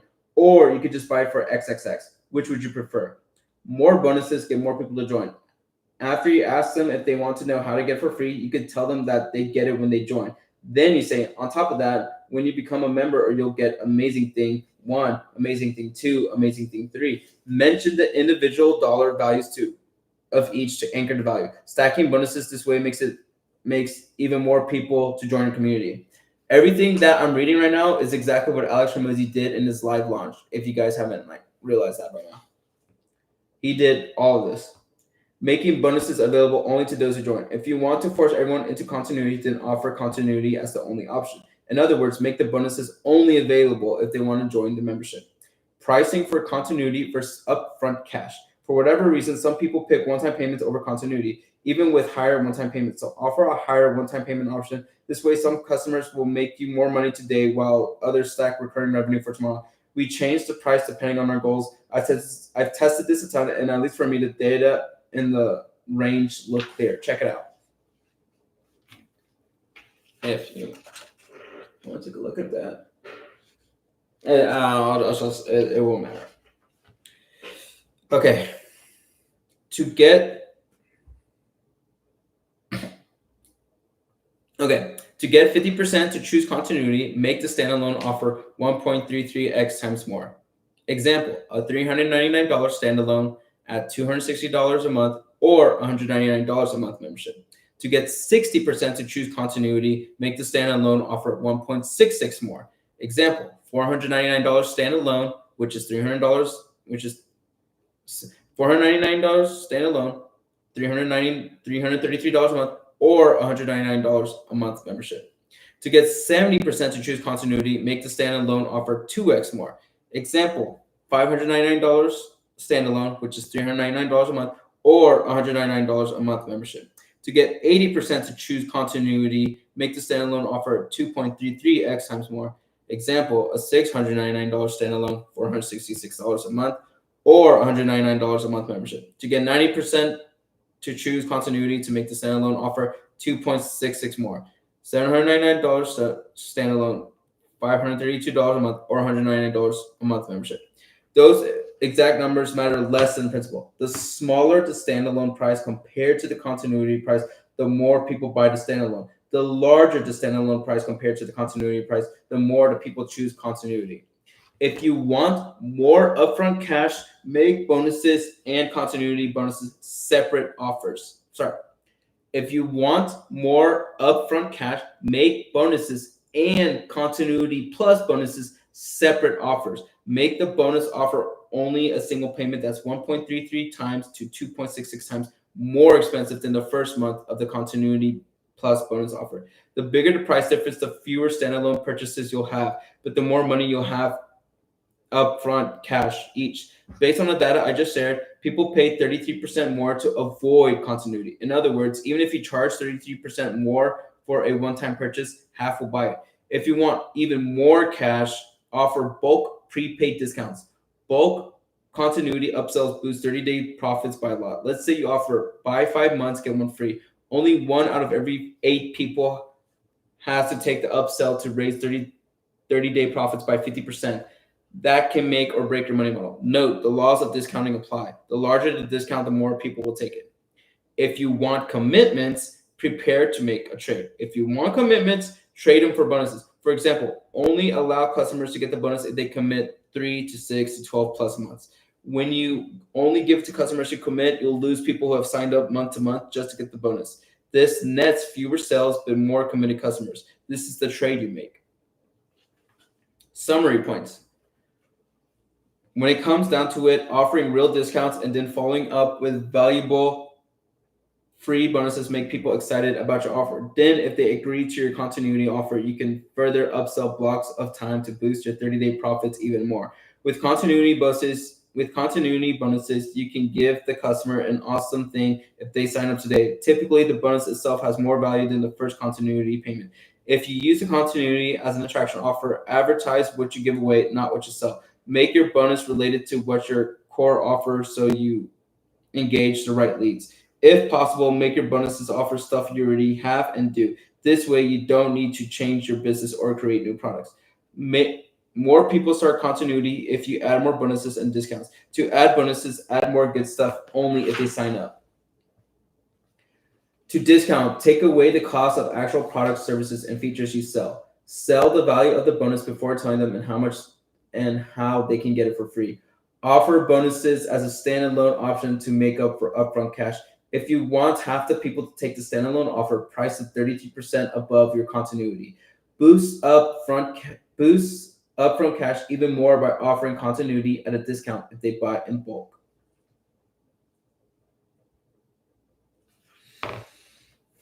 We're almost there.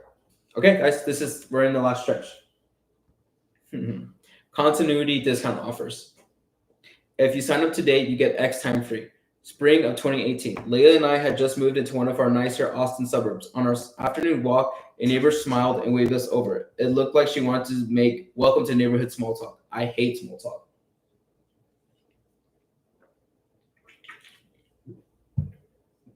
But as I got closer, I got more interested. The yard was perfect. A Ferrari stuck out of the garage for spring cleaning. The patio table was littered with cigarettes and beer cans. Huh? I'm not even showing myself. Here we go. Huh? Hi there. Welcome to the neighborhood. Let me get my husband. I smiled through gritted teeth. Here we go. And out came the character in a backwards hat, flip-flops with a strong Midwest accent, speaking a mile in a minute and the widest grin you've ever seen. Hey, brother man, nice to meet you. I could tell you're no doctor or a lawyer living here so young. So what kind of hustle you got? He also got straight to the point. Relief. I told him a bit about the gyms, launching gyms, and the rise of gym launch. He nodded with approval. He said he liked having another business owner on the street. What about you? I asked. He smirked. Trash. What? Trash. He saw my confused look and continued. All right, so you see, I knew from my time working trash that there wasn't much competition. Big commercial places on all went to the same place for their trash needs. So what did you do? Well, I had a truck, took my credit card, and gambled. He continued. I went to all the big apartments and said I'd do their trash for a whole year free if they contracted me to do the next 5 years paid. It worked good enough. They all made me their trash man before I knew it. Dang, I said. You fronted the entire year? Uh-huh. And I'll tell you what, it was the toughest thing I ever did. No one would invest in my business, not even my family. They all called me crazy. But after that 1 year mark passed, the cash came flooding. I ate real fat then. And after a few years using that plan, I sold the whole shebang for a pretty penny. Nice, man. I never would have thought that there's so much money in trash. There's cash and trash, baby. And what could I say? Oh, yeah, you want a beer or what? Needless to say, we stayed friends to this day. Listening to success showed me the sheer power of a simple offer done right. That said, let's go over some important stuff so that you can make it work like he did. Also, if you think this looks like buy X, get Y free, done continuity style, then you'd be right. However, there are enough differences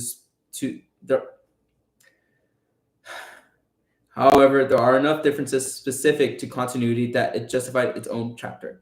Description: to make a one-time continuity discount, you give products or services away for free if the customer commits to buying more products and services over time. This can attract loads of potential customers and make an easy sale anyone can close. If you look around, you'll see this offer in many different industries. It works. Think internet, pool cleaning, gym memberships, landscaping, and anything rentable. I mentioned common ones, but you can make this work in any business, so as long as you know two things. First, how you apply the discount. I do it 4 ways. And second, your cancellation policy, because people don't always keep their commitments. Examples: I discount in 4 ways: upfront and at the end, and even spread on or after first month or two. Number 1, upfront. Upfront, you apply the discount upfront and push out the term, as in the official time starts after their free time ends. This works best in industries that have successful history of enforcing contracts: cell phones, storage, real estate, equipment, or anything with collateral. 2 notes. First, if you have historically high churn, then skip this one and consider the others. Second, this does not get customers profitably. It gets customers, but it delays cash. So if you want more profitable options, continue on. Yeah, this doesn't sound like the best, but anyway, I'll keep it going. 2, at the end. At the end, you can apply the entire discount at the end and push out the term so long as they make every payment on time. They get a bonus time equal to the value of the discount. They earned their free time.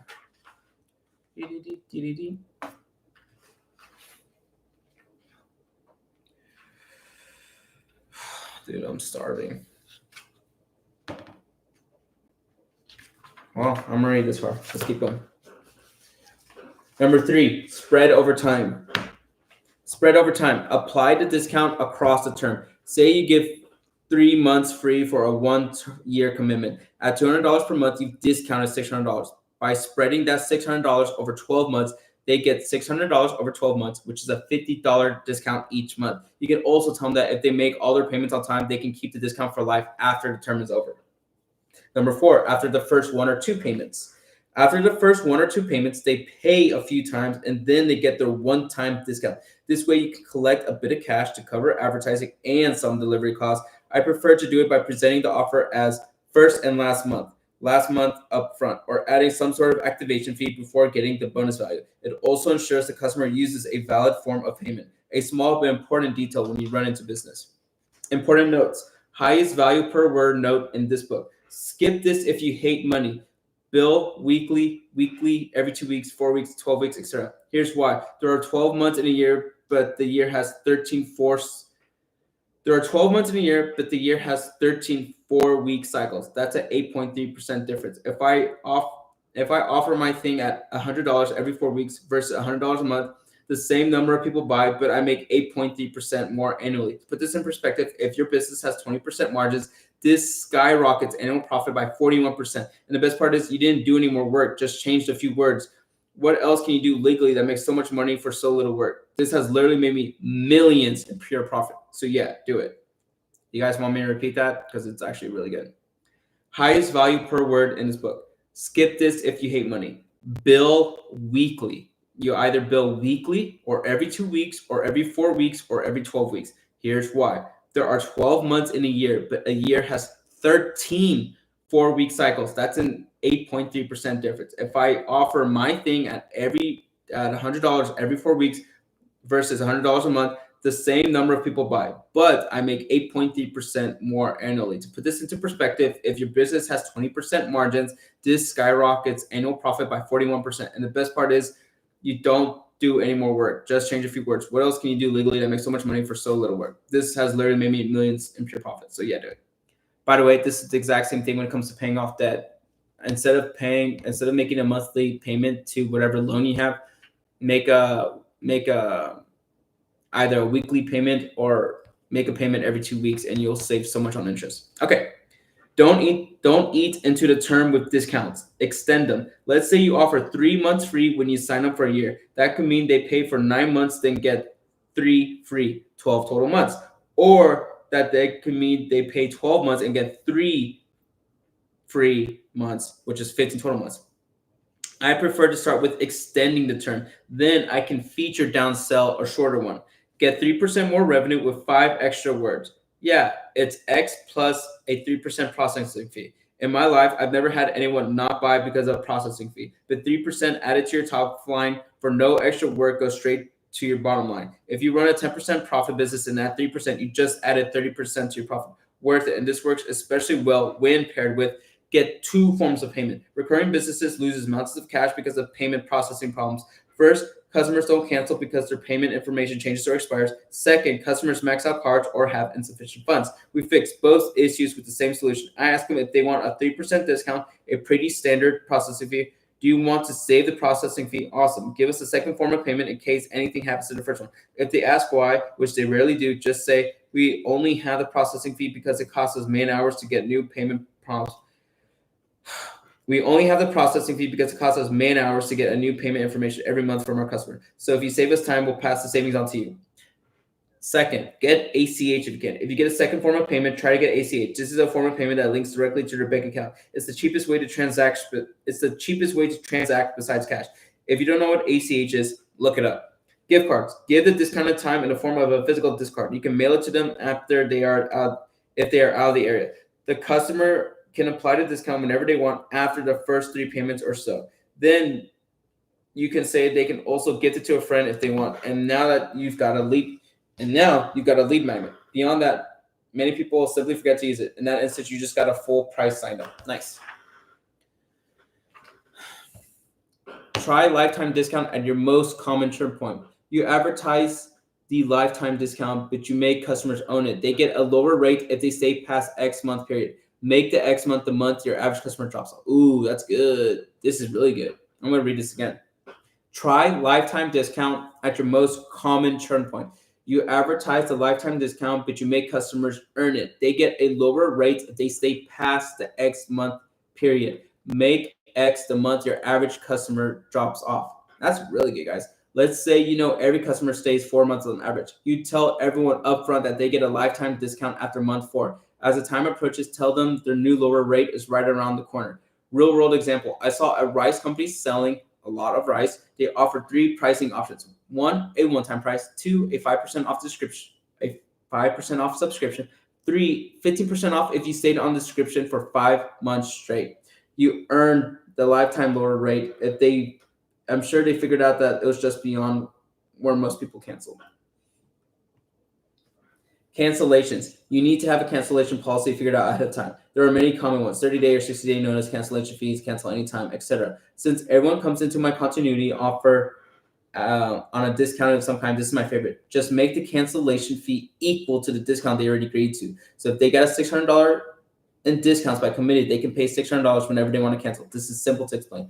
Make sure customers know how to example. If customers have nowhere to complain inside your business, they'll definitely complain outside of your business. If you have no obvious way for them to cancel, more people will vanish and complain. By having a clear way for them to contact you, then you can have a real chance to save it. Small businesses don't get rich by making stuff hard for the customers. If you make it easy, you'll suffer fewer one-star reviews and have a chance to save them when they do, because you'll know about it. If a customer wants to cancel, ask to do an exit interview. Some people like to vent. Let them. Get more angry about the problem than them. Then may try to calm you down. Sometimes they will save themselves. If they complain about something you can solve by them, by golly, solve it. If they wanted a better product, do a rollover upsell into a higher level of service if you have one to offer. I've had many people buy a lower cost offer and they complain because they wanted the higher cost features. So I offer higher cost features and they buy it. Yes, it happens. And yes, it works. Use cancellation fees to the customer's advantage. I might say, I'll waive your cancellation fee if you come in and tell me what I can do better. This gives customers a real reason to give feedback. Then I can use their feedback to fix the problem or offer something better suited for them. At the very least, they'll have extra things to say about the business if I actually try to solve the problem. I routinely save a third of customers that agree to do exit interviews. Summary points. Continuity discount offers give continuity time for free if the customer signs up today. Yeah, dude, Jillian, that one's huge. That one's like, I didn't know that, and that's like great. Anyway, that's actually one of the best tips in this book so far. Continuity discount offers give continuity time for free if the customer signs up today. Front-loaded discounts convert more customers but may have higher churn. Backloading discounts converts fewer customers but have lower churn. Spreading the discount keeps cash flowing while providing the full discount. Using gift cards to give the discount to new customers and allow them to gift it to a friend or use it on themselves at a later date. You get a full price sign up and a referral. Allow customers to earn a lifetime discount at your month of the greatest churn to encourage customers to stick through for a lifetime lower rate. Light cancellation terms get more people to sign up and more people leave. Harsher terms get fewer signups but fewer leave. I prefer customers cancel by paying the discount they got with their commitment. This puts them back at month-to-month rate. Make sure customers know how to cancel. If a customer wants to cancel, ask for an exit interview. Incentivize them by saying you'll waive the cancellation fee if they do. You'll be able to save or upsell them from the conversation. At the very least, you understand what went wrong so you can get better. All right, we are almost there.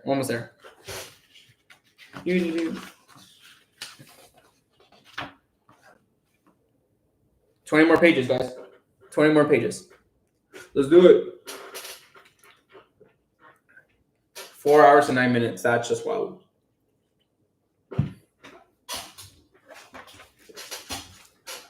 Hi. Waived fee offer. You can sign up month to month with a setup fee, or I'll waive it if you commit for a year. January 2021. For years, I heard stories about this legend of high-ticket sales. Today, I finally got to meet him, but then it got weird. You'd think a man with a reputation like his would also love working, but not him. In fact, his views about work nearly opposed mine. He aimed to work as little as possible, but those lifestyle guys tend to put me off. He had his legendary reputation for a reason, so it made me all the more interested. I'd rather make a few $1,000,000 a year with 0 employees and cool customers than build some gigantic business that panders to anyone willing to give me $1, he said. I don't need to feed my ego. I just collect monthly payments and chill. Yeah, right. Monthly payments, that sounds less chill than upfront. Don't you have to deal with churn, backouts, and all the other hassles of continuity? I said, no, not really. The way I sell is so simple, you'll cook yourself once you hear it. He said, I'm all ears. Thank you. I told customers they have 2 options. You can go month to month with a big setup fee. It covers the cost of getting you started, but you can leave whenever. Or if you commit to a year, I'll waive the fee. And if I make the fee huge so buyers commit to avoid it, I also have them initial that they understand that they can quit early if they pay the fee I waived. Why is such a big fee, I asked. It costs a lot to quit in the beginning, so that keeps them engaged. And I chimed in. And once they pass that point, it costs about the same to cancel as it does to stick it out. So they just stick it out. Bingo. Description: waive fees offers like this. First, you can ask the customer to pay a startup fee as part of joining a month-to-month program. Typically, I do 3 to 5 times my monthly rate. Then you offer to discount the entire fee if they commit to longer term. But if they cancel inside the term, they pay the fee. Customers can choose to pay a significant fee and keep the option to quit at any time, or to commit to 12 months and get the fee waived. Many will commit to avoid the big fee. You know what this is? This is the same shit as when you lease an apartment, and then if you have to break the lease, you have to pay like 3 times rent. That's what this is. And you just end up staying throughout your whole lease, even though you want to move. Here we go. We take a greater risk if they pay month to month, but they take a greater risk if they commit. If a customer chooses month to month, we lower our risk with the startup fee, but we lower their risk year to year by waiving those fees. And if they commit and want to quit early, then okay, they pay as if they had chosen the month to month from the beginning. Simple. Bottom line, customers will stay longer if leaving costs more than saving. That's exactly what rent is. That's exactly what leasing is. Example: since the offer focuses more on pricing, it looks the same in all continuity business. The following example pulls from the story to give you a closer look at the mechanics. Waived fees with commitment. Number 1, your commitment length is 12 months. Number 2, your monthly rate is $1,000 per month. Number 3, your fee is $5,000 a month. $5,000 a month if they pay month to month. Option A, you pay a one-time fee of $5,000 plus $1,000 for the first month, then $1,000 per month thereafter. You can cancel whenever you want. Option B, you waive the $5,000 a month if you commit to 12 months. Then you just pay the $1,000 per month. But you only pay the $5,000 fee if you commit early. Important notes: fees get them to start. People get value out of committing immediately because they avoid a fee. People want to avoid fees, so more people sign up to continuity. Mission accomplished. Fees get them to stick. People will stick for the same reason that they started. By sticking, they avoid the fee. People quit for millions of reasons, but by incurring an additional and larger fee in order to cancel, their original reason for quitting immediately shrinks compared to the value of avoiding the fee. In English, if the cost to quit exceeds the cost to stay, they will probably stay. Presenting the fee. Sorry, TikTok.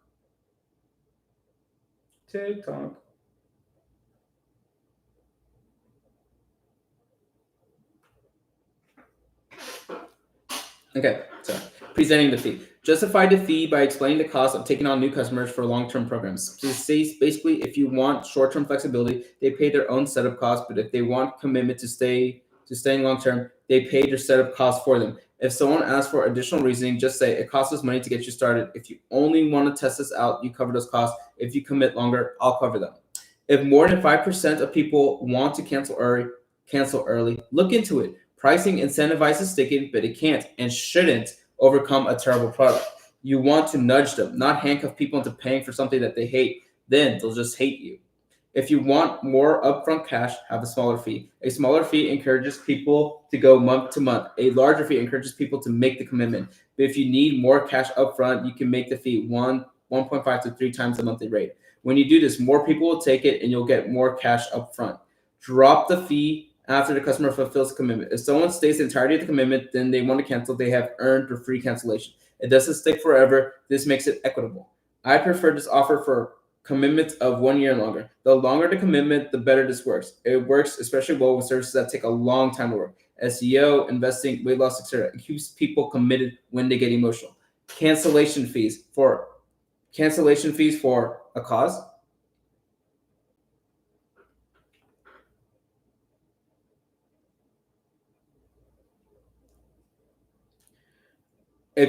Cancellation fees for a cause. If you want to keep customers extra motivated, you can donate it to a cause that they are against. Example: what cause do you absolutely hate? Great. If you cancel early, I will be donating your setup fee to them. This gives them 2 reasons to stay. First, because they don't want to shell out the cash. Second, because they don't want a cause they hate to get it. Summary points: waive fees present a month-to-month option with a fee, or waive the fee if they commit. I typically make the fee 3 to 5 times my monthly rate. At minimum, the commitment length should be a year. The larger your fee, the more buyers will opt for the commitment. The smaller your fee, the more cash up front you'll get. If the customer meets the commitment, the fee officially goes away. All right, we're almost there, guys. We're almost there. Let's do it. Also, thank you guys for like being here. This is actually really awesome that you guys are like watching me read this out loud and losing my voice. Continuity offers conclusion. The only thing better than getting someone to buy once is getting them to buy again. Continuity offers provide ongoing value that customers make ongoing payments for until they cancel. Many businesses use continuity offers to attract customers for less, but it crashes 30-day profits. This makes profitable advertising difficult. I use continuity offers differently. I make them last. I start with profitable attraction offers, then make my upsell and downsell offers. Then I make continuity. And if they accept, I upsell a bulk amount of time or product at a discount. Then they automatically enter continuity after they used up their bulk purchase. This way, I make even more cash and I get the recurring cash benefits of the other continuity customers. Continuity offers work with rewards or punishment. I prefer rewards, and two of the three continuity offers I explained use them, but there will always be times where a more traditional contract makes sense. In those situations, I like waived fee offers. In the next section, we will create a $100 million money model by combining all four offer types: attraction offers, upsell offers, downsell offers, and continuity offers. Let's put a bow on it. All right, guys, last section. Make your money model. How to take over your entire market. Looking back at the evolution of Gym Launch's $100 million money model today, I accidentally discovered a gym launch licensing money model. I went from flying around and filling gyms to licensing the stuff I used and when I did it. This way, gym owners could do it themselves. Looking back, it all started with a decoy offer. I attracted new customers with lots of free courses, books, video training, live training, and so on. All stuff on growing a gym. Each free product came with its own free call to help gym owners use it. On the call, I'd offer decoy offer. Now that you got the plan, you do it on your own for free. Or premium offer. We can help you implement all this stuff for $16,000 for over 16 weeks. It took. If they took the premium option, they get a treasure trove. If they took the premium option, they get a treasure trove of money-making tactics. Tactics that took me years to figure out. People bought at left and right. And whoosh, my decoy offer took me from $476,000 per month in 3 months. Not a typo. Thank you, guys. But I had a problem. Since I only had one thing to sell, I knew my revenue would plateau fast. I needed an upsell to raise profits or gym launch would stagnate. So I crafted an upsell offer for more advanced gym owners. I called it Gym Lords and priced at $42,000 a year. I used the classic upsell to offer advanced playbooks and services and a community to share best practices as a continuity bonus. I started by offering a hefty $6,000 discount for anyone who prepaid. Many gym owners paid for it upfront with money I had just made for them. For the ones who didn't, I offered a payment plan downsell. If they said no, I went for $10,000 down and spread the rest over time. If they said no again, I go for $800 per week for $52 weeks. If they said no again, I said they could start for free. I use a continuity discount to front load the free time for as long as it took them to finish paying off the first offer. And then they'd roll right into my continuity upsell. This way, their payments stayed continuous. And zoom, the classic upsell plus continuity bonus plus payment plan downsell plus continuity discount took me to $1.5 million per month. I have another thing to sell. Woo! And explain the Gym Launch's money model to the next level. But I still have work to do. Even though the upsell and downsell process worked well, some gym owners kept saying no. I went back to the drawing board. I came up with a more personalized menu upsell with different levels of service. I offered done-for-you advertising. I offered sales team training. I offered turnkey campaigns to make quick cash. And finally, I offered a minimum package. Continuous access to the original Gym Launch materials with tech support for a discounted monthly rate. If they didn't want the whole package, I used feature downsells to find the best option for them. Almost everyone stayed for something. And wham, menu upsells plus feature downsells took me to $2.3 million per month, all within 14 months. Then we started Prestige Labs and I integrated it with Gym Launch, a totally different business with its own money model. By month 20, we were raking in $4.4 million per month. It was life-changing. And it only took a few darn good products and a $100 million money model to do it. Author note. When I started, I didn't know any of this money model stuff. And it only looks clean looking back, but I hope this simplifies things so it takes you much less time than it took me. Description. Money model is a deliberate sequence of offers. It's what you offer, when you offer, and how you offer it in a way to make as much money as you can, to make as much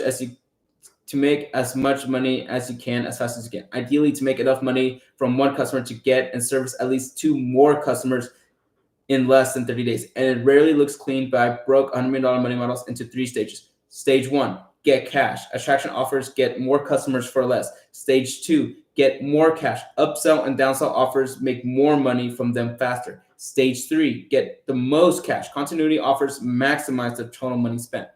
I break my $100 million money model down into these stages because money model growth happens alongside the growth of the business. In other words, if you try to start a bootstrap business from zero on your friend with a finished money model, it will collapse on top of you. In fact, none of my business started with a fully forged money model. They all started at stage 1, even acquisition.com. In my experience, money models evolve like this. Hey guys, actually, this is really important. I really need you to listen to this because I'm like locked in. At first, I get customers reliability. First, I get customers reliably. Then I make sure they pay for themselves reliably. Then I make sure they pay for other customers reliably. Then I start maximizing each customer's long-term value. Then I spend as much advertising dollars as I can to print as much money as possible. I should probably make a checklist of that for everyone. My money models develop this way because I make sure each stage pays for the next. We keep improving each stage until it gets reliable. Also, this means financial and operational reliability. So fair warning, when your money model starts working, your business starts breaking. It's part of the game. So I suggest you find someone who can build and lead a team that makes your vision a reality. When I did, I married her. I hope the same luck finds you. Okay, Alex. Author note, I want to make myself abundantly clear. Lots of $100 million money models exist. I dare say a $100 million money model exists for every $100 million business. Remember, plenty of businesses make gobs of money in plenty of ways. I just show the ways I've actually done it.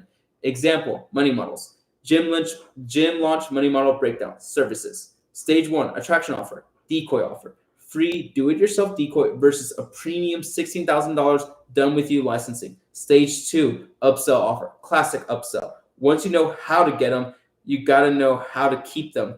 $42,000 per year, a $36,000 prepaid for advanced business services. Stage 2, downsell offer, a payment plan downsell. Seesaw downsell. Start at $10,000 a month with the rest spread over 52 weeks. Final payment plan offer, $800 per week for 52 weeks. Stage 3, continuity offer. Menu close plus feature downsell. Full package, $800 a week. Feature, done for you advertising, $300 per week. Feature, gym sells daily training, $200 per week. Feature, monthly new releases, $500 per week. Feature, original licensing material with tech support, $100 per week. Minimum package, $100 per week. Micro gyms money model breakdown, local business. Stage 1, attraction offer, win your money back. Pay to enter fitness challenge, win money back if you meet goals. Stage 1, downsell offer. Payment plan downsell. Split pay, 3 pay, free trial with penalty. Stage 2, upsell offer. I'm at 5% battery on my phone. Stage 2, upsell offer. Menu upsell. You're not going to get the best results without the best supplements. Supplement bundles, big bundle personalized to goal. Stage 2, downsell offer, feature downsell. Supplements, big bundle to small bundle to monthly subscription. Stage 3, continuity offer. Rollover upsell plus lifetime discount. $50 off per month for life with a 12-month commitment. Newsletter, a digital product. Stage 1 attraction offer, a free trial, $0, then $399 per month after 30 days. Stage 2 and 3 upsell and continuity. Pay less now / pay more later plus lifetime discount. Pay $297 now and keep that rate for life.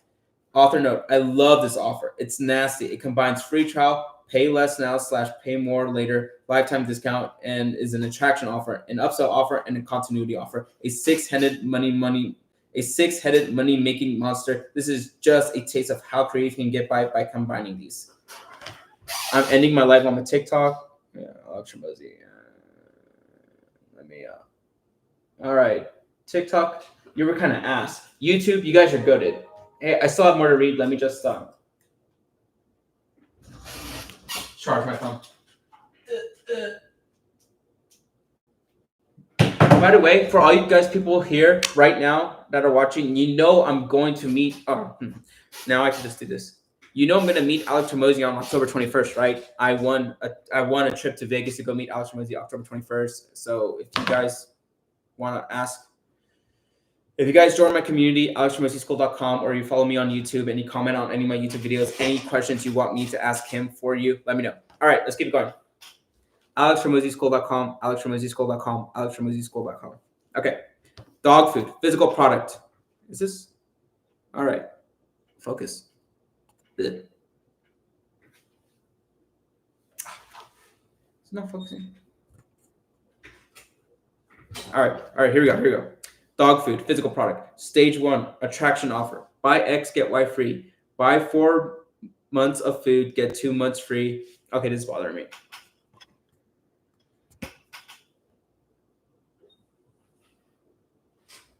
Why did I do that? Let's keep this like this. I won because I got 10 people to register. I got 10 plus people to register for the live launch event, and I was picked along with 49 others out of like thousands of people. And I'll have a video on it soon, but yeah, I just like essentially won the raffle.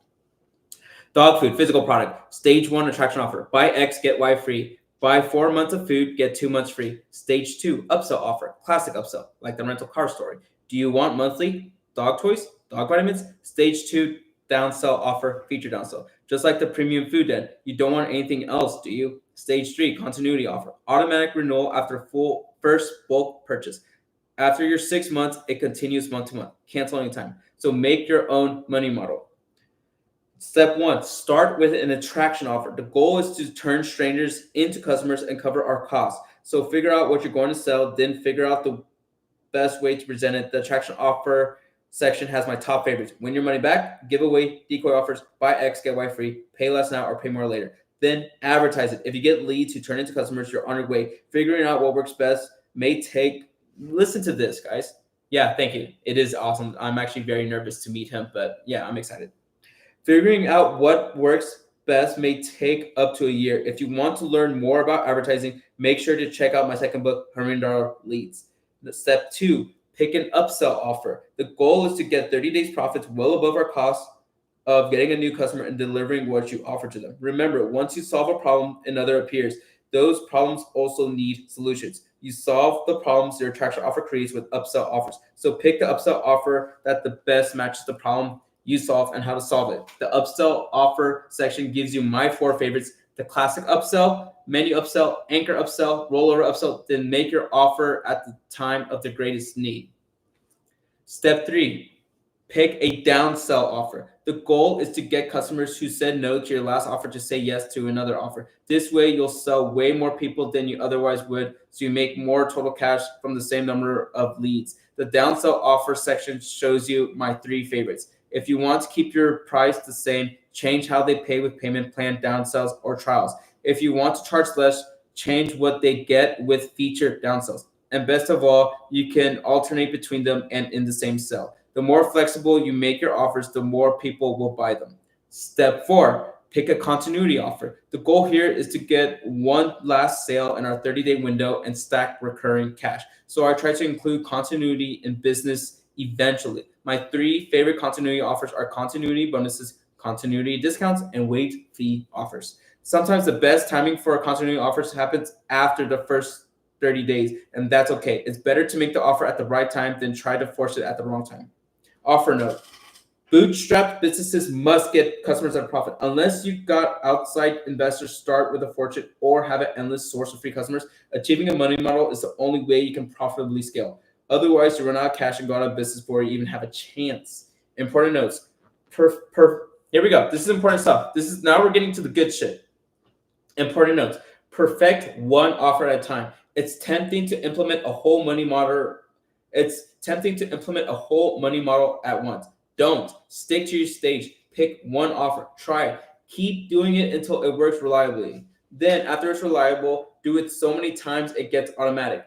Then go to the next stage. Patience is still the fastest way to get to your goal. So you'll need to measure in quarters, not weeks. You'll build it right, or you'll build it again and again and again. Building again, no matter how fast, still takes longer than building it right after the first time. Oh yeah, that makes sense. Raise price in stages. Make new offers cheap at first. Then, as you get yeses, raise the price. Lots of early yeses get customer feedback and make the product better. Then, as the offer gets reliable, start raising the price and keep raising the price until you cannot make up for the no's with the extra cash you get from the yeses. In other words, keep raising the price until you make less money. Ooh, that's huge, guys. That's actually huge. Simple scales, fancy fails. Get as much as you can out of what you have. Remember, it's less about having 100 products to offer and more about having 100 ways to offer your product. Think about ways to sell the same thing, not more than things to sell. If I offer personal training, I can offer 1, 2, 3, 4, etc. sessions per week. This turns one product into many offers. Important. Affiliate products can fill money model gaps.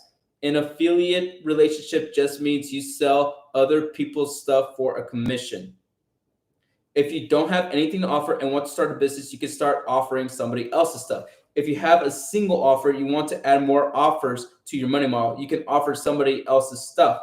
If you have $100 million business and you want to make more money without adding the operational headache, you can offer somebody else's stuff. In short, you can always offer somebody else's stuff in your money model. Here are a few examples. Service. A dental agency sends their dental clients to a braces manufacturer. The manufacturer sends some commission for each dentist client they send. More money, no extra work, voila. Local business. A massage therapist sells their clients somebody else's home massage tools, exercise bands, medicine balls, etc. The customer pays through the therapist and the other company ships it straight to the customer. A few extra words, a lot of extra money, no extra service delivered. A digital product. An educator tells his clients to use a specific service software. The software company sends a consultant a commission for every single sign up.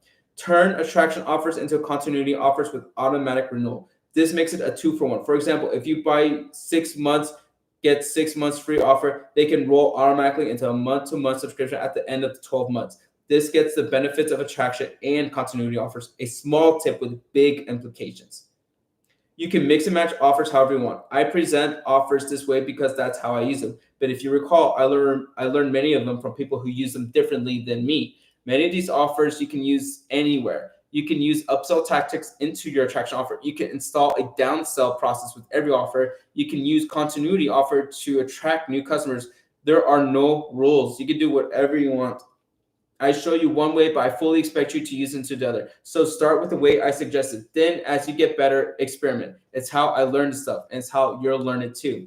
Summary. A money model is a deliberate sequence of offers. And money models have 3 stages. You get cash, you get more cash, you get the most cash. To make your own money model, start with an attraction offer. Once it gets you customers to cash, add an upsell offer. From there, add downsell offers to get even more people to buy. Then finally, add in your continuity offer. Do not try and implement a full money model at once. It will break your business. Do not try and implement a full money model at once. It will break your business. Do not try and implement a full money model at once. It will break your business. Don't start more businesses just to make more offers. It's less about having 100 products to offer and more about having 100 ways to offer your product. To sell more stuff without starting 100 businesses, offer stuff from other businesses and let them deliver. Affiliate relationships can fill in the gaps in your money model without the headache of delivery. Price new offers low enough that you can get lots of yeses. Use customer feedback to improve your product. Then start raising price until you stop making more money. $100 million money model eliminates cash as a bottleneck for growth. Mission accomplished.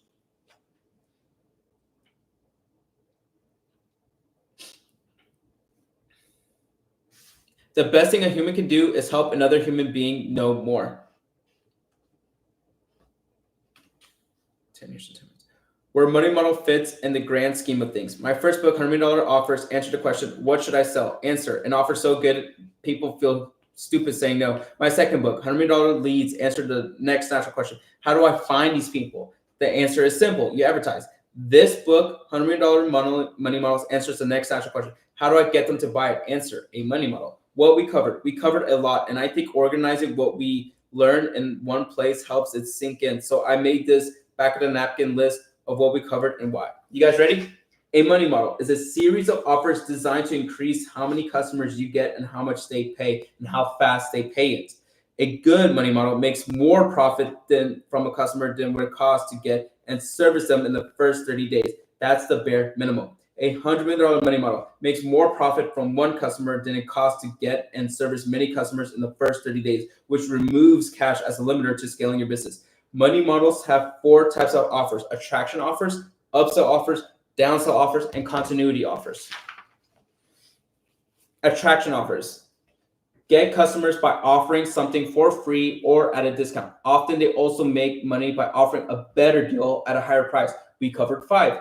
A, win your money back. You set a goal for the customer and tell them how to reach it. And if they reach it, then they qualify to get their money back or get it as store credit. Giveaways. You advertise a chance to win a big prize in exchange for contact information or anything else you want. After picking a winner, you offer everyone else the big prize at a discounted price. Decoy offers. You advertise a free or discounted offer. When the leads ask to learn more, you also present a more valuable premium offer. The premium offer also includes more features, benefits, bonuses, guarantees, and so on. Buy X, get Y free. You offer customers free exchange for buying another.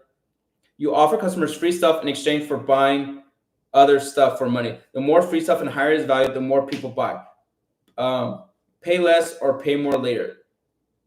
You give people a chance to pay full price later, or you pay a discounted price now and get additional bonuses. Upsell offers are whatever you offer next, typically more, better, or newer versions of what they just bought. These get you more cash fast. We covered 4. The classic upsell, you offer the solution to the customer's next problem the moment they become aware of it. You can't have X without Y. Menu upsells, you tell customers what options they don't need, then tell them what you do need and how you get their value from it. You don't need that, you need this. Anchor upsells, you offer your most expensive thing first. If the customer balks, you offer a much cheaper and still acceptable alternative. No worries, if you don't care about X, then this may be a better fit for you. Rollover upsells, you credit some or all of the customer's previous purchases towards your next offer. Since you already spent $500, I'll just credit that towards you staying a full year. What are you saying?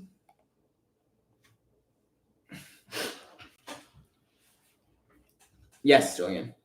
Downsell offers are whatever you offer after someone says no, and by turning no's into yeses, you make more money. We covered 3. Payment plan downsells, you offer the same product at the same price, but they pay some now and the rest over time. When do you get paid? Let's do half now and half then. B, trial with penalty. You let customers try your product or service for free so long as they meet your terms. If they do, they have a better chance of becoming paying customers. If they don't, they pay. If you do XYZ, I'll let you start for free. Feature downsells. You pay lower. Feature downsells. You pay lower prices by changing what the customer gets. I offer lower quantity, lower quality, lower price alternatives, or cut optional components entirely. If you're okay without a guarantee, I can knock off $400. Number 8, continuity offers. Provide ongoing value that customers make ongoing payments for until they cancel. And they boost the profit of every customer and give you at least one thing to sell. We covered 3. Continuity bonus offers. You give the customer an awesome thing if they sign up today. Typically, the bonus itself has more value than the first continuity payment. If you sign up today, you also get XYZ valuable thing. B, continuity discount offers. You can get the customer free time now or later if they sign up today. C, waived fee offers. First, you ask the customer to pay a startup fee as part of joining a month-to-month program. Then you can offer to discount the entire fee if they commit longer term. If they cancel inside the term, they pay the fee. Number 9, you build money models one stage at a time. A, once I get customers reliably, then I make sure that they pay for themselves reliably. Then I make sure they pay for other customers reliably. Then I start maximizing each customer's long-term value. Then I print as much money as I can. Bottom line, the knowledge in these bullets brought me more free and profitable customers than I've known to do with.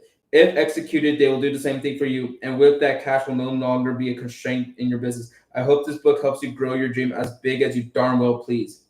Also, since you're one of the few who actually finish what you start, I want to leave you with a parting gift. Some closing remarks that got me through some hard times. Here we go, guys. Wow, we're at the end. Final thoughts. You don't become confident by shouting affirmations in the mirror. You become confident by giving yourself a stack of undeniable proof that you are who you say you are. Outwork your self-doubt. an actual post I made on July 25th, 2020, before I made my life public. Layla snapped this when I wasn't looking. I was like, damn, I look pensive AF. Anyways, this is the second time we've taken a private jet, and it was dope. They figure if you go down with the ship, your seatbelt won't save you. Regardless, to every entrepreneur who's disappointing their parents, wives, husbands, friends, fake friends, and everyone else who doubts you. Number one, I'm your biggest fan. It's about to get real, so get hard fast. Number three, you cannot lose if you don't quit. I used to repeat that to myself over and over when I didn't want to keep doing it. If you feel hopeless, welcome to entrepreneurship. If you feel like you'll never make it, you're on the right path. If you feel like you're a disappointment to everyone you know, keep moving forward. Because at the end of the rainbow, it isn't a pot of gold. It's you, the real you. But that's been underneath all along, whispering in your ear, just one more step, one more call, one more sell. When I say I'm your biggest fan, it's because I was there, and I know you because I know exactly what it feels like, having both 100% confidence and 1,000% doubt. Fire. At the same time, here's all you got to do. Just keep moving, keep fighting, keep improving. Your time will come. Success is the only revenge. So right now, you might be where I was when I started working in the concrete coffin under blinding fluorescent lights, wanting to escape. You might be overwhelmed by all the stuff you have to do to succeed. With that uncertainty, know that every entrepreneur, past and present, and shoulders and burden with you. I've been there. They've been there. You are not alone. I share these stories as I experience them so you can benefit from them as I have. So here's my promise. Follow the lessons. The money will come. Be one of zero. Alex Hormozi, founder, acquisition.com. P.S. I've got some free goodies for you for finishing what you started. And here are the free goodies. Nom, nom, nom. Kind of like the previews after the credits finish. If you're still with me, I wanted to give you a bunch of goodies. If you're still struggling to figure out who to sell to, I released a chapter called Your First Avatar. You can get it for free at acquisition.com/avatar. Just pop it in your email and we'll send it over. If you're struggling to figure out what to sell, you can go to Amazon or whatever you buy books and search Alex Hormozi and $100 million offers. It should get you on the right path. If you're struggling to get people interested in what you sell, you can go to Amazon or wherever you buy books and search Alex Hormozi and $100 million leads. It should get you on the right path. If your company is over $1 million in EBITDA profit, you guys should know that. We'd love to help you scale. It brings so much pleasure to know companies have grown much bigger and faster than mine because they avoided the mistakes I made. If you want us to take a look under the hood and see if we can help, go to acquisition.com. If you want a job at acquisition.com or in one of our companies, we love hiring from Mosey Nation. Our best returns come from investing in great people. Go to acquisition.com/career/open jobs, and you can see all the available openings. To get free book downloads and video trainings that come with this book, go to acquisition.com/training/money. If you like listening to podcasts and want to hear more, my podcast at the time of this writing is in the top 5 in entrepreneurship and top 15 in business in the US. You can get there by searching Alex Hormozi wherever you listen, or go to acquisition.com/podcast. I share useful and interesting stories, valuable lessons, and the essential mental models I rely on every day. If you like to watch videos, we put a lot of resources in our free training available for everyone. We intend on making it better for any paid stuff out there and let you decide if we succeeded. You can find our videos on YouTube or whatever you watch videos by searching Alex Hormozi. And if you like short form videos, check out bite-sized content we pump out daily at acquisition.com/media. You'll see all the places we post and you can pick the ones you like the most. And last, thank you guys again. Please be one of the givers and share this with other entrepreneurs by leaving a review. It would mean the world to me. And I'm sending you business building vibes from my desk. I spend a whole lot of time there, so it's a lot of vibes. May your desire be greater than your obstacles.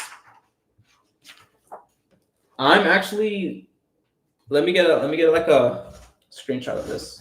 So if I post this,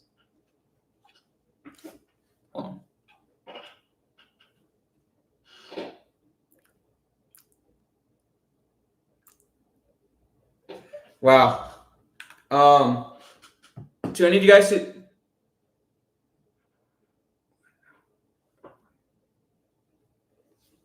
I guess I'll answer your question first. Isn't that what Alex was saying? He was profitable on the first end, not on the back end, with more sales at Shrem.